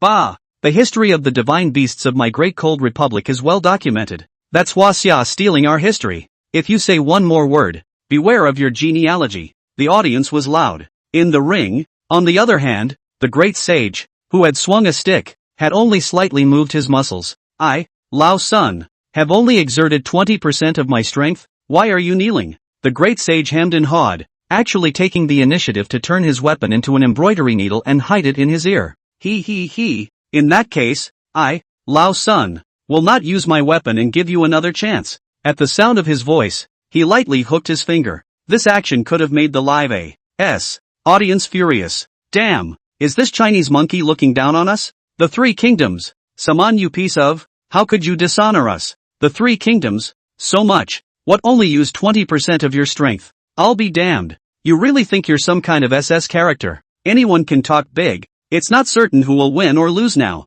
Hanuman, you are a divine beast representing wisdom and power in my country of Anu. Stand up and defeat this arrogant monkey. As Saman listened to the angry voices of the crowd behind him, he could only feel a flame of anger burning in his chest. Since becoming Hanuman's summoner, he had never been looked down upon as much as he was today. It seems that with the power we have now, we won't be able to win against this monkey from Huaxia. I didn't expect to be pushed this far by this Chinese kid. With this thought, Saman looked towards the fallen Hanuman. His eyes steeply became sharp, and with a whoosh, a sharp dagger appeared from his hand. He gripped the dagger tightly, his eyes crazy, and steeply aimed the tip of the blade at the heart socket. Pust. Blood sword. On the Chinese player's table, a player saw Saman's action and stood up violently. In the ring, the most extreme battle method, sacrificing the summoner's own life and essence to maximize the power of the divine beast. This Saman is a little tougher than anyone thought. Meanwhile, Hanuman, who was kneeling with his head hanging down, surprisingly began to heal at the point of his broken arm at a speed visible to the naked eye. One man, one beast, and this is the end of the line. In place, all of Saman's robust figure began to shrink, and his short, originally black hair lost a layer of oily luster. Like a nest of dead grass, the three countries will not lose. It was accompanied by a spirited roar from Saman. The body of Hanuman in place glowed red, and he stood upright once again as his torso inexplicably began to tremble at a high frequency. Whoa! Luo Yi kid, what is he doing? In place, the great sage didn't care about Hanuman, instead blinking a few times, poking Luo Yi and pointing at Saman. Fighting is fighting. What do you mean you suddenly stabbed yourself with a knife? You want to splash my face with blood? Luo Yi smiled calmly, couldn't beat it, got anxious. A man and a monkey, with a look of watching the show, pointed at Saman, not caring how Hanuman had turned out to be, and for a few breaths, as the ring audience watched, the frequency of the divine monkey's shaking had already appeared as a residual shadow, and when a certain threshold was reached, the residual shadow actually gradually solidified into a solid body. The second monkey, Hanuman, also repeats the split at high speed. 2, 4, 8, 16, 32, 64, a row, a circle, a ring, in full view of everyone. The number of divine monkey Hanuman grew geometrically until the entire ring was filled with Hanuman figures. In place, Saman's life force was drained dramatically, going for at least 20 years or more in this short time, and his hair had turned gray. For Luo Yi and the great sage's sideways flirting, he had a belly full of evil fire and silently chose to grit his teeth and endure it. Until now, Hanuman's schism is completely complete. His anger could finally be released. Chinese divine beasts and summoners, you all must die today. In the ring, after 13 full splits, more than 8,000 identical Hanuman completely occupied all corners of the ring, beyond the 5-meter radius of Luo Yi and the great sage's foothold, including the sky above the ring. All of them were Hanuman's figures at the moment. In both aura and appearance, all Hanuman are as one. This meant that there were a full 8,000 or so quasi-SS classes in the ring at the moment. All the spectators were dumbfounded. My god, how can this be a fight? Just the sea of men alone is enough to crush Huaxia to death. I had thought that the three kingdoms were going to lose, but I didn't realize that there was actually such a killer move. It's too terrifying. A whole 8,000 or so quasi-SS god monkeys. Even if the Chinese god monkeys are really SS ranked, I'm afraid they won't be able to resist. Yossi, the arrogant Chinese will finally taste defeat now. Ga ga ga. The situation is once again reversed. The A.S. crowd cheered again as well. However, at this moment, the Chinese audience, however, froze. Playing diversion in front of the great sage? Monkey, are you serious? Chapter 35, Fourth Matchup. Hwa finishes. At this moment, even though his body had been hollowed out, Saman couldn't help but show a smug look. Hwa, let's see how you're going to fight me this time? All Hanuman on command. Kill them. The joy of victory was written all over his face. It was as if he had already foreseen the tragic situation of Hwa's defeat. The moment the words fell, the sky was swarming with Hanuman swarms, swarming down. Seeing this, the great sage didn't nag and directly turned into a rainbow and flew up, in mid-air, brazenly meeting dozens of Hanuman. In just a split second, the Hanuman swarm in the sky flew out in all directions like cannonballs. Under the ring, at least hundreds of Hanuman were affected and knocked over. In the air, the great sage was the only one standing proudly, his locket gold armor gleaming. Even if it was a bunch of quasi-SS, the great sage still effortlessly blew them all away in an instant and regained dominance of the airspace. Seeing that the Hanuman group had lost again, Saman became enraged. Go, all of you. In the ring,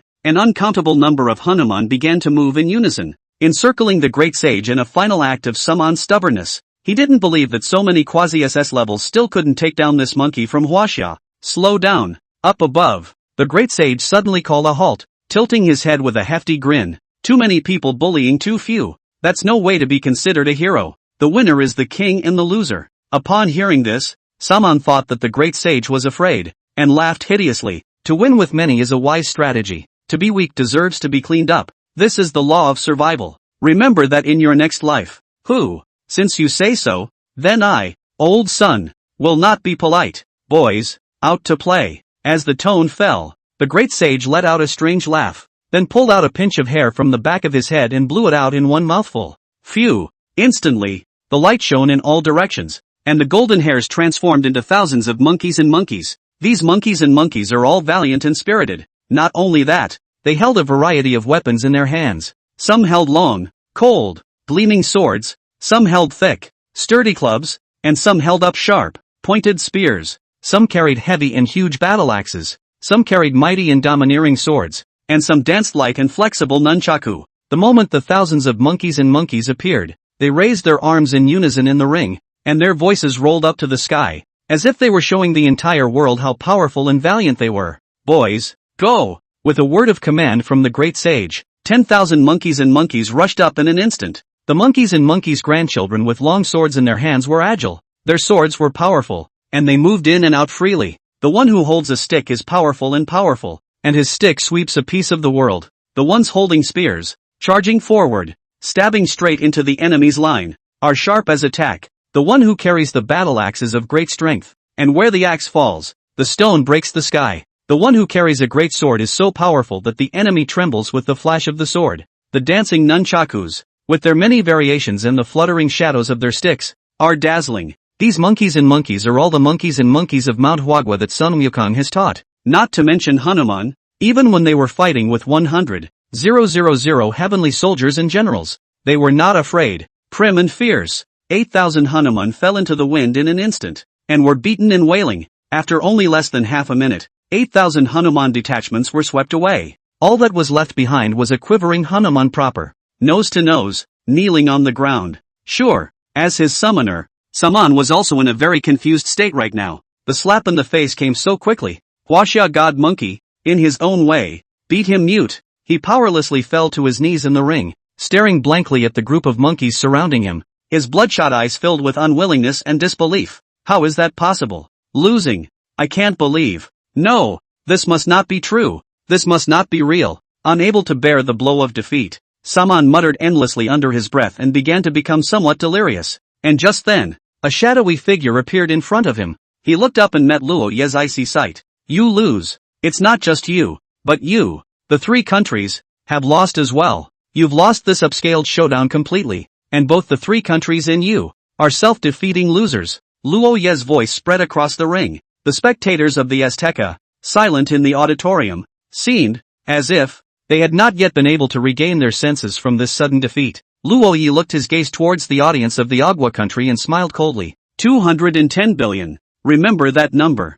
This is what you, the three countries, have asked for. This statement was made. The viewers of the A tribe came to their senses and instantly exploded. They glared angrily at Luo Ye from the audience, glaring at him in death. But unfortunately as the losers, they couldn't do anything but be impotent and furious. Damn Chinese people, how dare they rob us of $210 billion in A.S. I hate it so much. 210 billion Chinese dollars. Enough for me to eat masala for how many years? I'm pissed off. Damn it. This is all Saman's fault. If he hadn't been so careless in alerting the Chinese divine beast, how could we have lost the match? That's right. This Saman guy. Now that I think about the movies he's done, it's disgusting. Simply failed so many fans in my country of A.S. to trust him. What quasi-SS divine beast? What divine monkey Hanuman? All of them are fake. Saman is a useless piece of trash. This 210 billion should be paid by Saman, the punk, alone. That's right. He's the one who lost the match.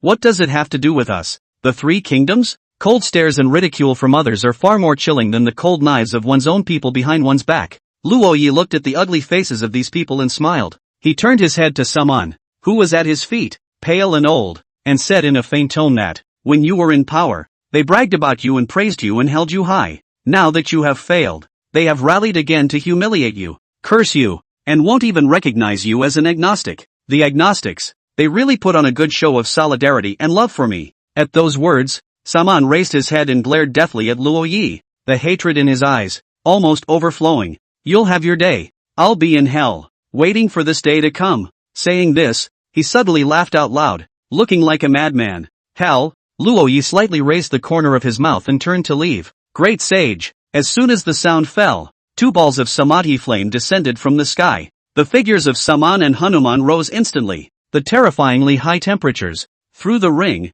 were transmitted to every spectator's body, as if they were in a furnace. Without even having the chance to scream, Saman and Hanuman turned into two clouds of black smoke. That wasn't all. In place, two humanoid soul bodies suddenly appeared in the flames. In full view of everyone, the two masses of souls merely struggled painfully for a moment. And then they too were directly burned into nothingness. The soul is broken. In the distance, Luo Yi's expression was bland and self-conscious as he watched all of this, not feeling the slightest bit of cruelty. Stupid. If you want to go to hell, you have to have my permission to do so. Chapter 36, My old grandson is now on fire. Saman is dead. Ring life and death fights are so cruel. Only the winner is entitled to walk out of the ring alive. However, the result of a soul being dispersed is still a bit hard to accept, especially those Western audiences who believe in Jesus. When you die, you're not even given a chance to go to heaven? There were constantly spectators getting up and angrily denouncing Luo Yi as inhuman and a downright cold-blooded demon. In response,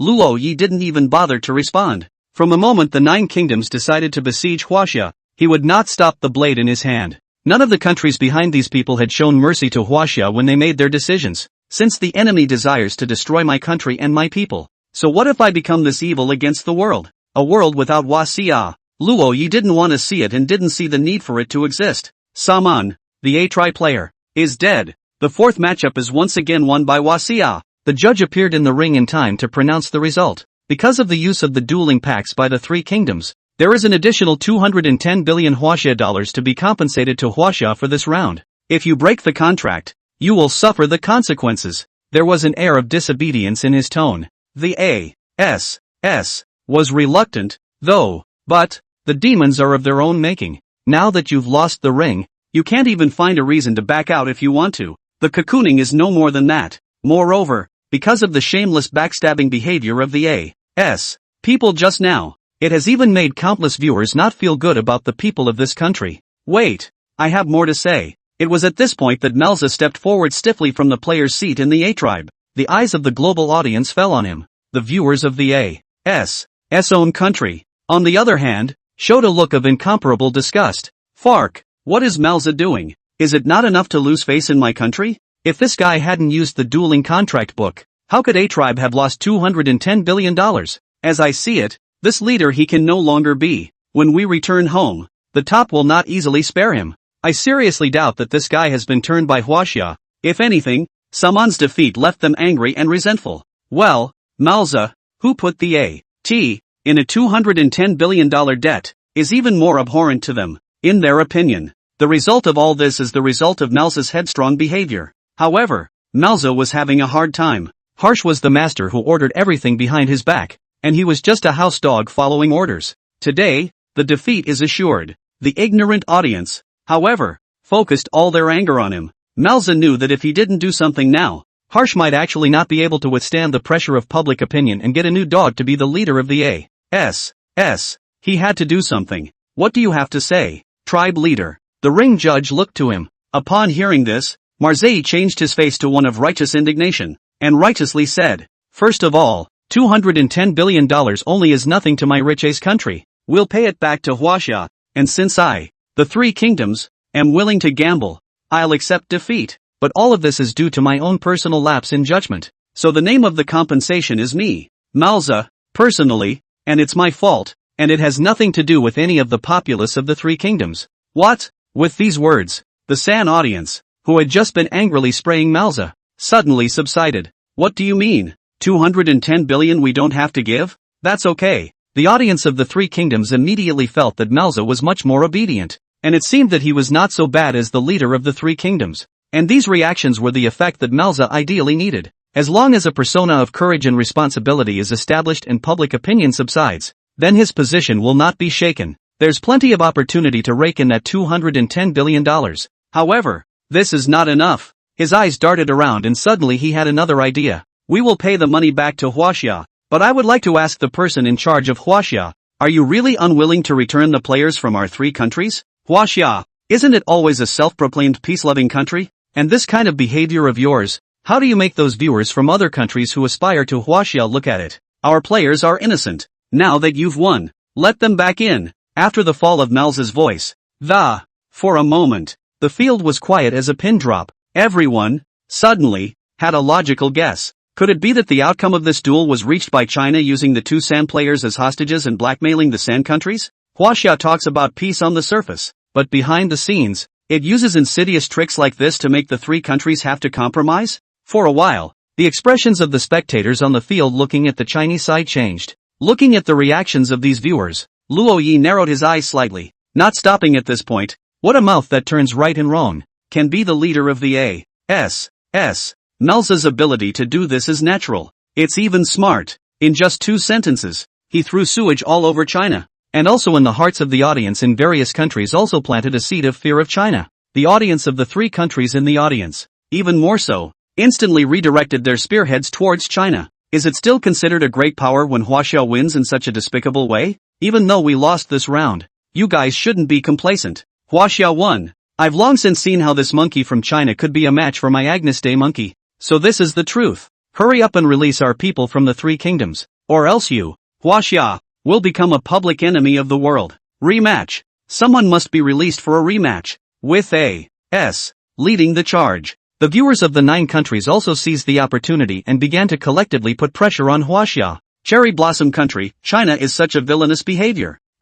Cherry Blossom Country, look down on you and advise you to release them immediately. Beautiful country, this behavior of China is a fundamental violation of international law and a defiance of human rights. Republic of the Great Chill, Ashiba. If China doesn't release them, the Republic of Big Chill will impose sanctions on China. So think about the consequences. Sunless Empire, I hope that China will hurry to release the people and give the international community a reasonable explanation. The 9 kingdoms don't care what the truth really is. All they know is that this is a good opportunity to throw dirty water on Huaxia. And, along with that, the Great Sage also became the target of attack by the audiences of various countries. They have no qualms about belittling the level of the great saints. Even though the Chinese audience tried their best to fight back, they were outnumbered. Any justified counterattack in the self-evidence trap seems impotent. In the ring, facing a vocal crusade, the Great Sage grimaces and reveals a ferocious look. He himself was a master of battling the heavens and the earth. How could he suffer such taunts from a group of mole crickets that could be crushed to death with his hands?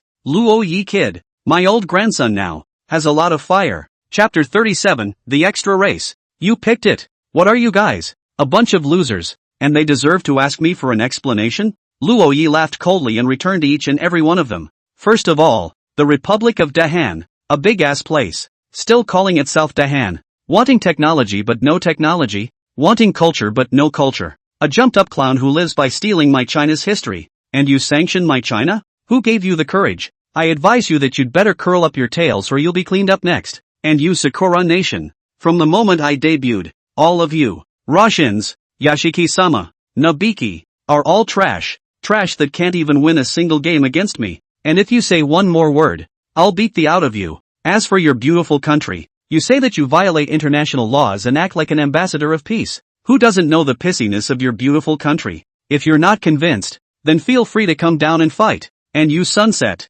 Old man, I advise you to be careful what you say. Young people do not have a light hand. If a punch to kill you, do not blame me for not reminding you to cut the fart. And finally you, Agri, you guys want a rematch, don't you? I promise. Speaking of which, the great sage, who had long since pressed on in place, re-pulled his weapon from his ear. Master Luo grinned, his finger pointing haughtily in the direction of the Ring of Agua. In this extra round, everyone from the Azteca in the scene, I will consider as my opponent. Great sage. The great sage who received the promise instantly had his pupils light up. Strong demonic chi erupted from his body, and in the next second, he directly smashed through the ring's knot interface and appeared in the sky above the audience of Agua. The savage demonic aura, unbridled, pressed horizontally towards the terrified audience of the three kingdoms underneath. The audience of the three kingdoms present, though few, still numbered a full 1,000. At this moment, they were all dumbfounded as they looked at the great sage above their heads, sensing the wrongness of the atmosphere.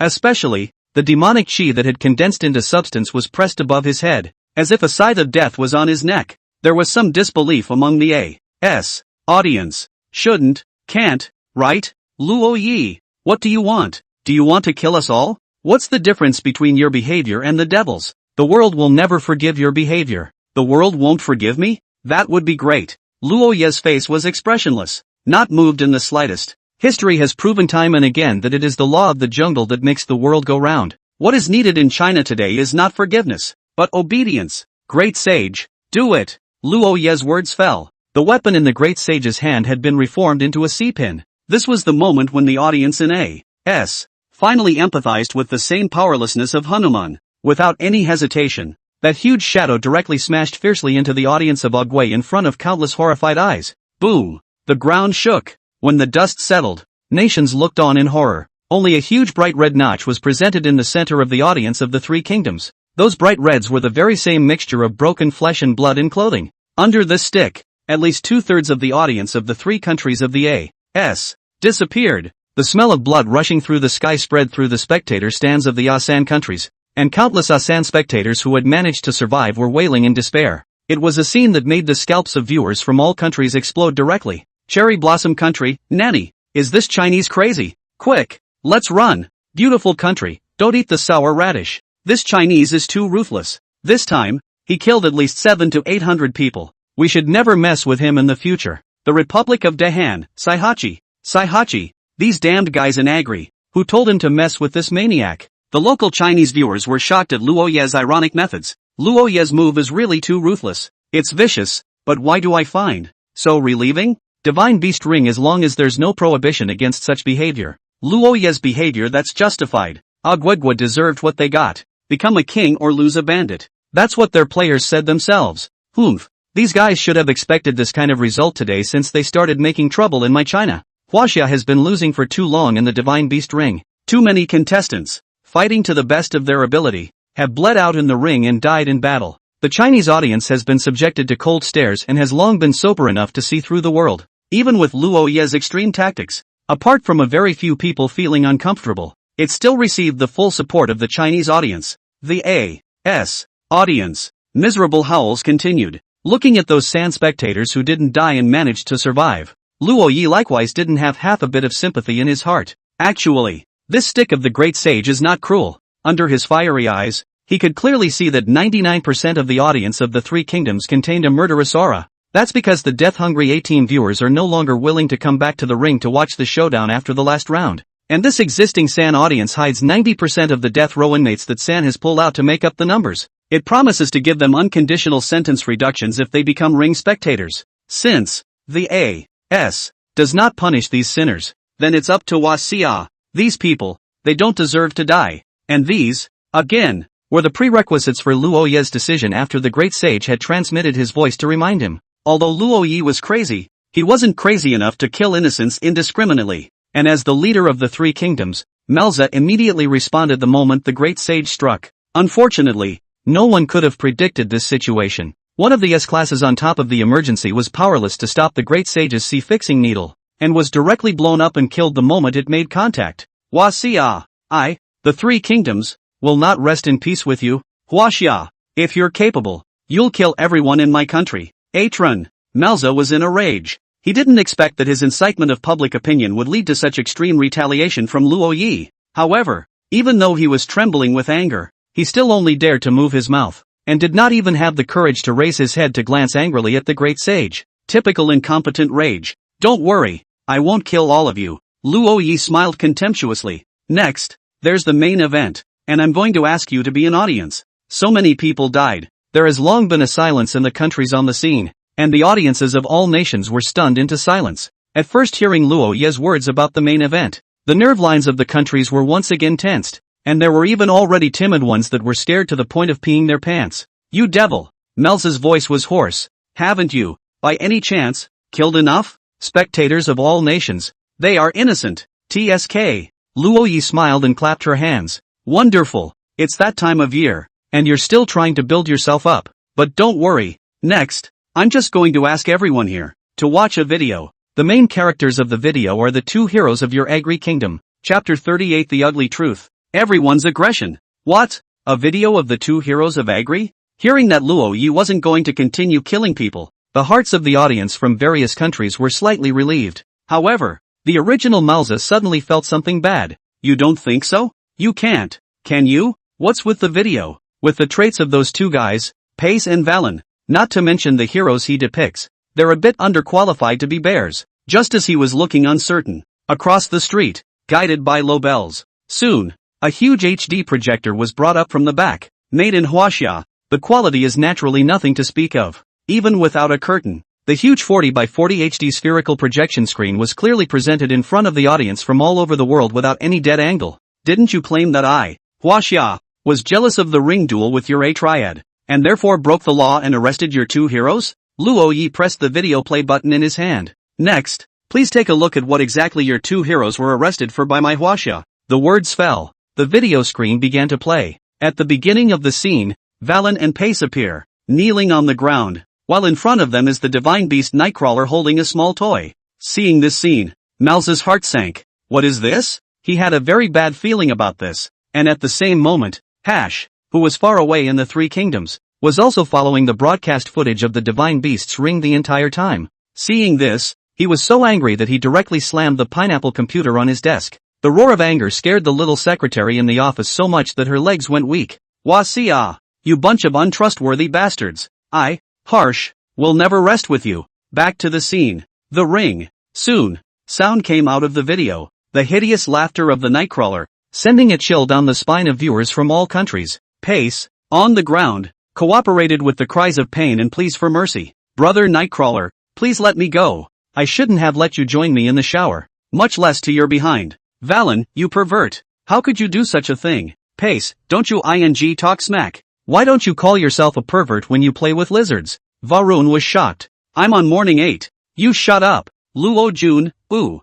he plays with lizards. You play with divine beasts. You guys in Agua really do have a lot of talent. What do you think? What should I do with you guys now? Pace, big brother of China. We are not talents. We are scum and scum. This time, kidnapping Chinese citizens, we already know that we are wrong. I promise that I will never set foot in China again. Moreover, the matter of kidnapping Chinese people has nothing to do with us. This was all arranged from above. The two of us were just following orders. We didn't kill a single Chinese at all. Pace was greedy and afraid of death, and once he saw that Luo Jun was full of sardonic smiles, he gave an account of everything one by one. Incidentally, there was an offhand revelation about the little game they both loved to play. Beside him, Valen was hardened. Kill me if you can, and the Three Kingdoms will avenge us. From the moment I took the mission, I never wanted to go back alive. I just hate it now. I didn't have time to kill all these 200 or so Chinese. I may die today, but tomorrow, on top of the ring, I, Aguagua, will definitely defeat Huaxia and collect this debt back ruthlessly.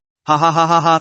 Before he could finish laughing, Nightcrawler can't wait to start serving the torture. For a while, the video became bloody. The two men were tortured by the Nightstalker in 18 different ways, and the blood did not stop from underneath the two men from that moment on. Their flesh was scratched and bruised. All the bones in his body were broken, showing a weird twisted posture. Pace, in particular, screamed horribly as he had a huge steel fork CD into his back by a nightstick. Thinking he had hard bones, Valen was also quickly defeated. Screaming and crying, he was trembling madly on the ground. His mouth, which had just been hard, was now softer than tofu. There was no need to be rushed at all, and he gave a clearer account of the full origin of the operation than Pace ever did. Some of the viewers who had just been sidetracked by Malza finally saw what was going on at this point. Water facts. How could the A3 be so bad? Surprisingly, they were the ones who took the initiative to violate the Divine Beast's law and were caught instead of attacking China? Damn it! Thanks to the fact that I was so supportive of them just now. Now that I think about it, I'm totally being treated like a little cutie pie by the Three Kingdoms.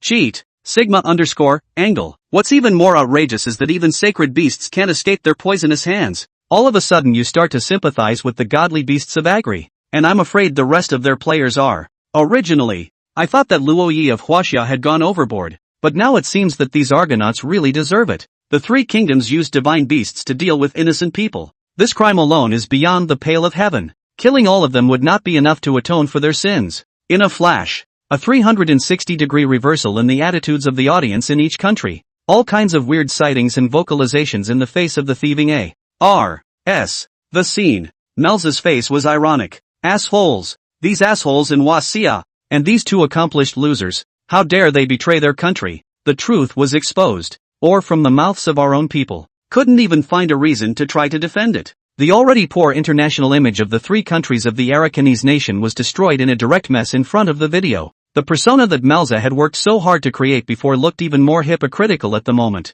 Not only has he not cleared his name, but at the moment he's taking the fall for harsh. Because, even he didn't know that there was such a thing as a video. At this moment, he was mad with hate. He hated Luo Yi, he hated Huaxia, he hated those two losers, and he hated Hash even more. And in the eyes of the audience, it was all Maltzar's own show there. If the Three Kingdoms had not taken the initiative to attack Huaxia, how could Huaxia have struck back with such a rigid tactic? Any way you look at it, it's you, A.S.S. Who's making a fool of yourself? Who can't sort out right from wrong with simple cause and effect? Huaxia, you guys wait for me. Sooner or later, you will definitely be made to pay. Malza glared deathly at Luo Yi. However, for this kind of powerless verbal threat, Luo Yi didn't even bring a proper look at him. As far as today's results are concerned, it's an open question whether Malza will even see the sun tomorrow. What awaited him back home was bound to be a flood of public opinion and the wrath of Harsh. Of course, if he hadn't been such a deadbeat,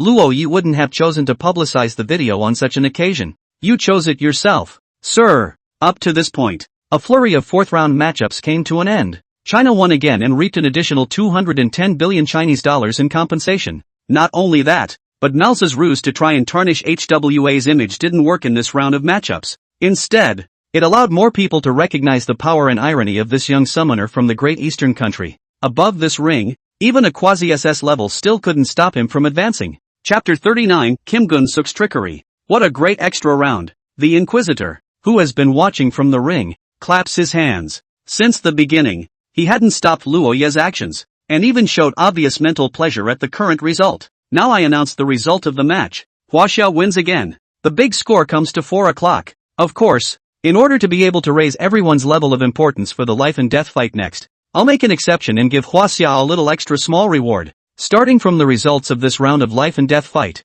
the winning country, Huaxia, will revive more divine beasts within this country. All existing divine beasts in the country will be upgraded. With these words, the whole crowd was abuzz. Revive more divine beasts and level up existing ones? This reward, it's too tempting. What he has improved is not just his personal strength, but a leap in the country's overall strength. Today's native Chinese divine beasts, excluding Luo Yi, the strongest existing ones are only a measly C+ grade. Any less, it could be raised to the level of A class. At the forefront of the world's divine beasts as a whole, even S-class and SS, may not be hopeless. After all, the Inquisitor didn't say, raise a few levels. Also, more divine beasts will be revived. These revived divine beasts would bring the overall strength of Huaxia to several more levels. The audience in Huaxia was stunned by this sudden splash of wealth. When China is strong, it is an honor to be a citizen of China. It's just that this judge's outburst is a bit too generous, isn't it? In place, Luo Yi frowned.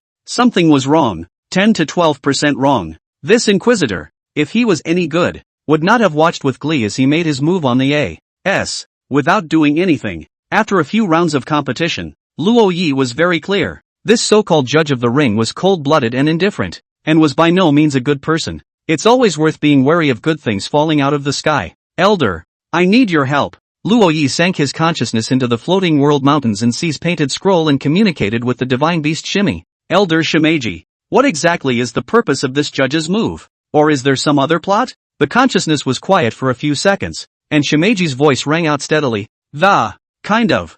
I can't believe I can only hear part of this judge's heart. There seems to be some other power interfering. But don't you worry, the conspiracy is not, because he made this move and called it a reward at all. Call it a reward? What's that supposed to mean? Luo Yi frowned in disbelief. Shimi explained, because you have evoked the great sage this round. His presence has greatly stimulated the senses of the Chinese audience, and as a result, the memories of the Chinese fault line are gradually resurfacing. At that time, the existing divine beasts will realize a rank leap, and more divine beasts from the Chinese heritage will be revived in this world. So it is. Luo Yi heard and understood. So, this was originally what Manhwa deserved. Yes, that's right, and he just found out about it. So he pretended. Then I'll put. And so on. Who taught you that last word? The kid named Lo. This concludes the fourth round of matchups. One by one, the audience from various countries began to leave the room. The faces of the leaders of the remaining 5 countries were so bad that they additionally apply to the inquisitors to add another 6 hours to their time. They need to talk it over when they get back. Next, just how to stifle this horrible summoner of China. Far away on the other side of the blue planet, inside some mysterious conference room, 9 familiar faces gathered together after exiting the divine beast ring space. None of the bright incandescent lights could illuminate the gloom on their faces. What? Are they all mute? Miyamoto, dealing with Huaxia was proposed by your Sakura nation, and now with this result, don't you have anything to say? The head of the beautiful country, Leo, had a look of displeasure on his face. The rest of the heads of the countries had the same look on their faces, especially Malza, the leader of the 3 countries that had suffered heavy losses, had a face that was worse than that of a dead mother or father. What was thought to be a hand-to-hand duel has evolved into this situation, which is more than anyone could have expected. Mr. Leo, let me state in advance that I, Sakura Nation, have not forced you all to join in the plan. Essentially, everyone here is the same. Miyamoto Shigezo grimaced. Since the countries behind each of you all want a piece of the pie, it's only natural that you share the risk of the consequences. Nowadays, there is no point in arguing. The thing to do is that it's time to think about the next round and what exactly we're going to do about HWA.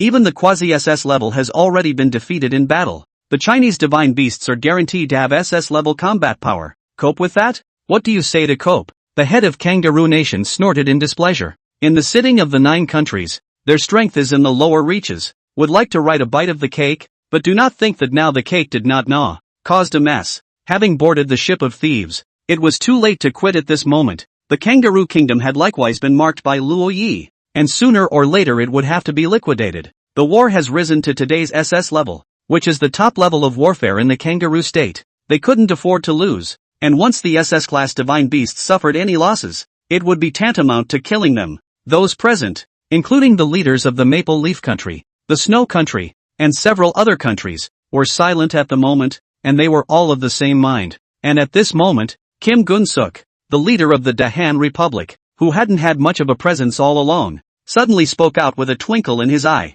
Gentlemen, I suddenly have an idea. I wonder if it's feasible. Leo, tell me about it. Nowadays, the momentum of Huaxia is strong, and it's hard contact. No one is pleasing, since the hard cannot be. Then change a strategy. The Great Bear Country, hasn't it always been on good terms with China? In that case, why don't we let them strike? The leader of the Maple Leaf Country frowned. You also know that the Great Bear Country is friendly with Huaxia, so how could they agree to make a move against Huaxia? That's not necessarily. At this, Kim Gun-suk is a cunning smile. China is far away in Asia, and the productivity level of the world's leading. Everyone here cannot whip long. Take him no way. But the Great Bear Country is a different story. With the influence of our 9 countries in the Western world today, if he, the Great Bear Country, dares to refuse, will he still have a good life after being sanctioned by our 9 countries jointly? And once the 2 of them fight, no matter who loses or wins, everyone here is a winner. And if both of them lose, it will be an even happier situation for all. When Kim Gun-suk explains what's at stake, all the leaders present gave him a thoughtful look,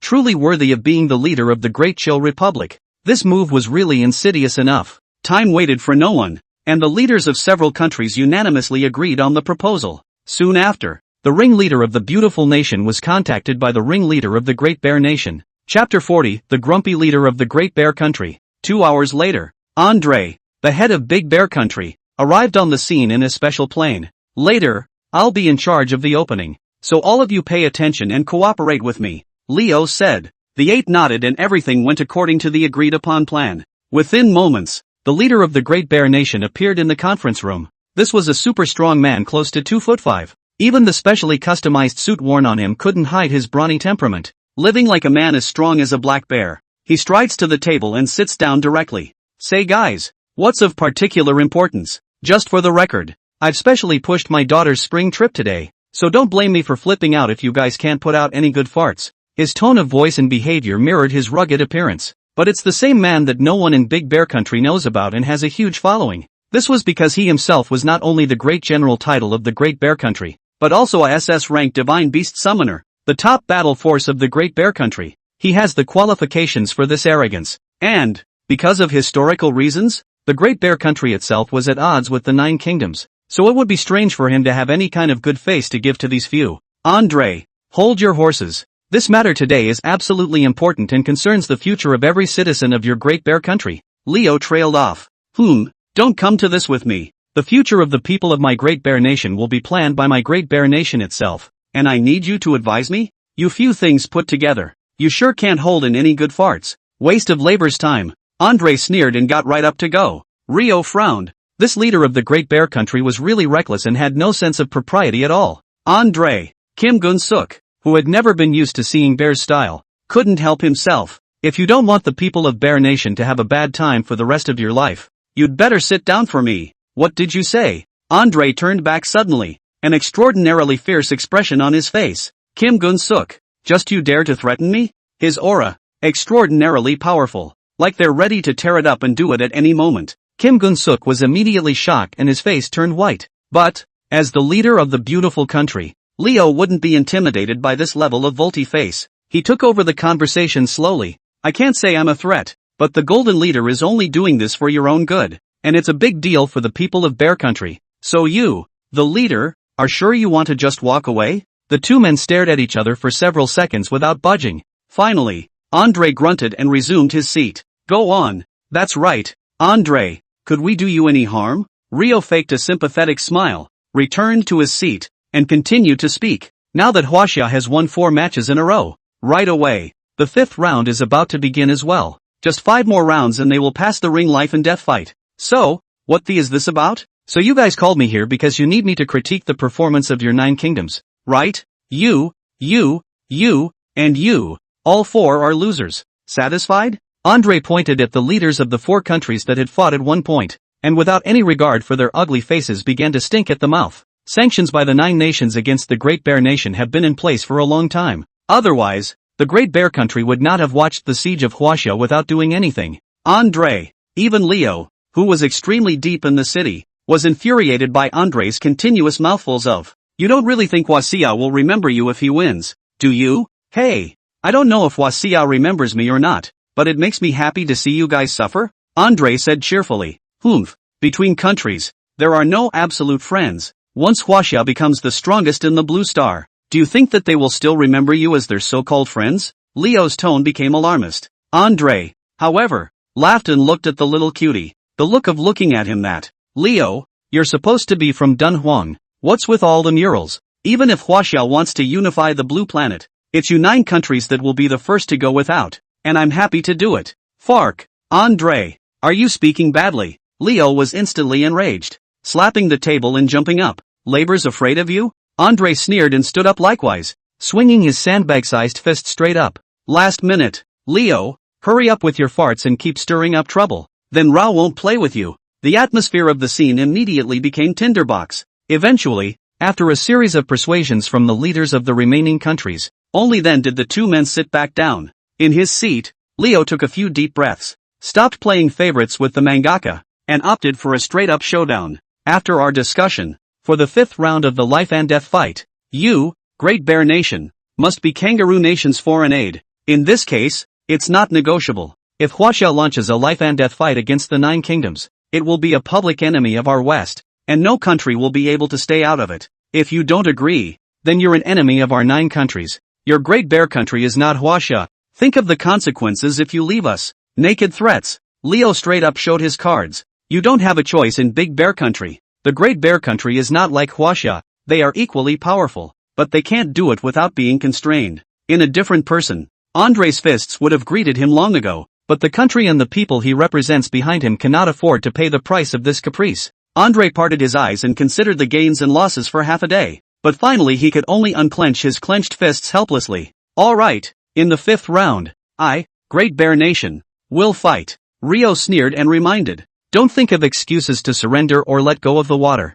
For the 5th round, we demand that the Great Bear Country must send out SS-level divine beasts. Bang! Andre flipped the table right over. Leo, do you believe that I can make all 9 of you bury me right now? Anger that could not be contained. Out of the battle he admitted. The big deal is to sell the old iron of Huaxia a favor. But SS class that was the top battle power of the Great Bear Country. And the loss of such battle power would be unbearable even for a powerful country like the Great Bear Country. Rio clearly understood this, and looked at Andre's menacing appearance without the slightest fear. Andre, even if you turn the sky over today, this condition is not negotiable. Leo watched him coldly as, think about the country behind you, that's our advice from the 9. You don't have a choice. Andre swept a vicious glance at everyone present, then turned and strutted away. He needed to contact Huaxia as soon as possible to come up with a plan to deal with it. Chapter 41, the upcoming Great Bear Nation vs. On the other hand, China, Divine Beast Ring Countermeasures Bureau. At the moment, inside the conference room,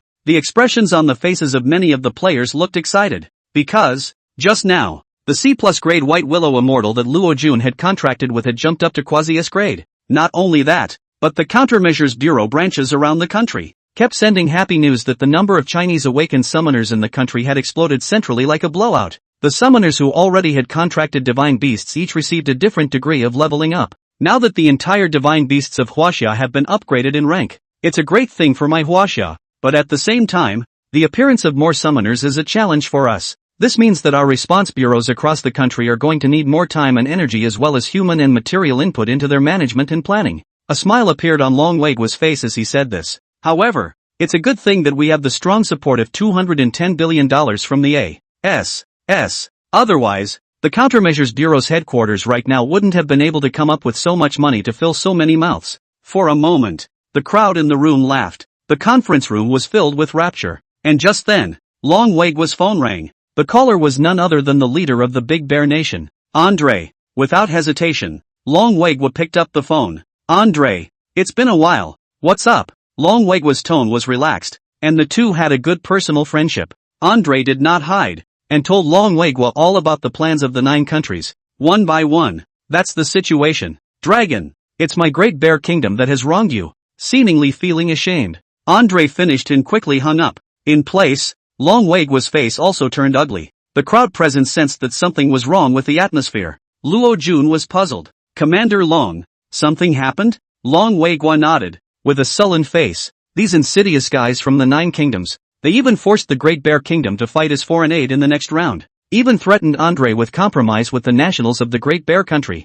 Everyone knows that Huaxia and the Great Bear Country have a very strong relationship, and this move is undoubtedly making it difficult for both countries. There must be a death in the ring life and death fight. Regardless of who wins or loses, the outcome will plant a nail in the hearts of the people of both countries. These guys, they're just despicable. There is no way out for the Great Bear Country. They still need to rely on the trade dealings of the Western countries. And once they are sanctioned, the socio-economic system will collapse very quickly. Long Weiguo rubbed his brow with a headache. I will report this matter to the top level, and try to strengthen the full depth of cooperation between the 2 countries, so that the Great Bear Country can get rid of this constrained situation as soon as possible. It's just that it's too late to make countermeasures now. This showdown with the Great Bear Country is something that Huaxia can't avoid. The people in the room furrowed their brows in agony. Not a big problem. And it was at this moment that Luo Yi, who was carrying a lunchbox, turned into the conference room. Just now, he had heard the general content. While drying his meal, he interjected, what is the divine beast sent by the Great Bear Kingdom?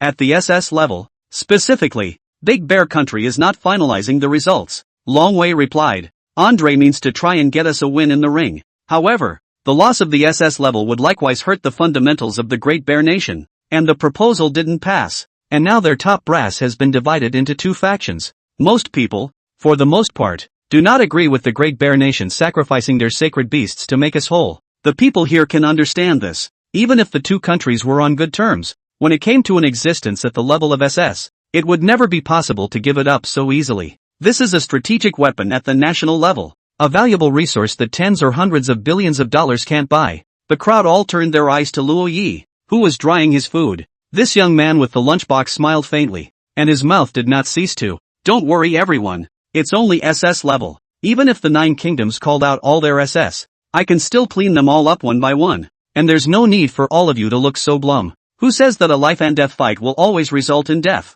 Luo Yi already had a plan in mind. Commander Long, feel free to tell the leader of the Great Bear Nation not to worry about losses. I have my own way of not having to sacrifice, so that even the Inquisitors can't find a break. Also, there is absolutely no need for such a thing as letting off steam, and in order to avoid being seen by the 9 kingdoms, it would be better to simply have a painful battle. In that case, it's good for them to deal with the 9 kingdoms. Luo Yi's tone was full of confidence. Hearing Luo Yi say this, Long Weigua also swept away his sorrow and revealed a joyful expression. Good. Since you have a way to deal with it, then everything will be up to you. He immediately called back Andre's phone and conveyed Luo Yi's meaning. At the other end of the phone, Andre obviously did not expect such a big problem. In the hands of China actually did not come to 5 minutes to be solved. Suddenly in a good mood. I really didn't expect it. You Huaxia actually have such a hand. I'm so damn lucky to feel 3 lifetimes lucky. I won't say anything else. The Great Bear Country, owe you Huaxia a favor. This round of duel is up to you Huaxia. However, for the record, my Great Bear Country's SS-class divine beasts are very strong. You guys don't want to roll over at that time out? Long Weigua cried and laughed as he responded. Stop spoiling the idiom. You'd better have your contestants prepare properly. Don't be scared by our Chinese divine beasts and wet your pants in public then. That would be a shame, ha ha ha. Time flies. After a night's rest, the time came early the next morning. 6:30 in the morning. Only half an hour remained until the 5th round of the ring. In order to show the importance of the Great Bear Nation, this round of the ring, the Chinese side was led by Long Weigua himself. The summoner leaders of the opposite 9 countries also began to appear one after another on their respective battle seats. The eyes of the Huaxia crowd and the leaders of the 9 countries met one by one. Opposite. Beautiful country. Cherry blossom country. Great cold republic and so on. Without exception, the leaders of these countries all revealed an unintentional and sinister smile at the Chinese side. TSK. Look at the look on these old faces.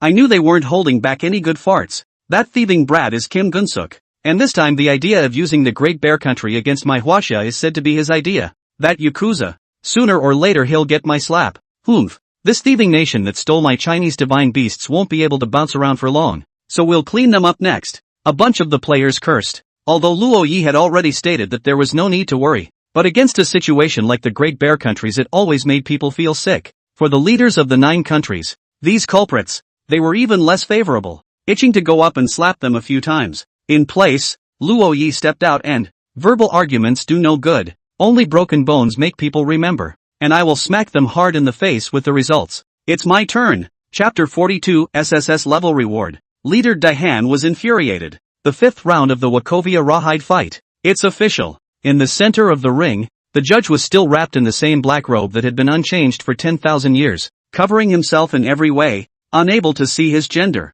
and even his race was completely unknown, mysterious to the extreme. 5th round of life and death fight. China versus Maple Leaf Nation. Please enter both players. With a command from the Inquisitor, Luo Yi appeared above the ring. Unlike in the past, after winning 4 rounds in a row, and especially after his performance against Ogway in the last round, Luo Yi's reputation had now risen to a peak. Seeing Luo Yi appear, cheers rang out from the audience of all nations. Those who are strong will always be recognized. Immediately following, the Maple Leaf Nation leader unsurprisingly stepped forward. This round, we apply for outside help from Big Bear Country. As the words fell, a tall blonde girl walked out from the direction of the Great Bear Country. She has delicate features, blonde hair and blue eyes, with the beauty of typical Western features. The dry, tight-fitting combat uniform emphasized that slightly hot body. In the unblinking gaze of the entire audience, she confidently mounted the ring and approached Luo Yi, stretching out her white palms with a generous smile. And,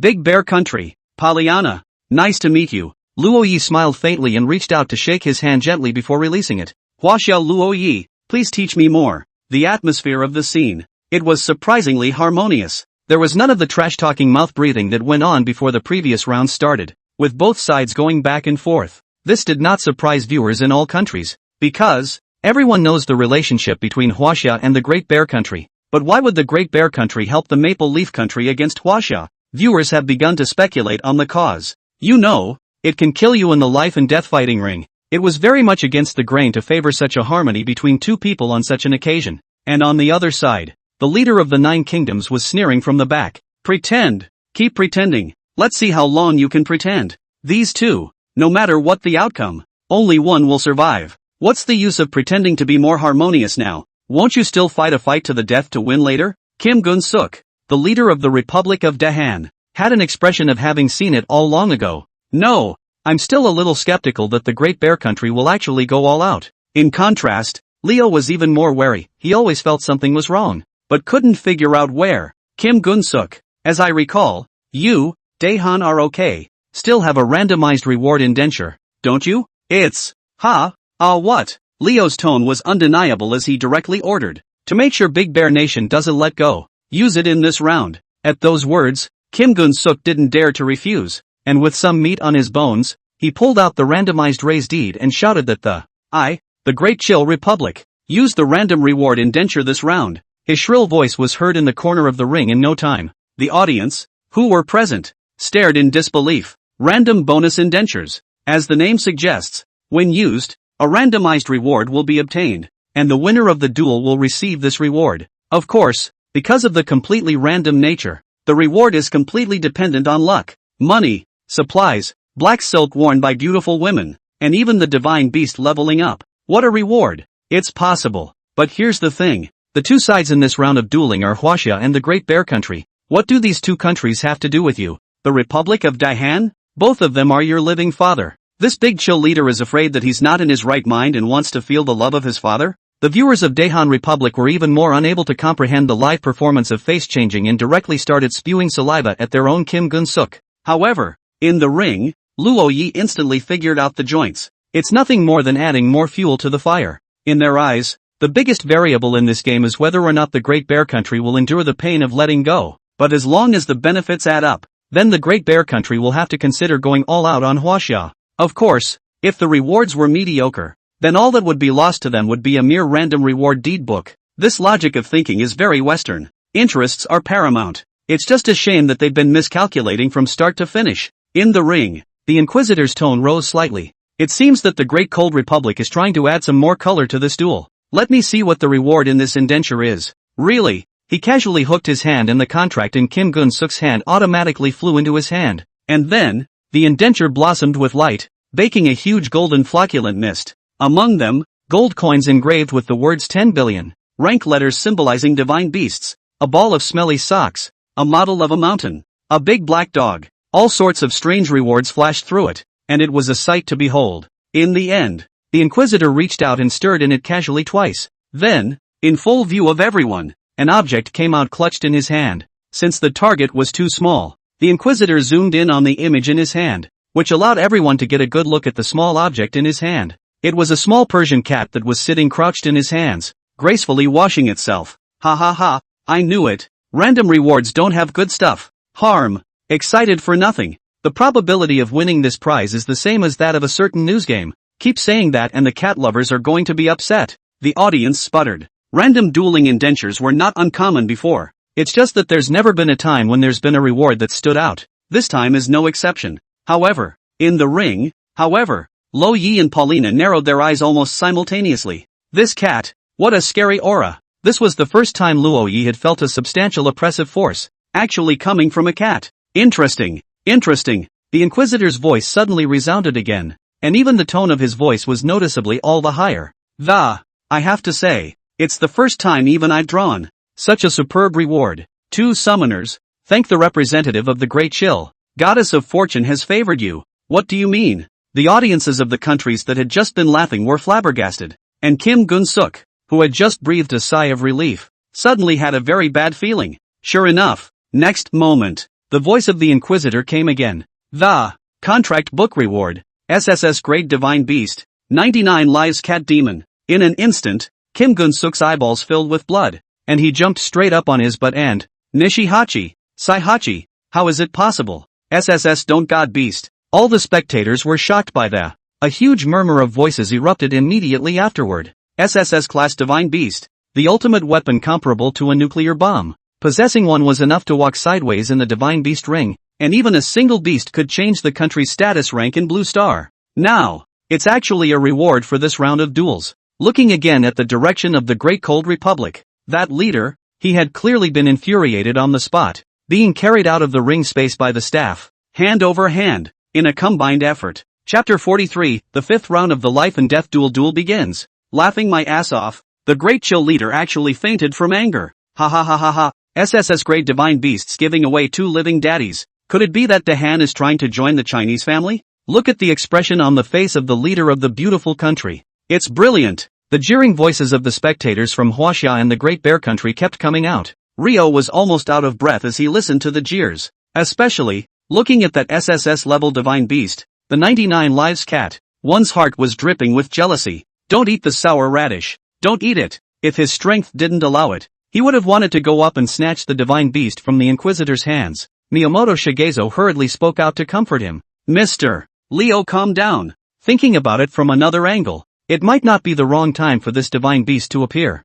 Both the Great Bear Country and Huaxia will definitely not give up on this SSS divine beast. Our purpose, we have achieved. It's not like it's a coronation that's losing out anyway, so Miyamoto Shigezo is fairly calm. If I had known that I would have drawn the SSS divine beast, how could I have cheaped out on Huaxia and the Great Bear Country? The veins on Leo's forehead were throbbing. What's done is done, and it can't be undone. He could only forcefully suppress his anger and keep consoling himself in his mind. The rewards are random. Even if we use them, we won't necessarily be able to draw the SSS divine beast. An increase of this magnitude will surely turn China and the Great Bear Country against each other. It's a good thing for us. Yes, it's a good thing. The leaders of the remaining few countries hurriedly followed suit and nodded in agreement. That's right. That's right. Good thing. Good thing. And just during their self-hypnosis, the spectators in Huaxia and the Great Bear Country also quieted down. They also figured out the problem with it. An SSS-level divine beast? No one would be willing to have it fall into someone else's hands.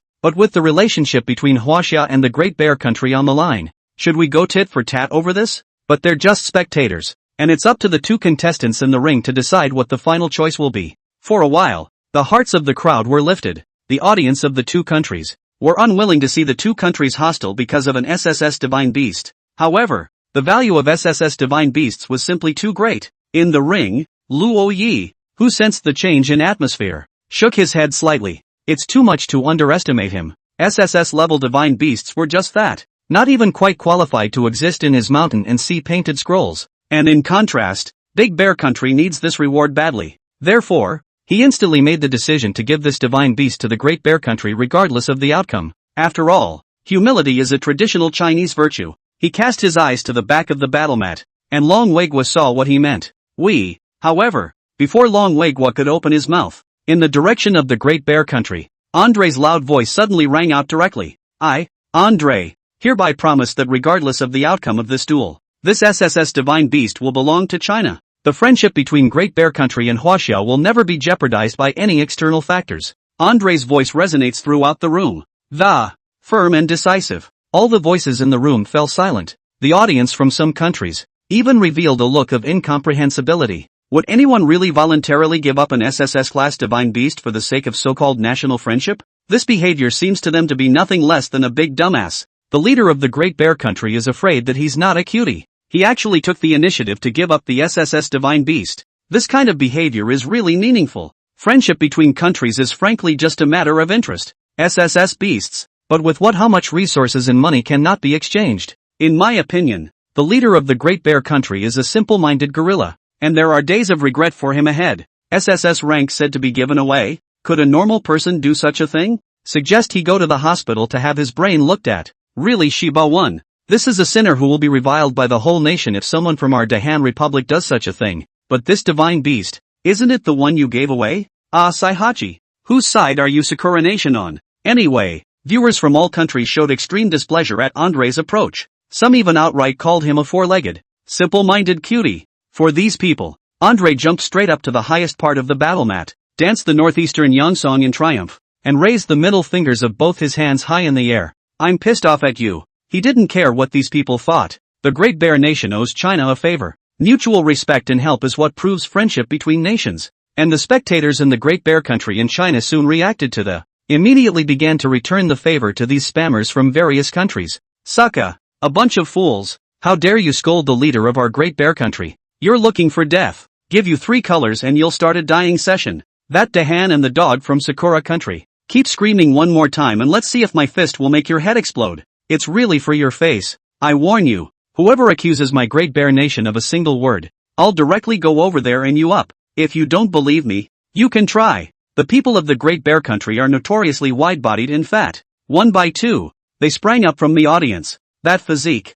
strong as a bear. The spectators from several countries who were still barking saw this and their voices were much lower. Can't afford to mess with that. One punch from these raging guys can really kill you. Compare that to the simplicity and brutality of Big Bear Country. The Chinese audience is even more direct, and the beautiful nationalism is exported out of the country without any money. Chow Nima. It's none of your business what the Great Bear Country does. What the hell are you doing here? A bunch of shameless goons. What are you guys but a lot of murals? What else do you have? I'll just jump up and be a flying Blanche. Let your mother go to heaven. What are you looking at? Come and fight one-on-one. Yell array. Seeing the fighting prowess of the Chinese audience, the spectators of the Great Bear Country gave a thumbs up. For a while, the two audiences combined their efforts and sprayed these inappropriate viewers. Spammers from all countries can only choose to hold their breath and retract their heads. What else can we do? You can't spray Wasia. You can't fight and you can't beat bear. You can only be a shrinking violet. Below the ring, the leader of the beautiful nation grimaced at the sight of the two countries' spectators raising and matching their strengths.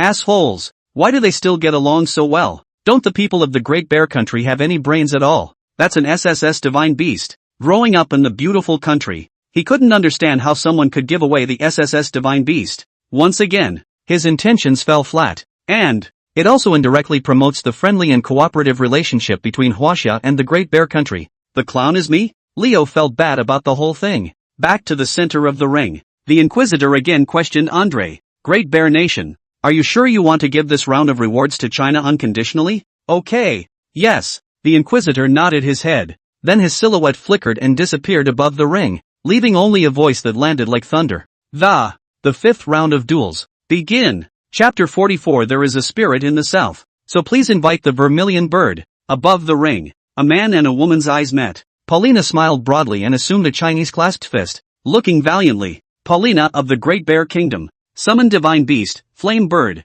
rank, SS, flamingos, or firebirds. What seems like a simple name is a mysterious creature born out of over thousands of years old Slavic mythology in the Great Bear Country. Legend has it that the flame bird is a divine bird with glowing feathers that possesses the special ability to control the element of fire in nature. So far, the flame bird has only appeared once, in a duel with the beautiful country's giant bat Kamasats, which was burned to a large bat stem with only one move. The audience was extremely impressed. SS class firebird. Let me see what he is capable of. Luo Yi smiled confidently, looking poised. As you wish. As Paulina's voice fell. Suddenly, Luo Yi felt a burning breath rise from the soles of his feet. A faint yellow mist slowly seeped out from the cracks of the ring, carrying a pungent sulfuric odor that quickly spread out. The visibility of the originally brightly lit ring decreased dramatically. As the mist became thicker and thicker, the ground of the ring began to tremble slightly, as if a huge force was surging underground. Immediately after that, a tiny crack appeared in the ground right in the center of the ring, and a weird red light flashed from the crack. Boom! There was a loud bang. A huge volcano rose violently from the ground beneath the ring. Fiery magma churned in the crater, rolling smoke straight up into the sky. Constant eruptions of hot rocks and volcanic ash transformed the entire ring, enveloping it in a sea of fire and smoke. The heat wave is hitting. Even those sitting in the audience were beginning to wet their collars with sweat. You can imagine how hot the center of the ring is at the moment. Leo, who was in the battle seat of the beautiful nation, also came back to his senses and yelled excitedly that, good. That's it. The Great Bear Nation must be using the SSS divine beasts to lower China's guard. They definitely won't let go. Our plan must be a success. He was full of confidence again at the moment. Self-hypnosis is kind of played out completely by him. And with all the attention, that thick smoke-rolling crater suddenly appeared a dazzling red light. A closer look. That red light seems to have life in general. In the lava-spewing crater flashing around. It must be known that the temperature of magma cannot even withstand steel. How is it possible for life to survive in such a hostile environment? Next, accompanied by a deafening chirp, a red aura rose up from the depths of that tumbling magma. The lava splashes underneath it, like brilliant fireworks dancing for it, and the ash hovers around it. like a loyal guard paying homage to it. Burning feathers, piercing through the mists and lifting their wings, the colorful feathers, flickering in the air with a fiery flame glow, as if burning with a blazing fire, radiated a dazzling light. The tail was long and ornate, trailing behind it like a flame fluttering in the wind. He landed in front of Paulina's body, with his head slightly raised, his stance elegant. The eyes were sharp and bright, revealing intelligence, divine and extraordinary. It was a divine bird that burned with flames. In place, Paulina smiled confidently. Luo Yi, it's your turn. On the opposite side, Luo Yi frowned slightly. This duel could no longer be treated as casually as before. He wanted to make sure he could fool everyone. And, considering the need to give Paulina enough respect, he couldn't choose an existence that was too strong. Trying to fulfill both is not an easy task. Luo Yi, if you want to let go of the water, that's what's disrespectful to me. Seemingly seeing Luo Yi's thoughts, Paulina's narrow eyes narrowed slightly, revealing a dangerous aura. But don't underestimate me just because I'm a woman. Although bring out your full caliber. I don't want to be looked down upon. Luo Yi was slightly stunned. He looked into the eyes of Paulina, the rival from the land of the Great Bear. At the moment warlike. I never thought that I would be so short-sighted. I'm so sorry. Luo Yi came back to his senses and smiled faintly. He already had a target in mind. Are you ready? Paulina's eyes lit up even brighter, the belligerent factor in her bones cheering with excitement. By all means, come on. Phew. Luo Yi let out a long breath. His eyes became incomparably sharp, and his voice rang out of his mouth. In the south, there is a divine bird, whose shape is gorgeous, whose feathers are like flowing clouds, whose red color is like a blazing flame, which glitters and shines, and which is so dazzling that it cannot be looked at directly. The head is crowned with splendor, the eyes contain spiritual light, the beak is as sharp as a hook, and the might is self-generated, and its might is great, and its power is bearable. Invite the spirit of the south. Vermilion bird. Luo Yi's voice spread to every corner of the ring. In the audience, the anxious Sakura couldn't sit still again at this point. Baka, this Chinese guy has started chanting some unintelligible incantations again. Someone translate it for me. A pig finch? I guess it would be a kind of flying pig. Put. There are still such comical divine beasts in Huaxia? Shiba. This Chinese kid is overloaded. Isn't he actually trying to summon a pig out? I see. It looks like the Great Bear Nation is going to win this round. And Huaxia chose to sacrifice this kid for an SSS divine beast. TSK. It's ironic to give so much and still end up being abandoned. Yosi, is this the Chinese word for serving the people? It's so much fun. Ga. Cherry Blossom Nation and Big Chill Nation sing in unison. Between the two ears, clasped with a honk 666. Start mocking as soon as your brain drops. They just can't see Huaxia being strong. As soon as they find the slightest opportunity, they start stinking like a pile of replies in the extreme. Only, the Chinese audience, however, appeared to be agitated when they heard the name, and the loosened shackles of their memories once again cracked. Hiss, why does that name feel so familiar to me? Spirit of the South. Vermilion bird? I seem to have heard somewhere, that in the ancient mythology of China, in the east, west, south, and north, there are their own guardian spirits, and the guardian spirit of the south is the vermilion bird. I seem to remember that too. In ancient Chinese mythology, the vermilion bird guards the south, in charge of the 4 seasons of summer. In the 5 elements of fire, is the legendary beast of auspiciousness. Is it really going to meet one of the legendary 4 holy spirits? Vermilion bird?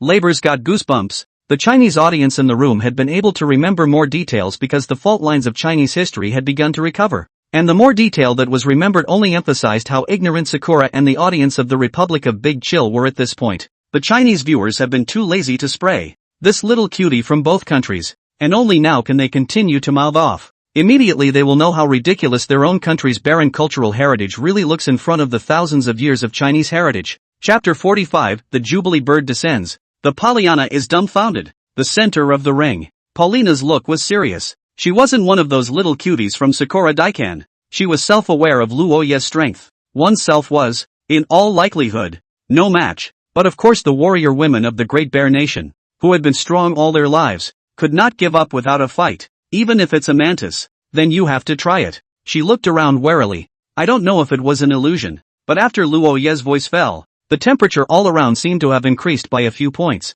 In the air, there was a thick and majestic depression. Even the SS-ranked Firebird's small crystalline eyes revealed a few moments of alertness. Knock.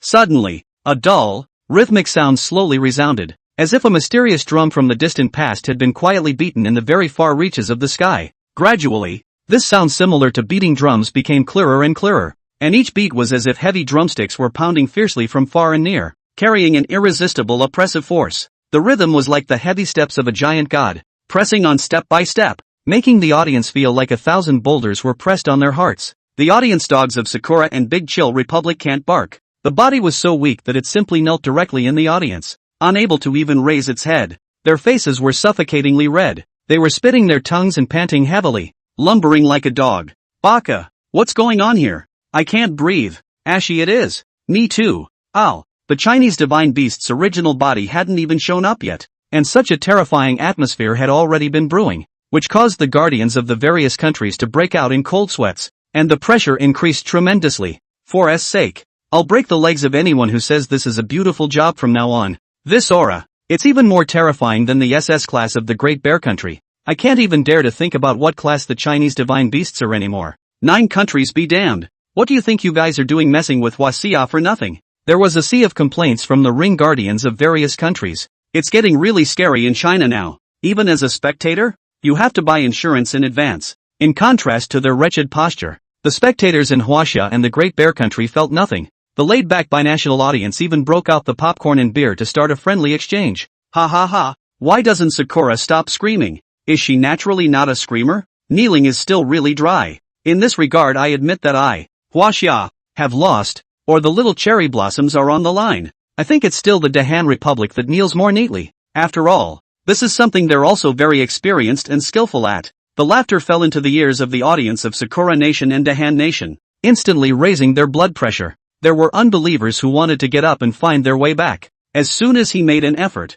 he directly sprayed out a mouthful of old blood and fainted. The Chinese audience laughed even more joyfully now. Is it coming? The divine beast of China. In the ring, Paulina was also under tremendous pressure at the moment, and she jerked her head up to the sky, her blue eyes suddenly narrowing. Above the vast and boundless ring space, the originally clear blue starry sky was actually occupied by a blazing fiery red. It was a huge vortex formed by a burning fire cloud. 100 meters? Thousands of meters? No, Paulina couldn't even see where the boundaries of this fiery cloud lay. As far as the eye can see, it seems like infinity. The sky at this time, like a huge drum. The low thud sounded like a heavy hammer, hitting the seemingly invisible drum surface again and again. Each impact caused the sky to bulge outward as abruptly as a drum, creating a circle of ripples that spread outward. These ripples carried rolling energy that distorted space. The swirl of fiery clouds also grew more and more turbulent with this onslaught, as if it was going to swallow the entire starry sky. The sizzling color jumped and tumbled,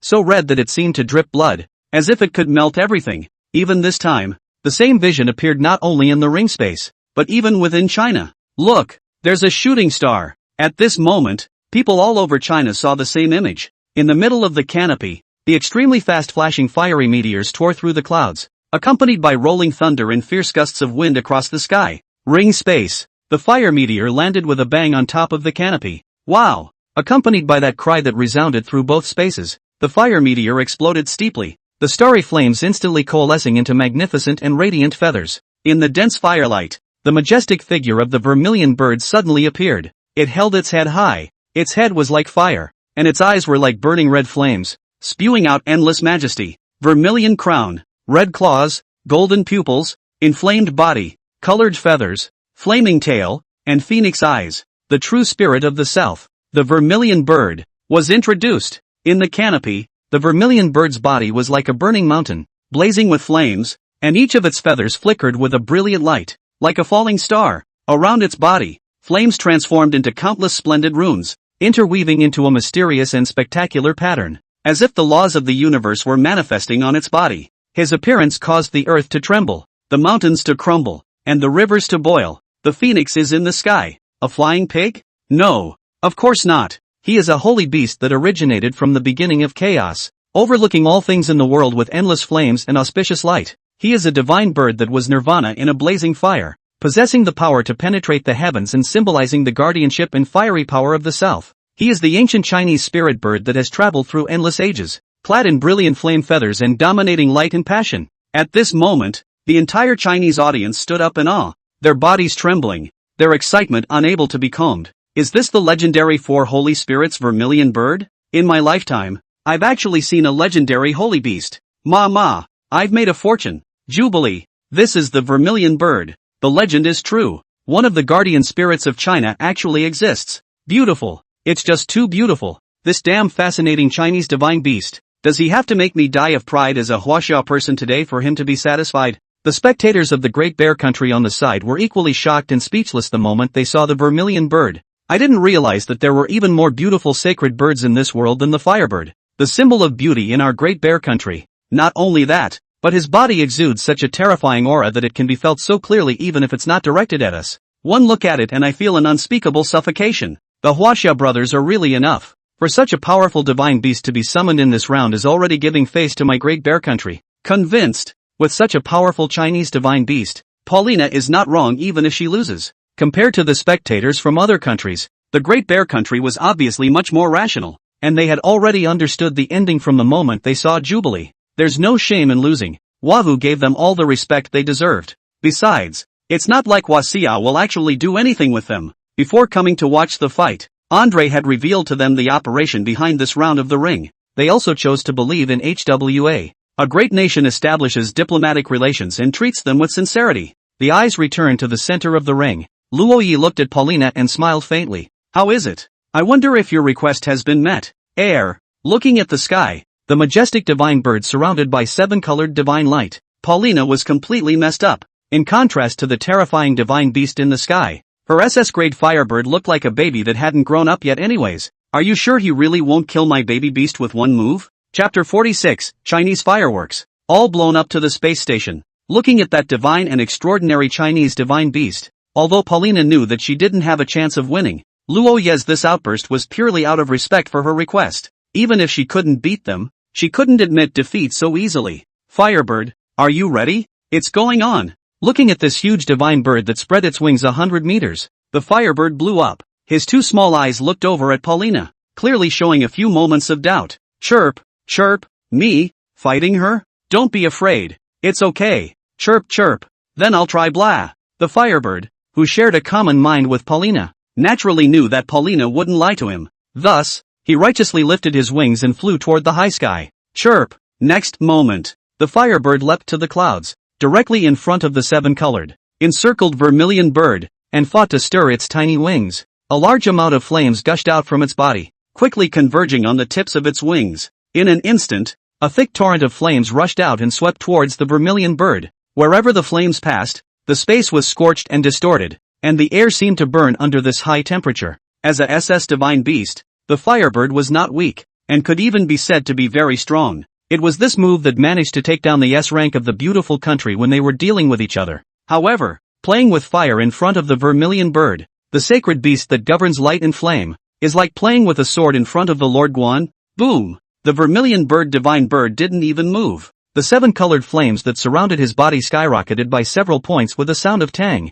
and the moment the flames intersected, the fiery flames instigated by the firebird rolled backward and returned. The heat swept in for a moment, scalding the little firebird for a moment. Chirp chirp, chirp chirp, it's too hot. It's going to catch. No, mustn't be defeated like that. In mid-air, the firebird stared intently at the raging flames on vermilion bird's body and had a plan. The firebirds once again launched their second offense. Chirp, it's just a flame. Just eat it. It fought to vibrate its wings and lurched towards the vermilion bird. The moment it approached the vermilion bird, a powerful suction force emanated from the firebird's circumference. The force was like an invisible vortex, frantically pulling at the flames on the vermilion bird, which stood firm and seemed to be scrutinizing the firebird's moves, only to see the firebird's mouth open wide as if it was a bottomless black hole. The divine flames burning around the vermilion bird surged into its mouth like a tidal wave. The divine flames formed a brilliant stream of light around the firebird's body, which was constantly being drawn into its body. And as the flames continued to pour in, the firebird's body was illuminated with a translucent, radiant light, and its feathers became more and more vibrant under the tempering of the vermilion bird divine flame, as if it were a phoenix reborn from the fire. In contrast, the divine flames around the vermilion bird were fading at great speed. It seemed, it really worked. Well done. Paulina's eyes widened in surprise, just feeling a little more victorious. Next, the vermilion bird's phoenix eyes stared, and the already withered divine flame suddenly rose up into an even greater flame. instantly propping up the firebird and rolling up its eyes. He closed his mouth in a hurry and fluttered back. While flying, his beak couldn't stop spewing sparks out, so he didn't get his stomach burst. Ouch! How could it be so powerful? This can't be beaten at all. Paulina's sad face instantly caused Luo Yi to lose her smile. It's not my fault, but you told me not to let go. Across the room, Paulina was now regretting a bit that she shouldn't have faked that one if she had known. No, had to show this guy who was looking at her funny that he wasn't to be messed with either.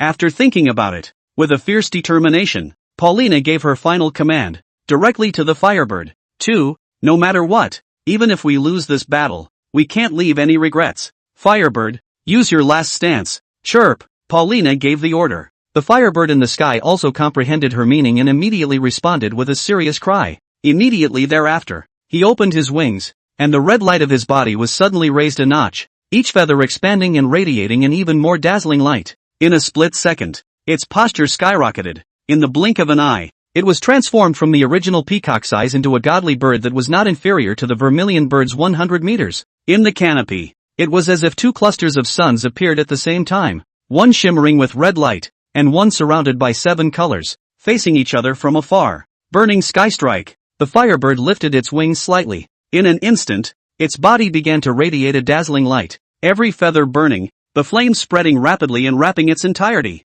Subsequently, the flames of his entire body detached and transformed into a true fiery firebird, slamming into the vermilion bird with a terrifying aura of destroying the heavens and destroying the earth. The ring space instantly lit up like day. Last resort? Releasing the full power of the firebird, the shriveled figure dropped into the ring and returned to Paulina. The vermilion bird's solemn phoenix eyes reflected the power contained in this strike, nodding slightly in admiration, expressing his recognition of this divine beast with the same bloodline. In that case, then get a little more serious. Nanming leaving fire. The mind is in the right place. The flames around the vermilion bird began to violently toss and turn, and a powerful energy fluctuation surged out from within it. Immediately after that, a pure white flame like snow appeared in the sky, which was only the size of a fist, colorless and soundless, with only that pure and fiery white light. But the moment it appeared, the temperature of the entire ring space suddenly rose once again. The auditorium and the audience suffered at once. My law, Labor's hair is on fire. At this moment, numerous spectators hurriedly held their heads and crouched down as they looked at the white flame in disbelief. With such a terrifying temperature, it was hard to imagine that it was actually caused by that small mass of flame. This power, it had completely exceeded the realm of ordinary divine beasts. Boom! In the limelight, the Nanning departure flame dripped and blossomed like a crystalline lotus flower, and boomed as it collided with the firebird's burning skystrike. Hoo! Just one look. The fiery power of the burning skystrike melted away like ice and snow encountering the blazing sun, dissipating without any resistance, and the white lotus flower transformed by the Nanning leaving flame went unabated, still floating towards the ring below. The latter raised his head and looked at the white lotus flower that had become huge, his small eyes filled with powerlessness. He was no longer able to fight. Paulina could only close her eyes as she hugged the little firebird, seeing that Nanning leaving fire was about to fall into the ring. Just in the nick of time, the vermilion bird slightly vibrated its wings, and a heat wave swept over it, surprisingly fanning that ball of southern brightness flame directly out of the ring space, flying towards the depths of the universe at great speed. Sure, vermilion bird is not addicted to killing, and the purpose of this duel is not to decapitate an opponent. It ends here. Meanwhile, space station. The two white astronauts who were observing Huaxia looked on in a daze as the white lotus flower that flew out of the Huaxia map exploded brilliantly a few hundred meters beside the space station. Scared blue in the face. Fac. The Chinese have fireworks that they can already put on our space station? Report it. It must be reported. Our space station. We must stay far away from them. As far away as possible. After I go back this time, I'm going to apply to my superiors to never be responsible for observing the Chinese region again. The Chinese are just too dangerous. Chapter 47. Luo Yi killed the Great Bear Country player? The ring. Seeing that she didn't die, Paulina was also heartbroken as she stood up again and bowed slightly to the sky. The divine beast surrounded by a smudge of 7-colored divine light. The firebird, too, had been put back into her possession. There is no longer any need to fight. It was obvious to all viewers that Big Bear Country had done its best. Even if Paulina chose to sacrifice herself, she would definitely not be able to defeat the divine beasts of Huaxia. The gap was simply too great. Meanwhile, the Chinese audience was excitedly yelling in the audience. Too handsome. Is that one just now the legendary Nanmingli fire? Pity. Why didn't it land on Sakura's audience? This mustn't have burned a whole bunch of people to death. That ball of fire just now. It even shattered the ring space and directly hit outer space. Do you dare to believe it? Is this the strength of our sacred beasts? Even at the SS level, it's just a matter of a single move. So strong that there's simply no limit to it. Where's the person who just said that my lord Huaxia Zhuyao can't do it? Why don't you keep barking? Get out here. Father is going to give you some fatherly love now. Winning round after round has brought the confidence of the Chinese audience to an unprecedented level. Their faces were flushed red, and they felt immensely proud of being a Chinese. However, at this moment, Little Sakura and Big Cold Republic still chose to keep their mouths shut. Baka? I really don't know if the Chinese are really stupid or just pretending to be stupid. Such a powerful divine beast, but it was used up in the 5th round. I'll see what you guys do in the later rounds of the ring. Just wait for death. Little cutie. We all know that the Great Bear Country must have let go of the water, and Huaxia is still there now, fooling around and having fun. What a bunch of Shiba. Chinese people are just indolent. Unlike our players from the Republic of Dahan, they always plan and then move. They will never make a move easily. And once they make a move, they are bound to win. Ha ha ha. Ah, sigh. Which damn guy throws labor bricks? The Big Chill audience was taunting right on cue. Grumpy old bear couldn't sit still, grabbing the guy thing in his hand. He flung it towards the audience of Big Chill, and Sakura was likewise not spared, and was smashed together. You guys are really giving it to me, aren't you? Dahan, where do you get the dog's face to talk to a waste of a country that can't even stand up after stealing the sacred beasts of China? And you Sakura, you can't even beat Huaxia's losers. How can you still have the face to come and watch the match? Huaxia didn't give you a good fight. Now you want to taste your fists, don't you? The mirror can't be wiped without a fight. You two countries really can't be fought without a fight. Looks like we'll have to treat you to some Big Ivan 2 sometime. If, indeed, it was like what these two villains said, Luo Yi had sent out weak divine beasts to fight against the Great Bear Country this round. That's really not taking Big Bear Country seriously. Of course, Huaxia can't do such a shameful thing. It is only the treacherous villainous nations of Sakura and the Republic of Dahan that have such speculative and insidious ideas. In the audience, looking at the fist-pumping Bear Country audience, the Sakura and Big Cold audience didn't dare to return the favor. Fighting people are notorious for their temper. Once they're pissed off, they'll really do something about it. There was only the option of swallowing it. Sight back to the ring. I really didn't expect that you would summon a divine beast of this level. I'm afraid that even SSS may not be able to win against you. What a way to look down on me. Paulina straightened her messy blonde hair and rolled her eyes at Luo Yi without any goodwill. According to her thoughts, Luo Yi, even if he was a straight man, should more or less leave her a little face. The two fought a back and forth, and in the end, Loha won the match with a slight edge. Who would have thought that Luo Ye's outburst would be a king bomb? In front of the powerful vermilion bird, one of the 4 holy spirits, she didn't even have the slightest power to fight back. However, such an ending did not cause her to become dissatisfied with Luo Yi, but instead, she gained a few moments of appreciation. The people of the Great Bear Country revere the strong, and as Luo Ye's power penetrated deep into her heart, she lost. Luo Yi smiled and didn't explain. At the moment, the fundamental problem has not been solved. Even the Inquisitors, they didn't show up, because a life and death fight can only end if one person walks out of the ring alive. Sure enough, the next moment, the leaders of the 9 countries couldn't sit still and began to apply pressure on the stage. Leo, the leader of the beautiful country, has long been impatient, after all the previous bad luck, and now finally found the opportunity to release.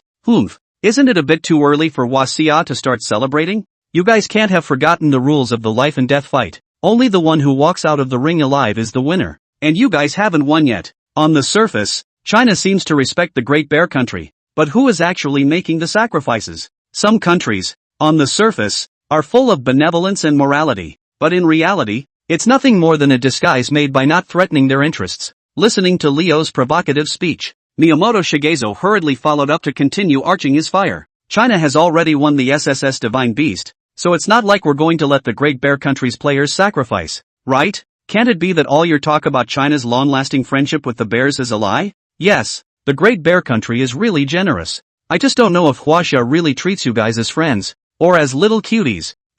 Stop stalling. Which one of you two is going to die? Hurry up and finish the game. Ha ha ha. After the match, shouldn't Huaxia and Great Bear Country just flip out? Then I'm really looking forward to it. The leader of the 9 nations gloated and began to laugh. Regardless of the process, this result, always, is what they want to see. Luo Yi coldly swept his eyes over these people, coldness flashing in his eyes. You can't win the right way, so you play some dirty tricks behind the scenes. That's disgusting. However, Their wishful thinking was destined to fall flat, and this was precisely the reason why Luo Yi, in this round, conjured up the most crucial part of the vermilion bird. It might hurt a little bit right away. Bear with me. Luo Yi turned his head, looked at Paulina, and said in a gentle tone. Upon hearing this, Paulina's face turned a little odd. She knew not a few things about the language and culture of China. She's tempted to ask, "This one hurts. Is it decent?" However, before she could issue a question, Luo Yi had already given an answer.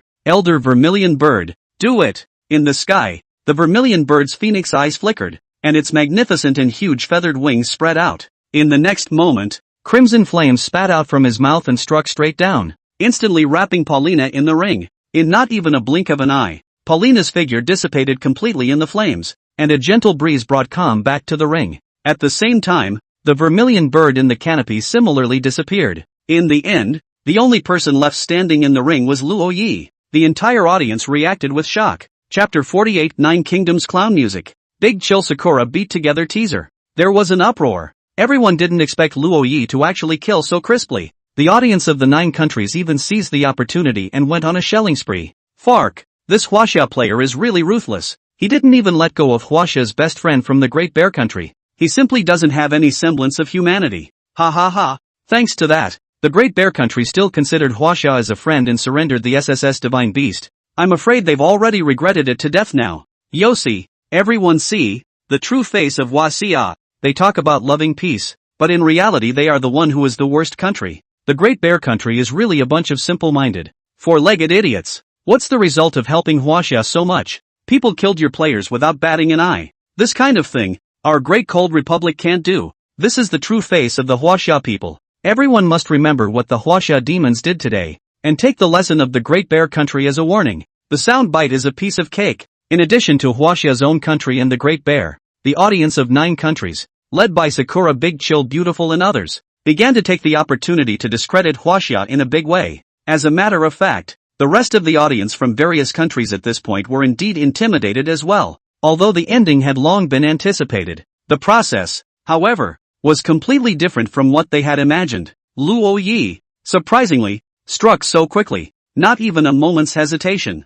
At the same moment, the judge reappears in the ring. He scanned the room, making sure there was no sign of Paulina's scent, and nodded slightly. The 5th round of the duel is over, won by Huaxia, and, in this round, Huaxia gets an additional SSS Divine Beast. As the words fell, the Inquisitor waved his big hand, and the black little Persian cat appeared directly in Luo Yi's hand this time. This time, without the ring boundary, the audience truly realized the terrifying aura contained in this seemingly cute kitten. The 9 kingdoms were even more envious. What a SSS level beast. Just one was all it took to make a small country leap into the upper echelon of Blue Star's great powers, with a greater voice and bottom line. This is the ultimate treasure that all nations covet. Now, how could they not be envious of such a treasure that was right in front of their eyes? The 9 kingdoms audience was upset. Especially the audience of the Great Cold Republic was green with envy. Ashy it is. This divine beast. It should have belonged to our Great Cold Republic. Humph. Even if Huaxia takes the divine beast, what can it do? This divine beast has the blood of the Great Bear Country flowing in its body. Do they really still have the face to use it? That's right. Huaxia is treacherous and should be spurned by the world. They don't deserve to use such a powerful divine beast at all. Right. It's only right that a powerful divine beast should be inherited by a country with high moral character. And on this point, I think our Great Cold Republic is the most qualified. We, the Great Cold Republic, strongly demand that the ownership of the divine beasts be redistributed. While listening to those disgusting statements from the Big Chill audience that broke through the heavens, Luo Yi in the ring suddenly laughed, laughing inexplicably. Lord Inquisitor, you just announced the results, correct? The Inquisitor stared slightly, then nodded. That's right. This round is won by Huaxia. What's your problem? That's good. Luo Yi nodded, his consciousness sinking into his mind. Elder Vermilion Bird, it's ready. Boom. At the same moment that the realization was conveyed, rolling heat waves once again invaded, and the blazing fire of Nirvana once again ignited in the ring. In the firelight, a figure walked out with a bewildered look on his face. Who is it if not Paulina? This is. The Inquisitor was confused. He who controls the rules of this ring is certain that Paulina is indeed dead. Not a speck of ash left. But the person in front of her, again, was indeed Pollyanna herself. Back from the dead? What marvelous power. A strange color flashed in the Inquisitor's eyes as he recalled some of the ancient legends of China. Vermilion Bird Nirvana. reborn in fire. This was the power of the Nirvana flame mastered by the Chinese sacred beast, the vermilion bird. That shouldn't, count as a violation, should it? She's already died once, so naturally she doesn't count. The Inquisitor shook his head. At those words, Luo Yi smiled. His guess was right. The rules of the ring are governed by the pronouncement of the judge. As soon as the result is out of the declaration, then the ring rules are no longer restrictive. He won the bet. With this in mind, Luo Yi casually threw an object towards Paulina, who was still looking at her hands in a daze. Don't freeze. The Great Bear Country, more than I, China, need him, and don't reject it. This is the response that my China deserves for the trust of the Great Bear Country. This, hands scrambling to pick up the aggrieved-faced little black cat. Pollyanna's mind was in turmoil. Who understands? Just died. Hey, alive again. Not only that, but you get a SSS-rated kitty. This round of matchups is so worth it. In the audience seats, the vicious taunts of the 9 countries' spectators were completely stuck in their throats at the moment. The eyes of the leader of the 8 countries were even wider than a cow's. The big chill spectators who had just been clamoring for more now had expressions on their faces that were worse than eating. Who would have thought that the dead could live? Who would have thought that Huaxia would be so generous as to even give away SSS-class divine beasts out of hand? Silence. Deadly silence. Until, in the direction of the Great Bear Country, thunderous applause suddenly erupted, completely breaking the tranquility. Ha ha ha ha ha, I knew it. I knew it. Huaxia is the most reliable and iron friend of our Great Bear Country.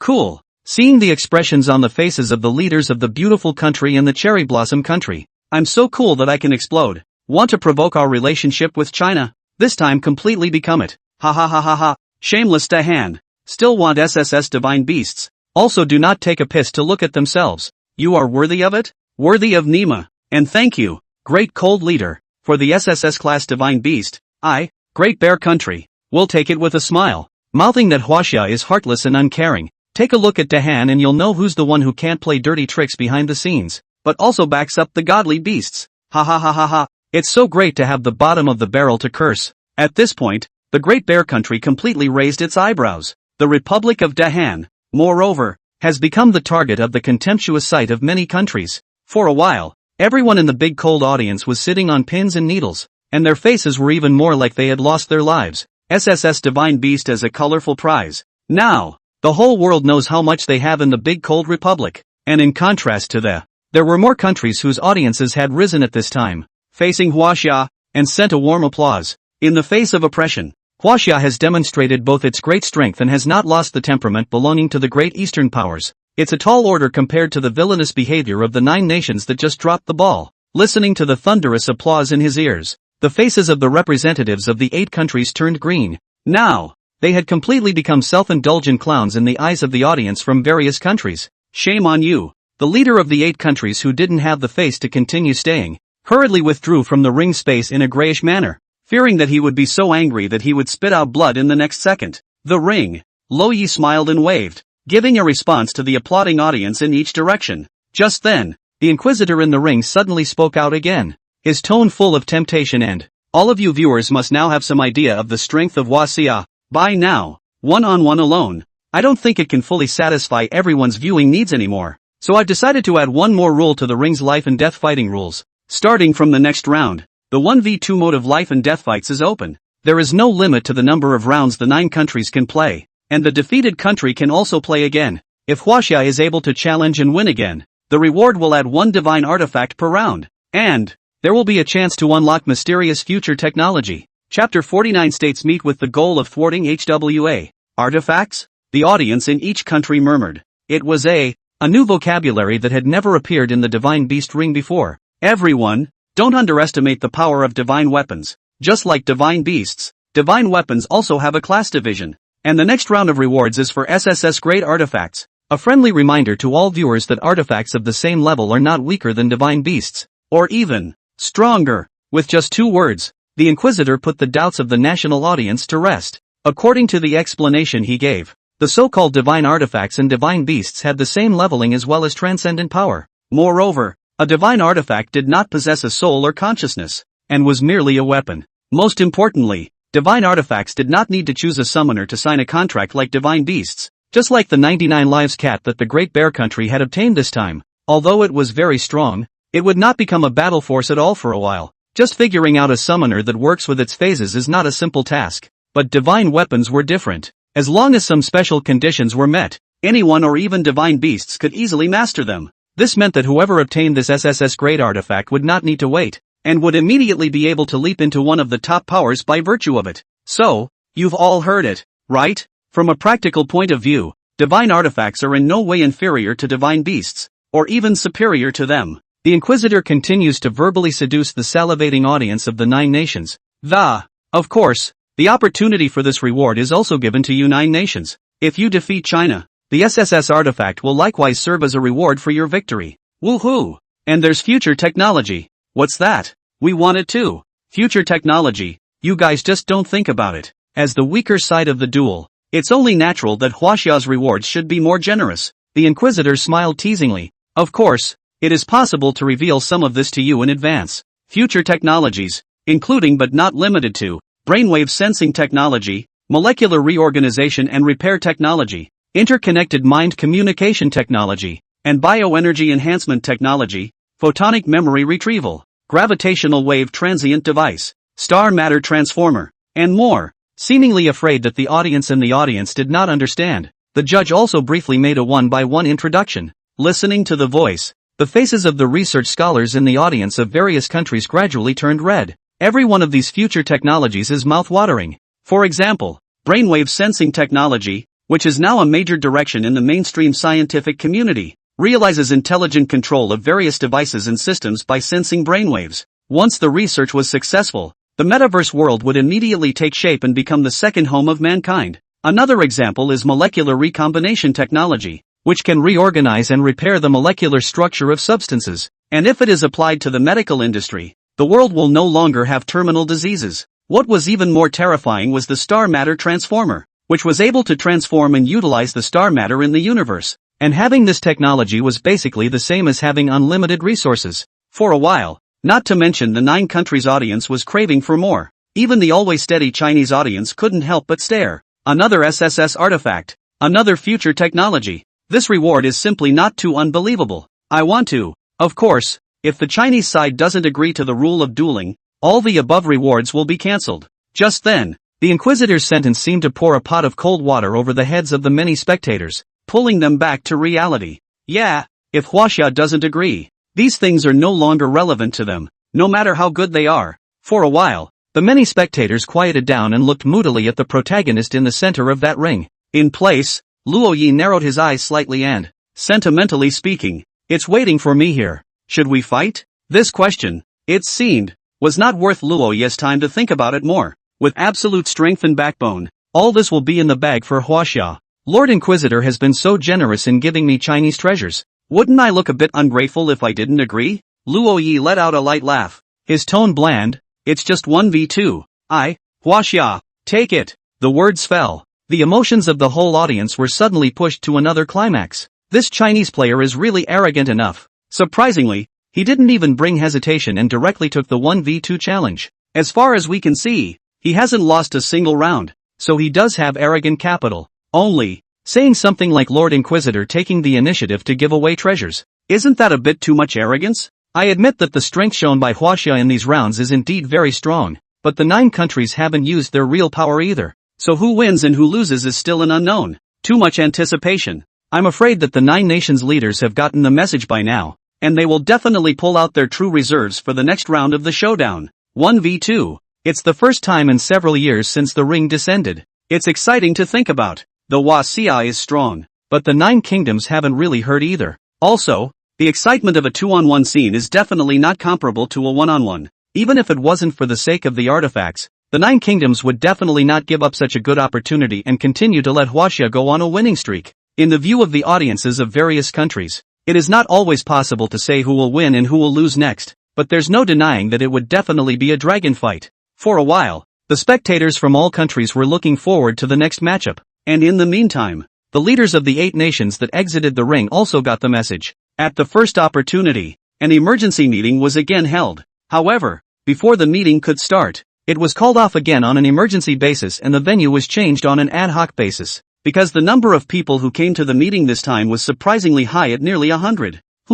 There's really enough of them coming. Miyamoto Shigezo's eyes swept over the crowded crowd and smiled coldly. When you were invited to take a shot at China before, none of you responded. What? Now you want to come and get a piece of the pie? Even if the big countries like Gaul, Sunrise, and Blue Coat are fine, there are quite a few small countries that can't even take out S-ranked divine beasts. So what are you guys doing here to make a scene? This meeting is only open to the countries that own divine beasts of S-class or higher. Those who make up the numbers are hurrying assholes. Miyamoto Shigezo's words were so unforgiving that they certainly seemed uneducated on this occasion. However, none of the many great power leaders spoke out to stop it. As of now, in the matter of dealing with Huaxia, these small countries that couldn't even take out S-class divine beasts were indeed a drag and unhelpful. Despite their reluctance, the many small country leaders, too, could only retire helplessly. After a round of screening, in the end, there were less than 30 national leaders present. After the people had taken their seats one after another, Leo, sitting at the top, with a serious expression, was the first to open. And, everyone, I won't say any more nonsense. The purpose of this meeting is only one, and that is to thwart Huaxia and win the artifact. Anyone who has any ideas can speak now. Chapter 50, SS Rank White Tiger, SS Rank Tamagotchi. Ha! In the conference room, a sneer was the first to break the silence. Kim Gun-suk, who had regained his godly vigor, was now crossing his legs, flipping through the information pages of the divine beasts of various countries in his hands, sneering and laughing. I really don't know why so many more people came in this round. I don't mean to target you guys. Based on Huaxia's current performance, divine beasts below the SS level won't even be able to dispatch a bit of help. Even if you bite the bullet and send out your country's bottom-ranked SS divine beast, you'll just be tripping over your own feet to send one more point to Huaxia. In terms of divine beast strength, I, Big Cold, rank ahead of you. Furthermore, my Great Cold Republic lost an SSS divine beast in the last round. So this round, our Great Cold Republic must occupy a seat. Who's in favor? Who's against? At this statement, Chris, the Sunset leader, was not happy. Kim Gun-suk, you Daehan want a divine weapon. Can you change your reason to a decent one? You gave out the random deed book of your own accord, and you still have the nerve to say things like loss? Do you really think we are all cuties? What? In terms of strength, I, Sunset, am not inferior to you, Great Cold Republic, right? If Big Chill goes to battle, I, Sunless, must also take a spot in the battle today. There are only two places available. The Republic of Sunset and Big Chill want it all. Kim Gun-suk and Chris's eyes went tit for tat, looking again at the dumbfounded looks of the Sakura and Asia manga leaders. It was clear that they didn't want to give up this opportunity either. What a SSS artifact! Who wouldn't want an existence that's easier to manipulate than an SSS divine beast? Seeing the tense atmosphere, Leo could only knock on the table and stand up. Leaders, there's no point in arguing like this. If you want high rewards, you have to pay accordingly. Since everyone wants to obtain the SSS divine artifact, let's open up the sky. Whoever sends the stronger divine beast will be the one to fight. Don't forget, everyone, that kid from Huaxia is not that easy to deal with. Rio's words fell and instantly won the approval of the crowd. Makes sense. Only by defeating Huaxia can we discuss the ownership of the artifact. At that, Chris instantly laughed. Listen up. The divine beast I'm sending out in this round for Sunset is the SS-ranked Ghost Black Dog. Spooky Black Dog. This is a demon that is widely spread in the Sunset Islands and is also known as the Inu demon. Legend has it that the Inu demon stands 7 feet tall when standing on its hind feet, is huge, and has both solid and misted forms, symbolizing death and darkness, and is extremely difficult to deal with. But apparently, the Great Chill Republic has made even more preparations this time. It's just a bigger black dog. What's there to show off? Being in the mid-20s in SS. What's the difference between that and being at the bottom? Kim Gun-suk scoffed disdainfully. Chris' smile tightened and he grimaced. Then what kind of divine beasts can your Great Cold come up with? Kim Gun-suk came prepared, and smiled confidently. And, SS rank number 6, Divine Beast White Tiger. At those words, Chris was startled, his eyes showing scorn. I didn't realize that you guys had actually managed to control the White Tiger. White Tiger, Huaxia's divine beasts. There is no mistake. This is the Great Cold Republic of China at the beginning of the descent of the Divine Beast Ring. From the hands of the Chinese forced stolen. They made up stories in a big way and hardened their history by magically altering the White Tiger, the sacred beast of China, and by the time China reacted, it was too late. The exact process is slightly more complicated. Because of the extremely severe break in the history of the divine beasts of China, the Dahan Republic was never able to take full control of the White Tiger. Almost every time he took the field, the White Tiger would not only kill his opponents, but would likewise not let go of the Great Chillers. slapping down one great chill summoner after another. And it was such a nearly out-of-control divine beast that still had an SS Class 6th strength rating. It was hard to imagine just how terrifying the White Tiger would be in its heyday. Through Dahan's efforts to sew up the magic alteration history vacancies in the past few years down the line, the White Tiger has now finally stabilized and is now able to be used for them. This was Dahan's first appearance after taking full control of the White Tiger. Whether they could win or not was not to be said. Using the divine beasts of Huaxia against Huaxia, this move of the Great Cold Republic was definitely disgusting enough. Hearing the divine beasts sent by his opponent, Chris also knew that he was afraid that he wouldn't be able to snatch Big Chill this round. Just the point of being ranked 6th in the SS rankings alone was no match for Inuyasha. Not to mention, the identity of the White Tiger so purposefully coming from the Great Chill Republic. It looks like this round is down to the wire. Using the divine beasts of Huaxia against Huaxia, this is a wonderful move. I don't have a problem with that. Many of the leaders nodded their heads, and the final result was unsurprising, as Kim Gun-suk managed to take this first spot in the battle. At this moment, the smug Kim Gun-suk slanted a glance at Chris and hated to tilt his head up to the sky. He was enjoying this, the feeling of affirmation, Baron's self-esteem, maximized.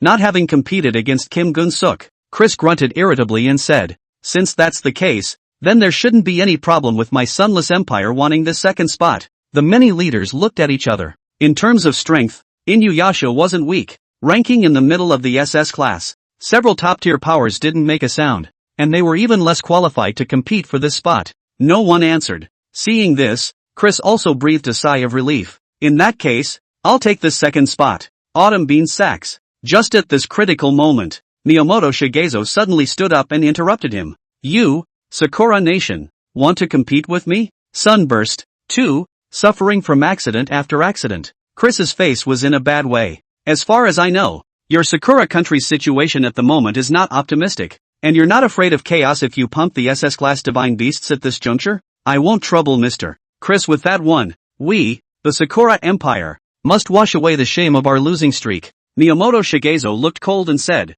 word for word, this round, after the resolution of the Emperor Sama, the SS-ranked Divine Beast sent by the Sakura Kingdom is Tamamochi. Hiss. Upon hearing this name, the leaders of the countries present couldn't help but all suck in a breath of cool air. SS-ranked 4th Divine Beast, Nine-Tailed Fox Demon Tamao. At this moment, even beautiful country Rio was slightly moved. The top few SS-ranked Divine Beasts actually originated from the combined rankings of the audience statistics of each country. In reality, these SS-ranked Divine Beasts from various countries at the top of the rankings had never really fought against each other at all, and their rankings often fluctuated. And Tamagotchi, who had once topped the SS Rank 1 rankings as well. It's one of the top-tier fighters under SSS that deserves to be there. Chapter 51 Unusual News from the Capital C. Wah! Divine Beast Ring Countermeasures Bureau. Luo Yi. The next matchup is different. Long Weigua reminded. SSS-level artifacts are a brand new unknown power. With that greedy nature of the 9 kingdoms,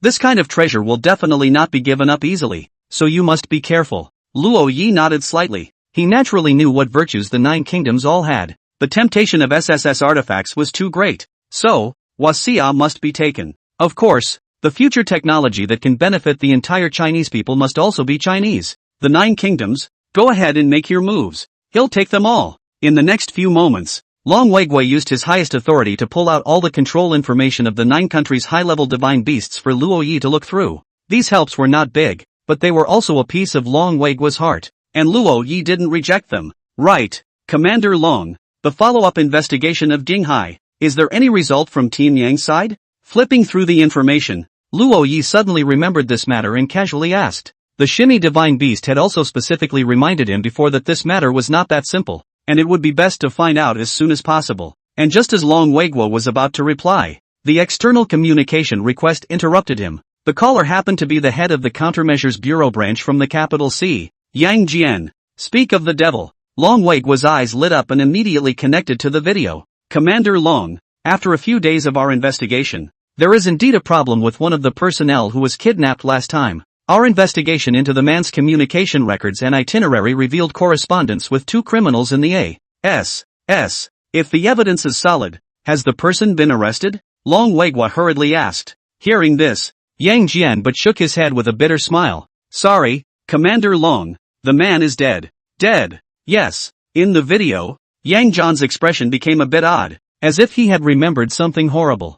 Commander Long. The man was dead when we found him at his home. Moreover, the way he died was also very strange. There was only one wound on his body, and we only examined a trace amount of blood at the scene, but inside his body, there wasn't even a single drop of blood. It's like being sucked dry by something. Specifically, you'd better see for yourself, said. Yang Qian transmitted a few photos over. It was a shriveled corpse, its skin clinging to its bones in an eerie dark yellow color, as if it were aged parchment. The veins that were once full were now dried up like withered vines, leaving only a deep mark as if they were claw marks left by a demon. The eyes were deep-set and hollow as if the fear and despair of death still lingered in them. The lips were dry and cracked, and the shriveled muscles left the teeth exposed as if they were hideous fangs, as if they were telling the world of the pain they had suffered in life. His limbs were also twisted and deformed, and his dry fingers were like burnt twigs. The body's abdomen was deeply sunken in, as if it had been emptied of its internal organs by a giant, invisible hand, and every crease in dried-out skin seemed to be screaming with horror.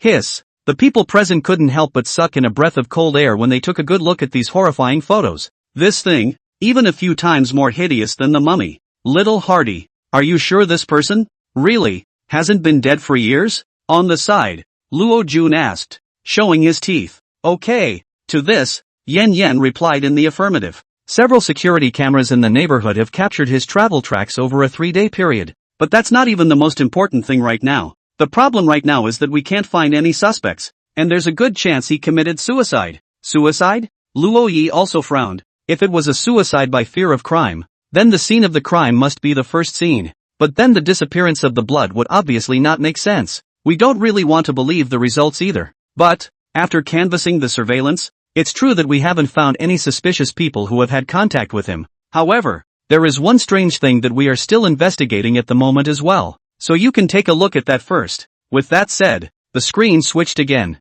This time it's not a photo, but a video. The video is not high resolution and has a high angle of view, and it is immediately obvious that it was recorded by a surveillance camera. The scene in the video is a corner of a hutong, and the person in question is holding in his arms a fabric-wrapped, elongated object about 1 to 2 meters in length. One end of this item was exposed, and from the video it appeared to be a handheld grip of some sort, but before anyone could see it, he was out of surveillance range. The video is over. In just over 10 seconds, it is clear from this video that he is acting slightly alert, looking back around from time to time, as if he is hiding from something. What's that in his hand? Yang Guan replied. According to the results of our 2 days of information investigation synthesized, this thing, most likely a cherry blossom katana. Sakura katana? Yes. After forensic examination, the deceased's wounds were of a smaller size, not like those caused by normal household knives, but they accidentally matched the size of the Sakura katana very well. So now we suspect that there is a high probability that the reason for his suicide had something to do with this knife. Sakura katana?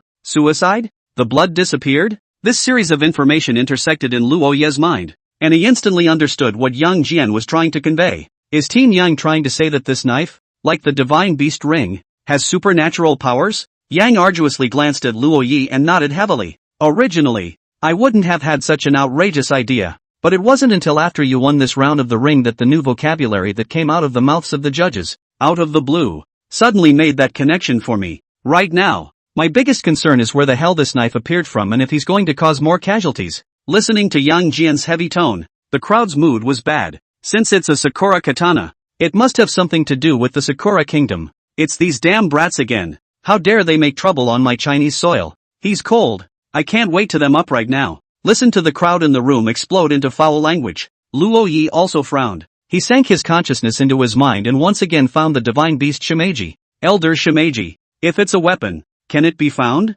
The words fell, and Shimeji quickly replied, it's possible, but the blade is a dead thing. I can't find it as quickly as I can find a person. It takes time. If it kills again in the meantime, there's a chance I'll be able to monitor it soon.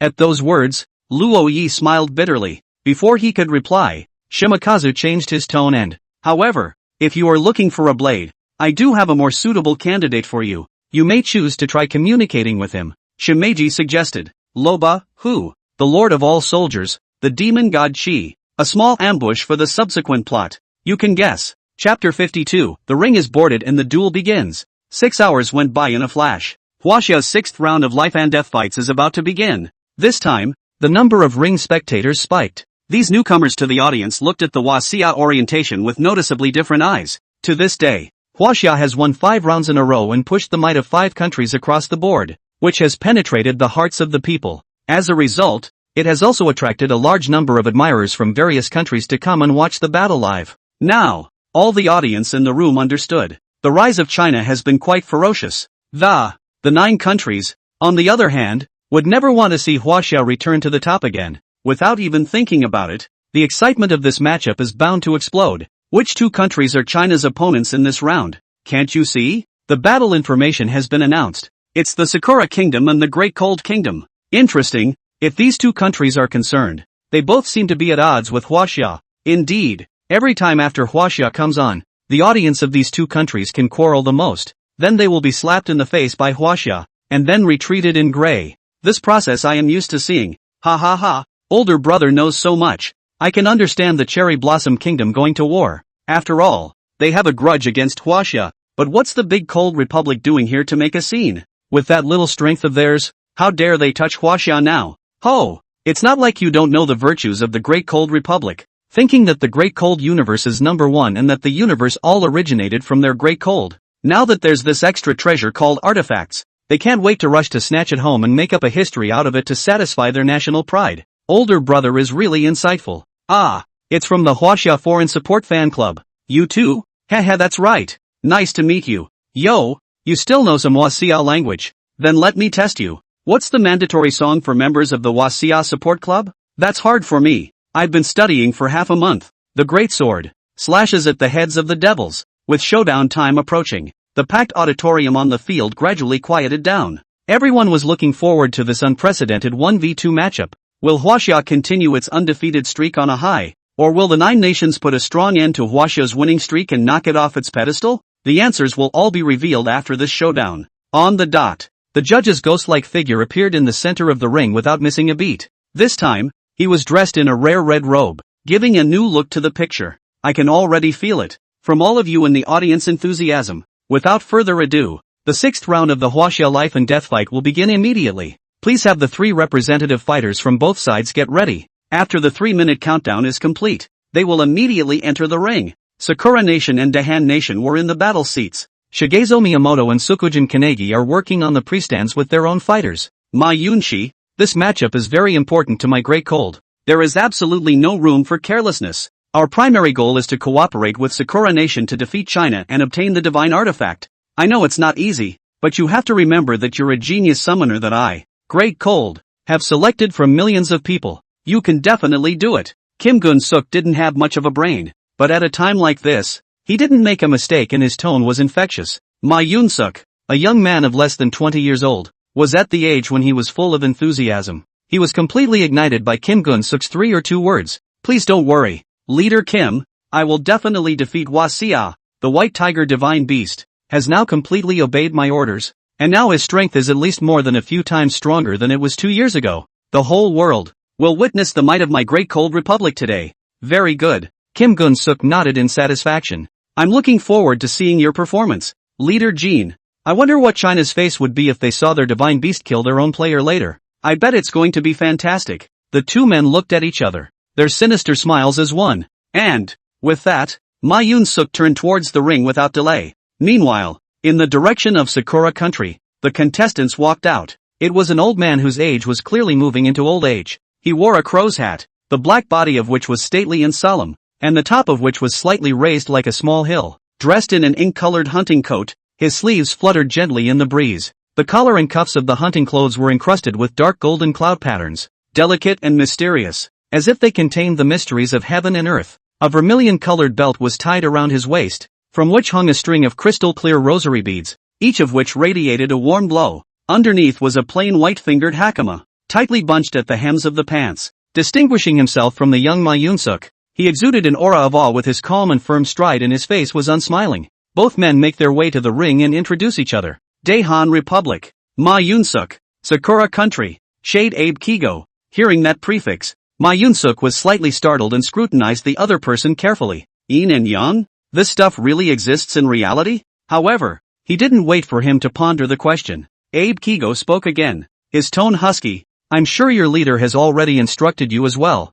but I'd like to give you a special reminder. This duel, don't expect you to be of much use. You just need to not drag the old man down. Abe Kigo's old-fashioned words instantly poked my Yunsuk. His eyes went cold. If it had been normal, he would have gone straight for it. But thinking of the occasion, he took a deep breath and held it in. Later, I'll show you the power of the divine beast White Tiger. Before they even started, the two had already developed a gap. All talented, I must say. And just as the two of them were having different thoughts, a huge cheer suddenly erupted from the audience. Lobo is up. When they saw Luo Ye's figure appear, the atmosphere in the room was instantly ignited. In quite a few places, surprisingly, a chorus of aliasing harmonies came out at the same time. The great sword slashes at the heads of the devils. The Chinese audience listened in a daze. It's not. How did the nationalist leak? However, good to hear. Love to hear it. Sing more. In the ring, Luo Yi was also crying and laughing. I didn't realize that Wasia had so many fans now.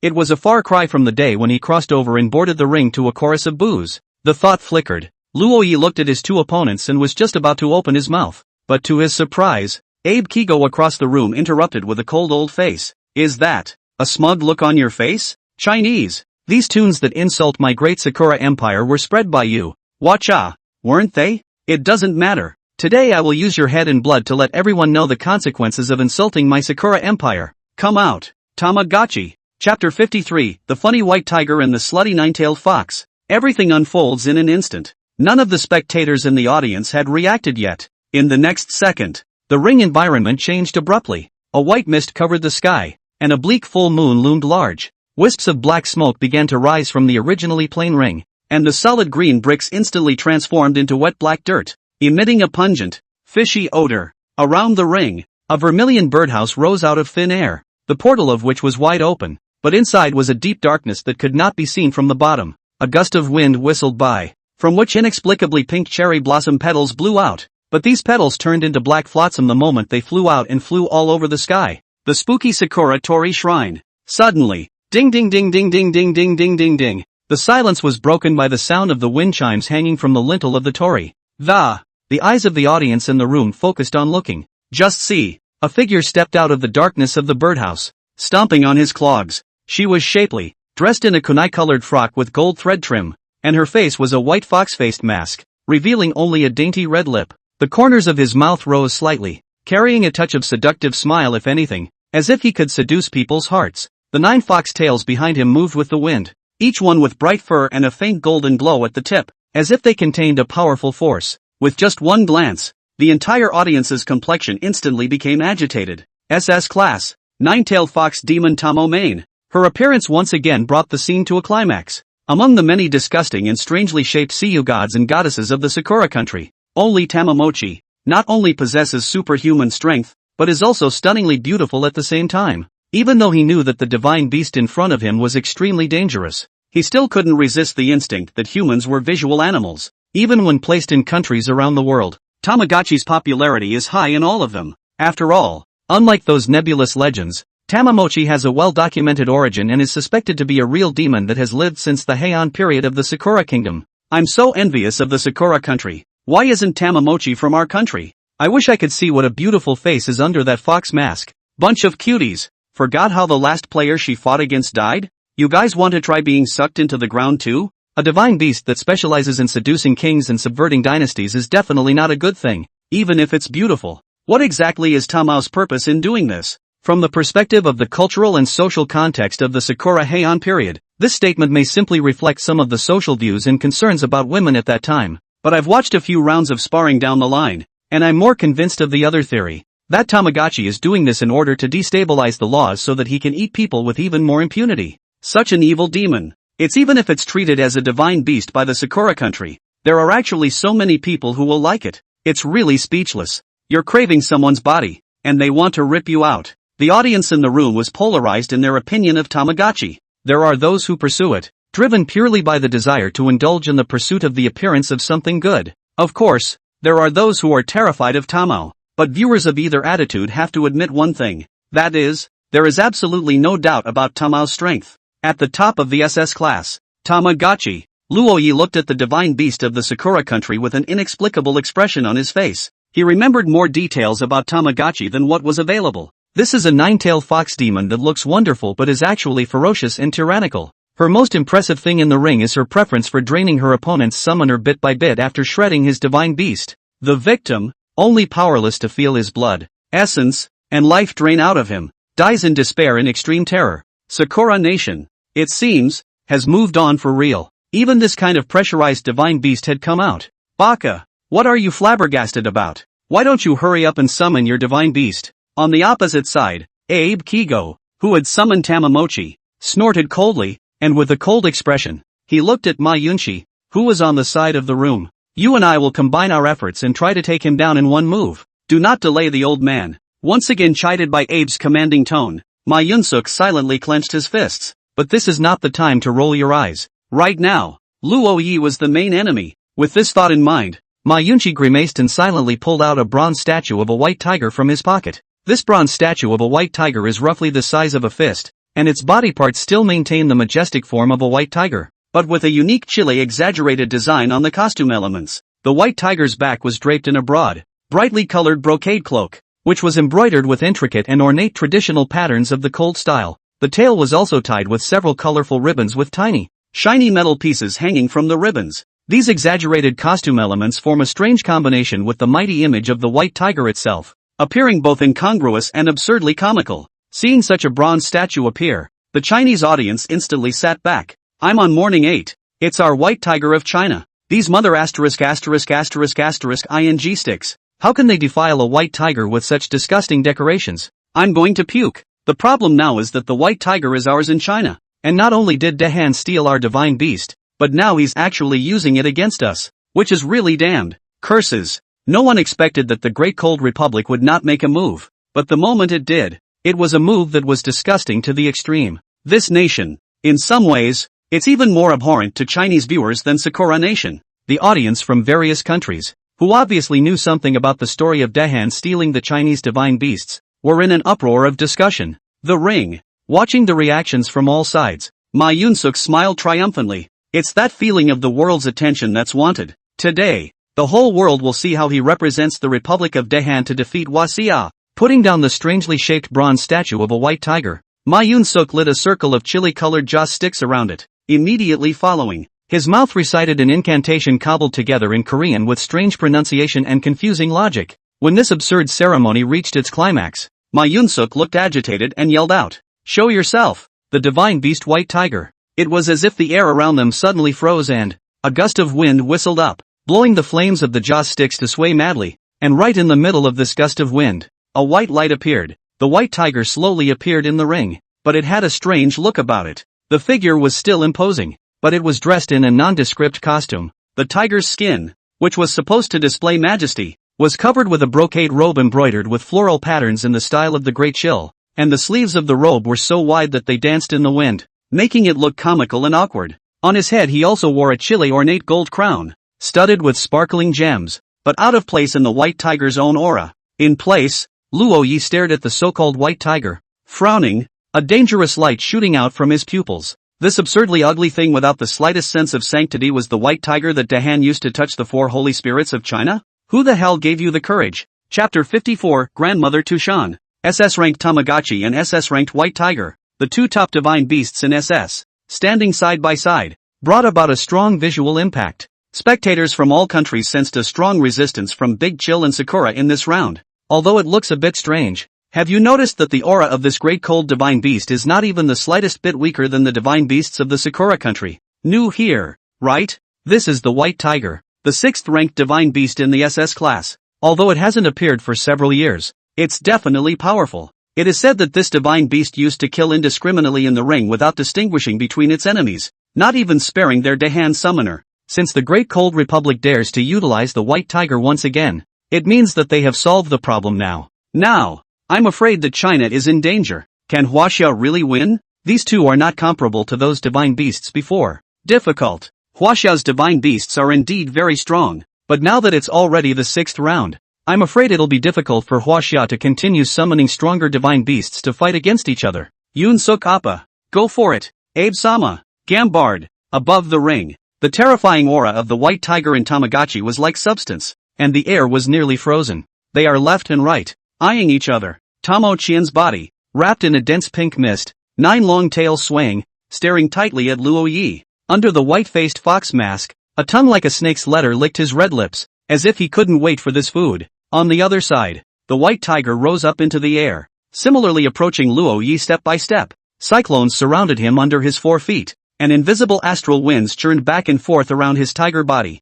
Every step that fell tore a thin crack in the air. Scene: before the Tori Shrine in the Heian period, 2 powerful SS-class divine beasts surrounded Luo Yi. Rear. A wanton smile appeared on the faces of both Abe Kigo and Ma Yun-suk. Chinese. Die. Die. Die. Submit to the feet of my great cold republic. Right away. The 2 divine beasts were getting closer and closer to Luo Yi. Everyone couldn't help but pinch a cold sweat for Luo Yi. And just at this moment of great tension, Luo Yi suddenly raised his head, the corners of his mouth grinning, his tone extraordinarily open. After preparing for so long, I didn't expect you guys to be as trashy as ever. And you, Tai Fox, you smell really gross. Whoa, whoa, whoa. The moment Luo Yi's icy voice fell, the sky suddenly took a bizarre turn. The originally deep starry sky looked like it had been torn apart by an invisible giant hand, and the darkness quickly spread out and swallowed the light. The crowd looked up in shock, only to see a raging and tumbling scene in that dark canopy.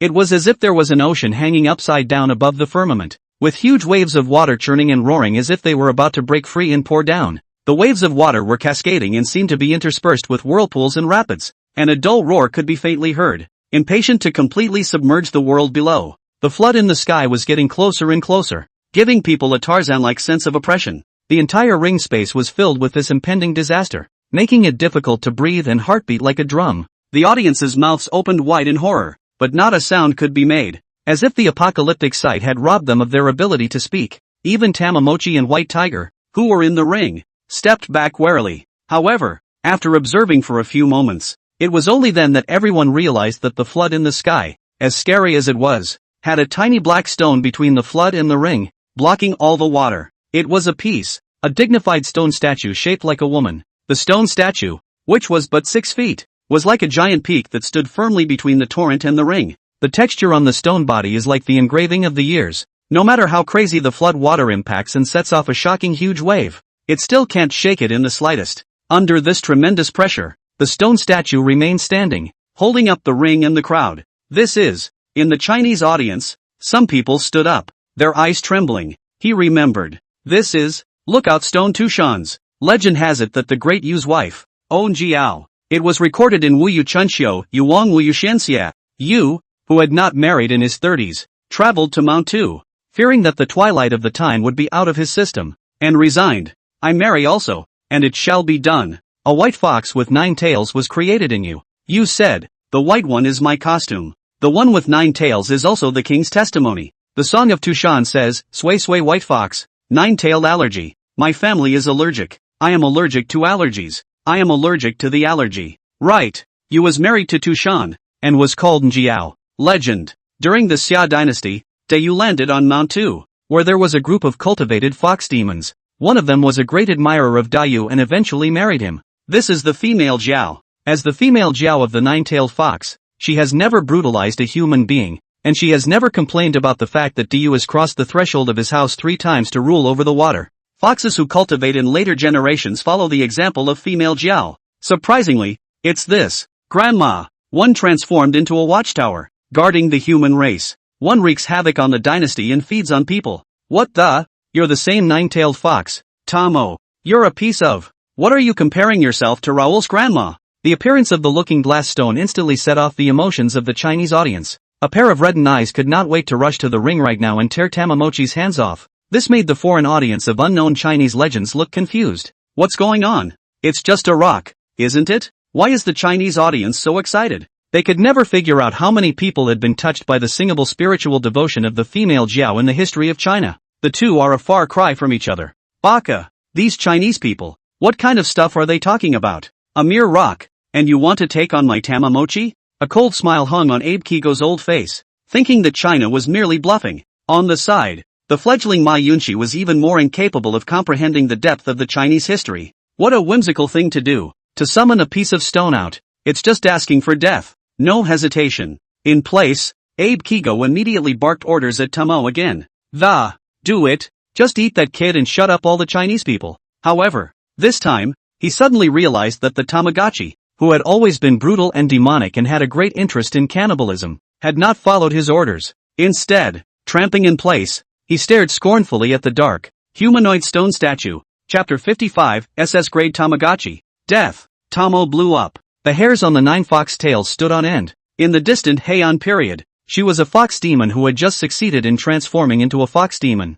and sneaked on a ship from China to return to the Sakura Country by the Tang envoy, Yashib Shinbi. In the land of Sakura, she disguised herself as a baby, tricked a samurai couple, and succeeded in climbing into the bed of the then Sakura Emperor, opening up the Sakura era to her. However, she never forgets where she came from, much less forget the great name of the Tushan clan in the legends of the Fox clan. Tamagotchi, what are you doing? Don't do it yet. Heck. Tamagotchi turned her head, showing a menacing look, baring her fangs, an eerie gleam in her eyes. Next moment, the expression on Abe Kigo's old face instantly froze as he woodenly pulled out a dagger from his sleeve and wiped it across his neck. Put! The crimson blood splattered Ma Yun-suk's head and face on the side. This man died in the ring at the speed of light in a way that Ma Yun-suk never envisioned. In the audience, viewers from various countries were also shocked by this sudden turn of events. The Sakura Nation audience in particular had a look on their faces like they were constipated. 1 second, they were gloating over the superb popularity of the SS-ranked Tamagotchi in the audiences of various countries.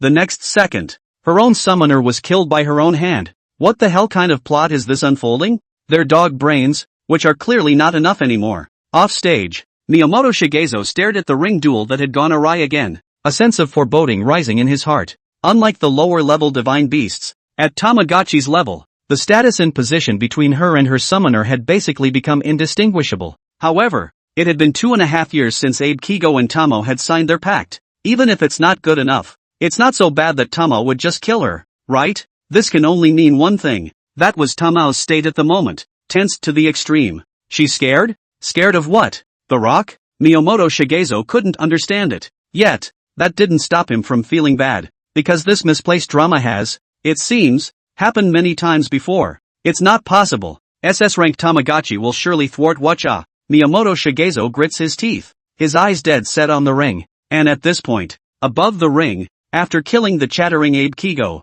Tomo seems to have regained a few moments of sanity. After the thousands of years of cultivation that he himself had gone through, he had already reached the legendary realm of the Fox Demon clan, and with his 9-tailed body, he might not necessarily be weaker than the legendary Tushan clan. She knew that if she didn't do anything, she would just have to wait to die. With this thought, Tomo Qian let out a stern whistle. Her Kanyu-colored robe crumbled into pieces, and her white-faced, golden-haired 9-tails body manifested. And behind her, the huge 9 tails unfolded in a fan shape. At the same moment, the wind and clouds shifted in the center of the ring. Only a demonic light flickered in her fox eyes, and powerful demonic power began to converge around her. The 3 fox tails instantly blossomed with light. The tip of the tail ignited a blazing purple flame at the same time. The flames spread quickly and joined together in a sea of fire. But the strange thing is obviously fire. The audience present but cannot feel a trace of burning heat. There are only bone-piercing rising chill. It took a closer look to realize that it was no flame.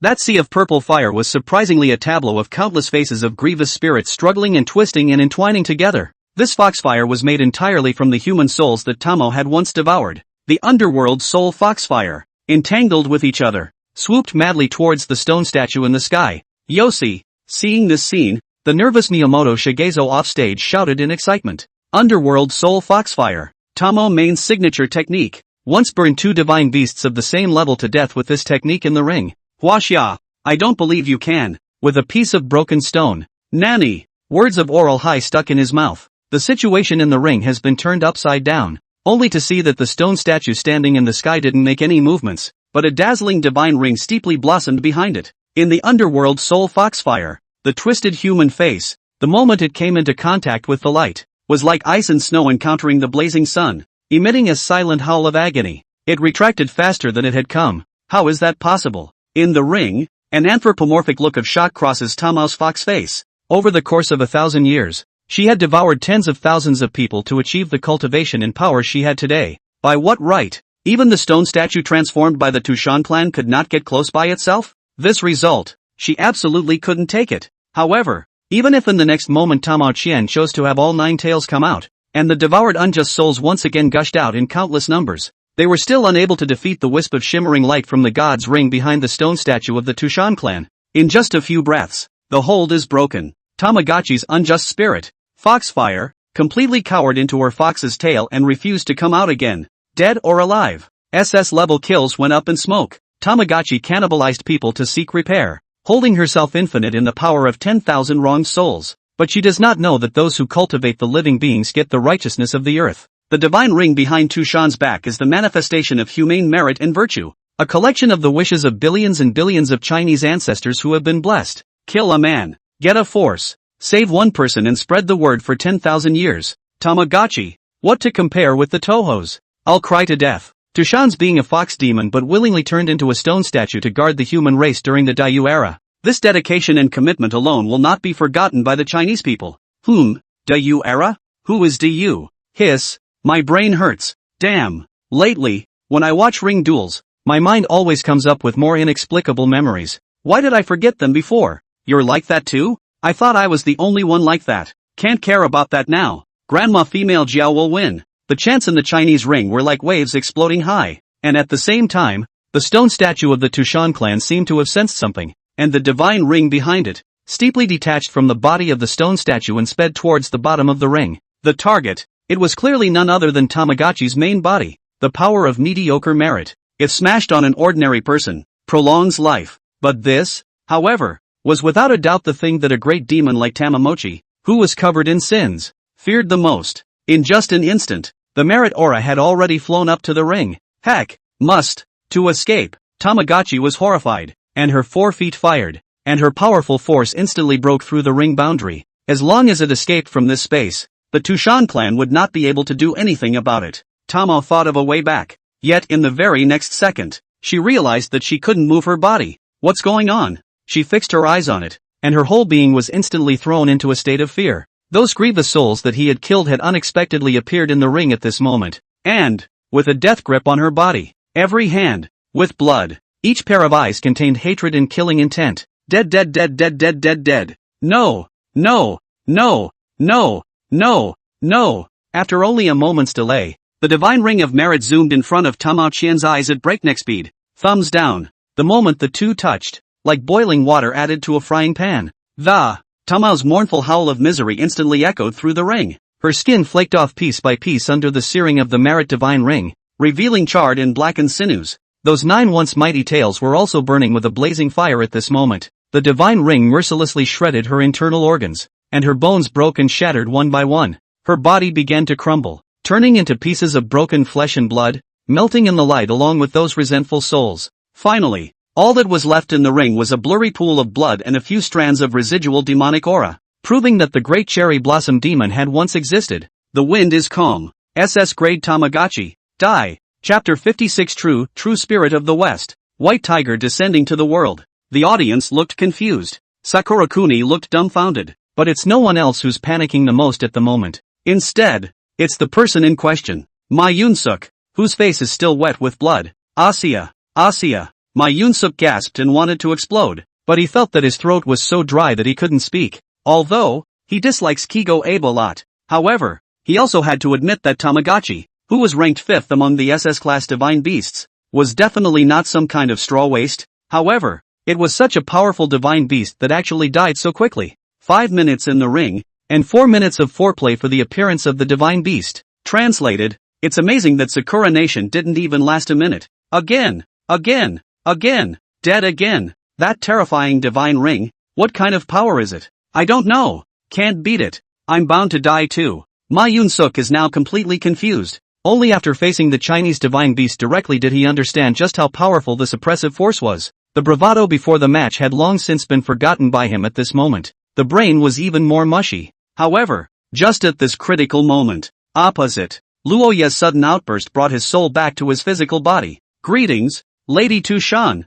Ma Yun-suk looks up incredulously, only to see that the canopy closed, and by now it had reverted back to its pre-match appearance. The great flood disappeared and there were no stone statues. Everything, as if it had never happened. If it wasn't, for the fact that the blood on his face was still hot, Ma Yun-suk would have even suspected that what he had just seen was his own hallucination. Outside the arena, there were not a few spectators who were also puzzled by Luoya's operation. Hiss, what is this for a Chinese player? Why doesn't he just clean up the Great Cold Republic as well in one fell swoop? Could it be that He can't beat it? You're thinking about fart eating. Even the 5th-ranked Tamagotchi was killed by a single move. And the 6th-ranked white tiger wasn't killed at random? So this is Yassi. I got it. The stone statue from Huaxia must have used up all its power in the battle just now. And now it can't fight anymore. Ashy it is. Yes, it must be. Cheer for us, friends of the Sakura Country. Now let me, the Great Cold Republic, shatter the delusions of China and avenge Sakura. Yoon Suk Appa.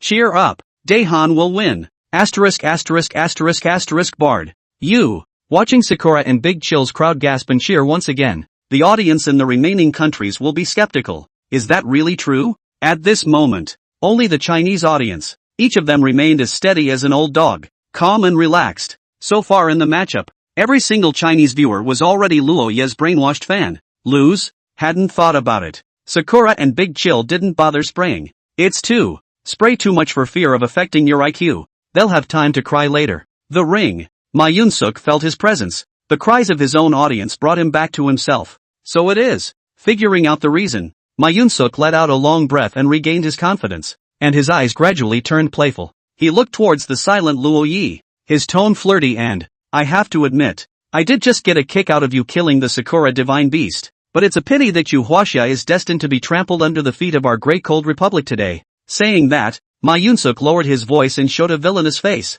And, see, that's our Great Cold's white tiger divine beast. What a gorgeous look. This is the costume that my Great Han Republic's countless divine beastologists have painstakingly researched to best match its temperament. The Chinese are a bunch of pigs who don't understand beauty. It's a disgrace to give such a perfect divine beast to you. Only in our Great Cold Republic can the beauty of the white tiger divine beast blossom at its most extreme. I think when the Chinese audience sees you being stomped to death by your country's divine beast in a magnificent kick, that expression, TSK, TSK, it's going to be fantastic. Ha ha ha ha ha. Shut up, Ma Yunshi, who was in the midst of extreme self-importance, was directly interrupted by the stern voice of Luo Yi, who suddenly spoke out. Luo Yi raised his head, narrowed his eyes slightly, and spoke in an odd tone. Originally, you could have lived a little longer, but now you've got that one completely red-warmed. In your next life, remember not to bring your mouth. At Ma Yunshi's puzzled look, Luo Yi took a few steps back with a serious expression. Invite the true spirit of the West,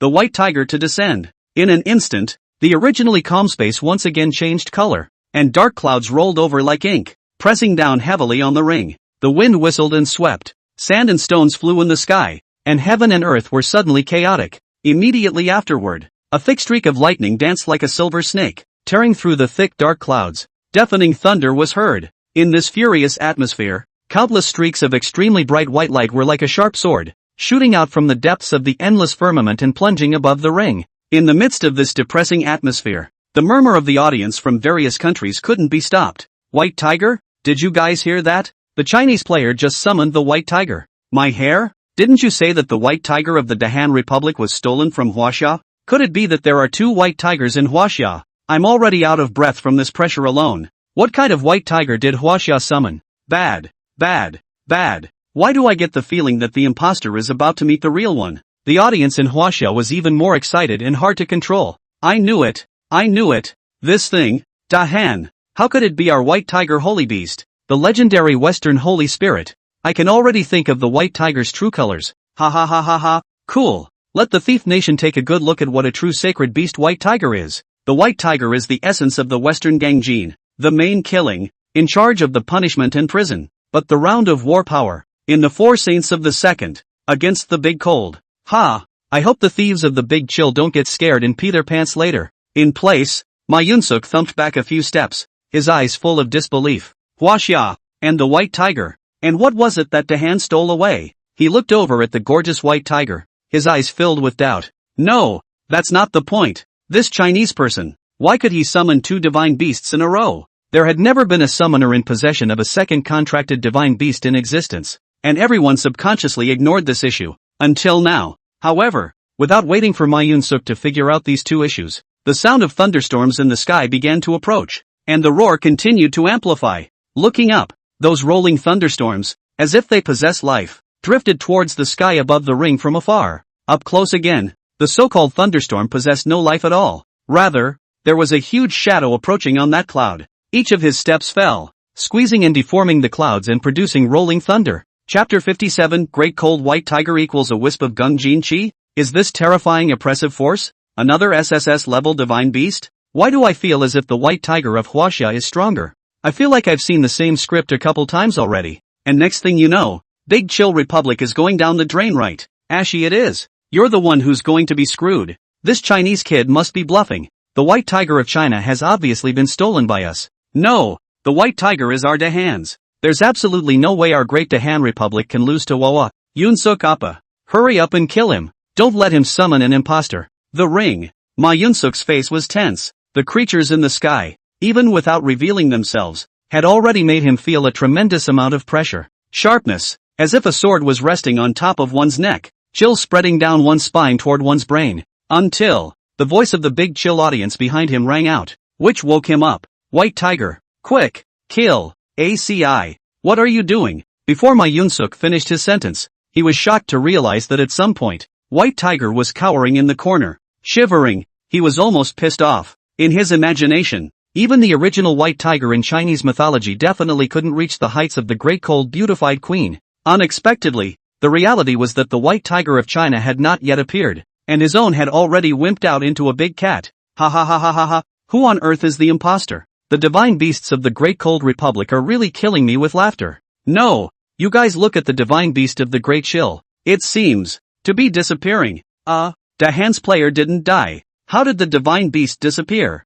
The viewers in various countries looked closely and realized that the Dahan's white tiger is not shivering in fear, but his body seems to be in some kind of condition, and is starting to show strange symptoms of transparency. It seemed like the next second, it was going to completely disappear from the ring. Ma Yunsuk obviously noticed this as well, and the cold sweat on his back couldn't be stopped. Thinking with his ass, he knew what would be the end waiting for him if the white tiger disappeared. What the hell is going on? Not only Ma Yunsuk, but the audience was also confused at this point. In the ring, this has never happened before. And just then, in the sky, the majestic and magnetic voice of the white tiger of the Holy Spirit rolled down, and this honored one's Gungjin Chi decreases day by day. So, it's you guys who are the demons. Rumble. Along with the angry voice, thunder exploded and the thunderclouds dispersed. In the canopy, the true body of a majestic beast was revealed. He stepped on heavenly thunder on all 4 feet, and his huge body nearly extended 100 meters. The fur as white as snow flashed with cold metallic luster under the reflection of the lightning,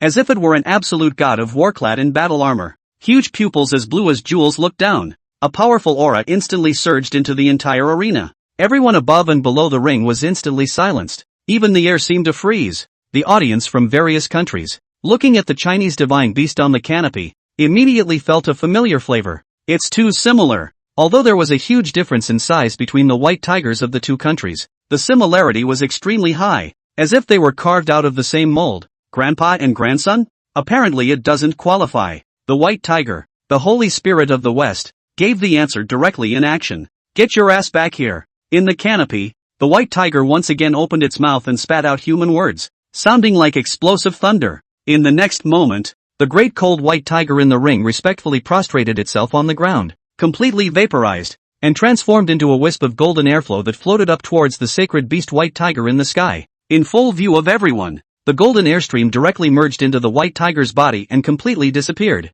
In place, only the pile of comical and ridiculous cold-style attire was left behind, as if silently mocking everyone in the Great Cold Republic. By this point, even the dumbest of viewers could see the point. The white tiger of the Republic of Dahan is an imposter. It's just a wisp of the Chinese divine beast. The scene was in uproar. I'll go. This divine beast, Dahan, turns out to be really stealing from Huaxia. It is said that the Great Chill is best at stealing the culture of other countries, and I used to be skeptical, but now it seems that it is not empty talk. Stay away from them. Maybe one day they'll steal what your ancestors left behind and process it to make it their own. Why is the Dahan Republic so obsessed with stealing from China? What's the point? Hey, that's a good question. In the past, they were a vassal state of China. They didn't even have enough to eat. They were worse off than the Three Kingdoms. If it wasn't for China rewarding them with a bite to eat, Dahan would have perished long ago. A country that doesn't have enough to eat has a hammer culture. And once you ask what cultural heritage they have, they really get on your nerves.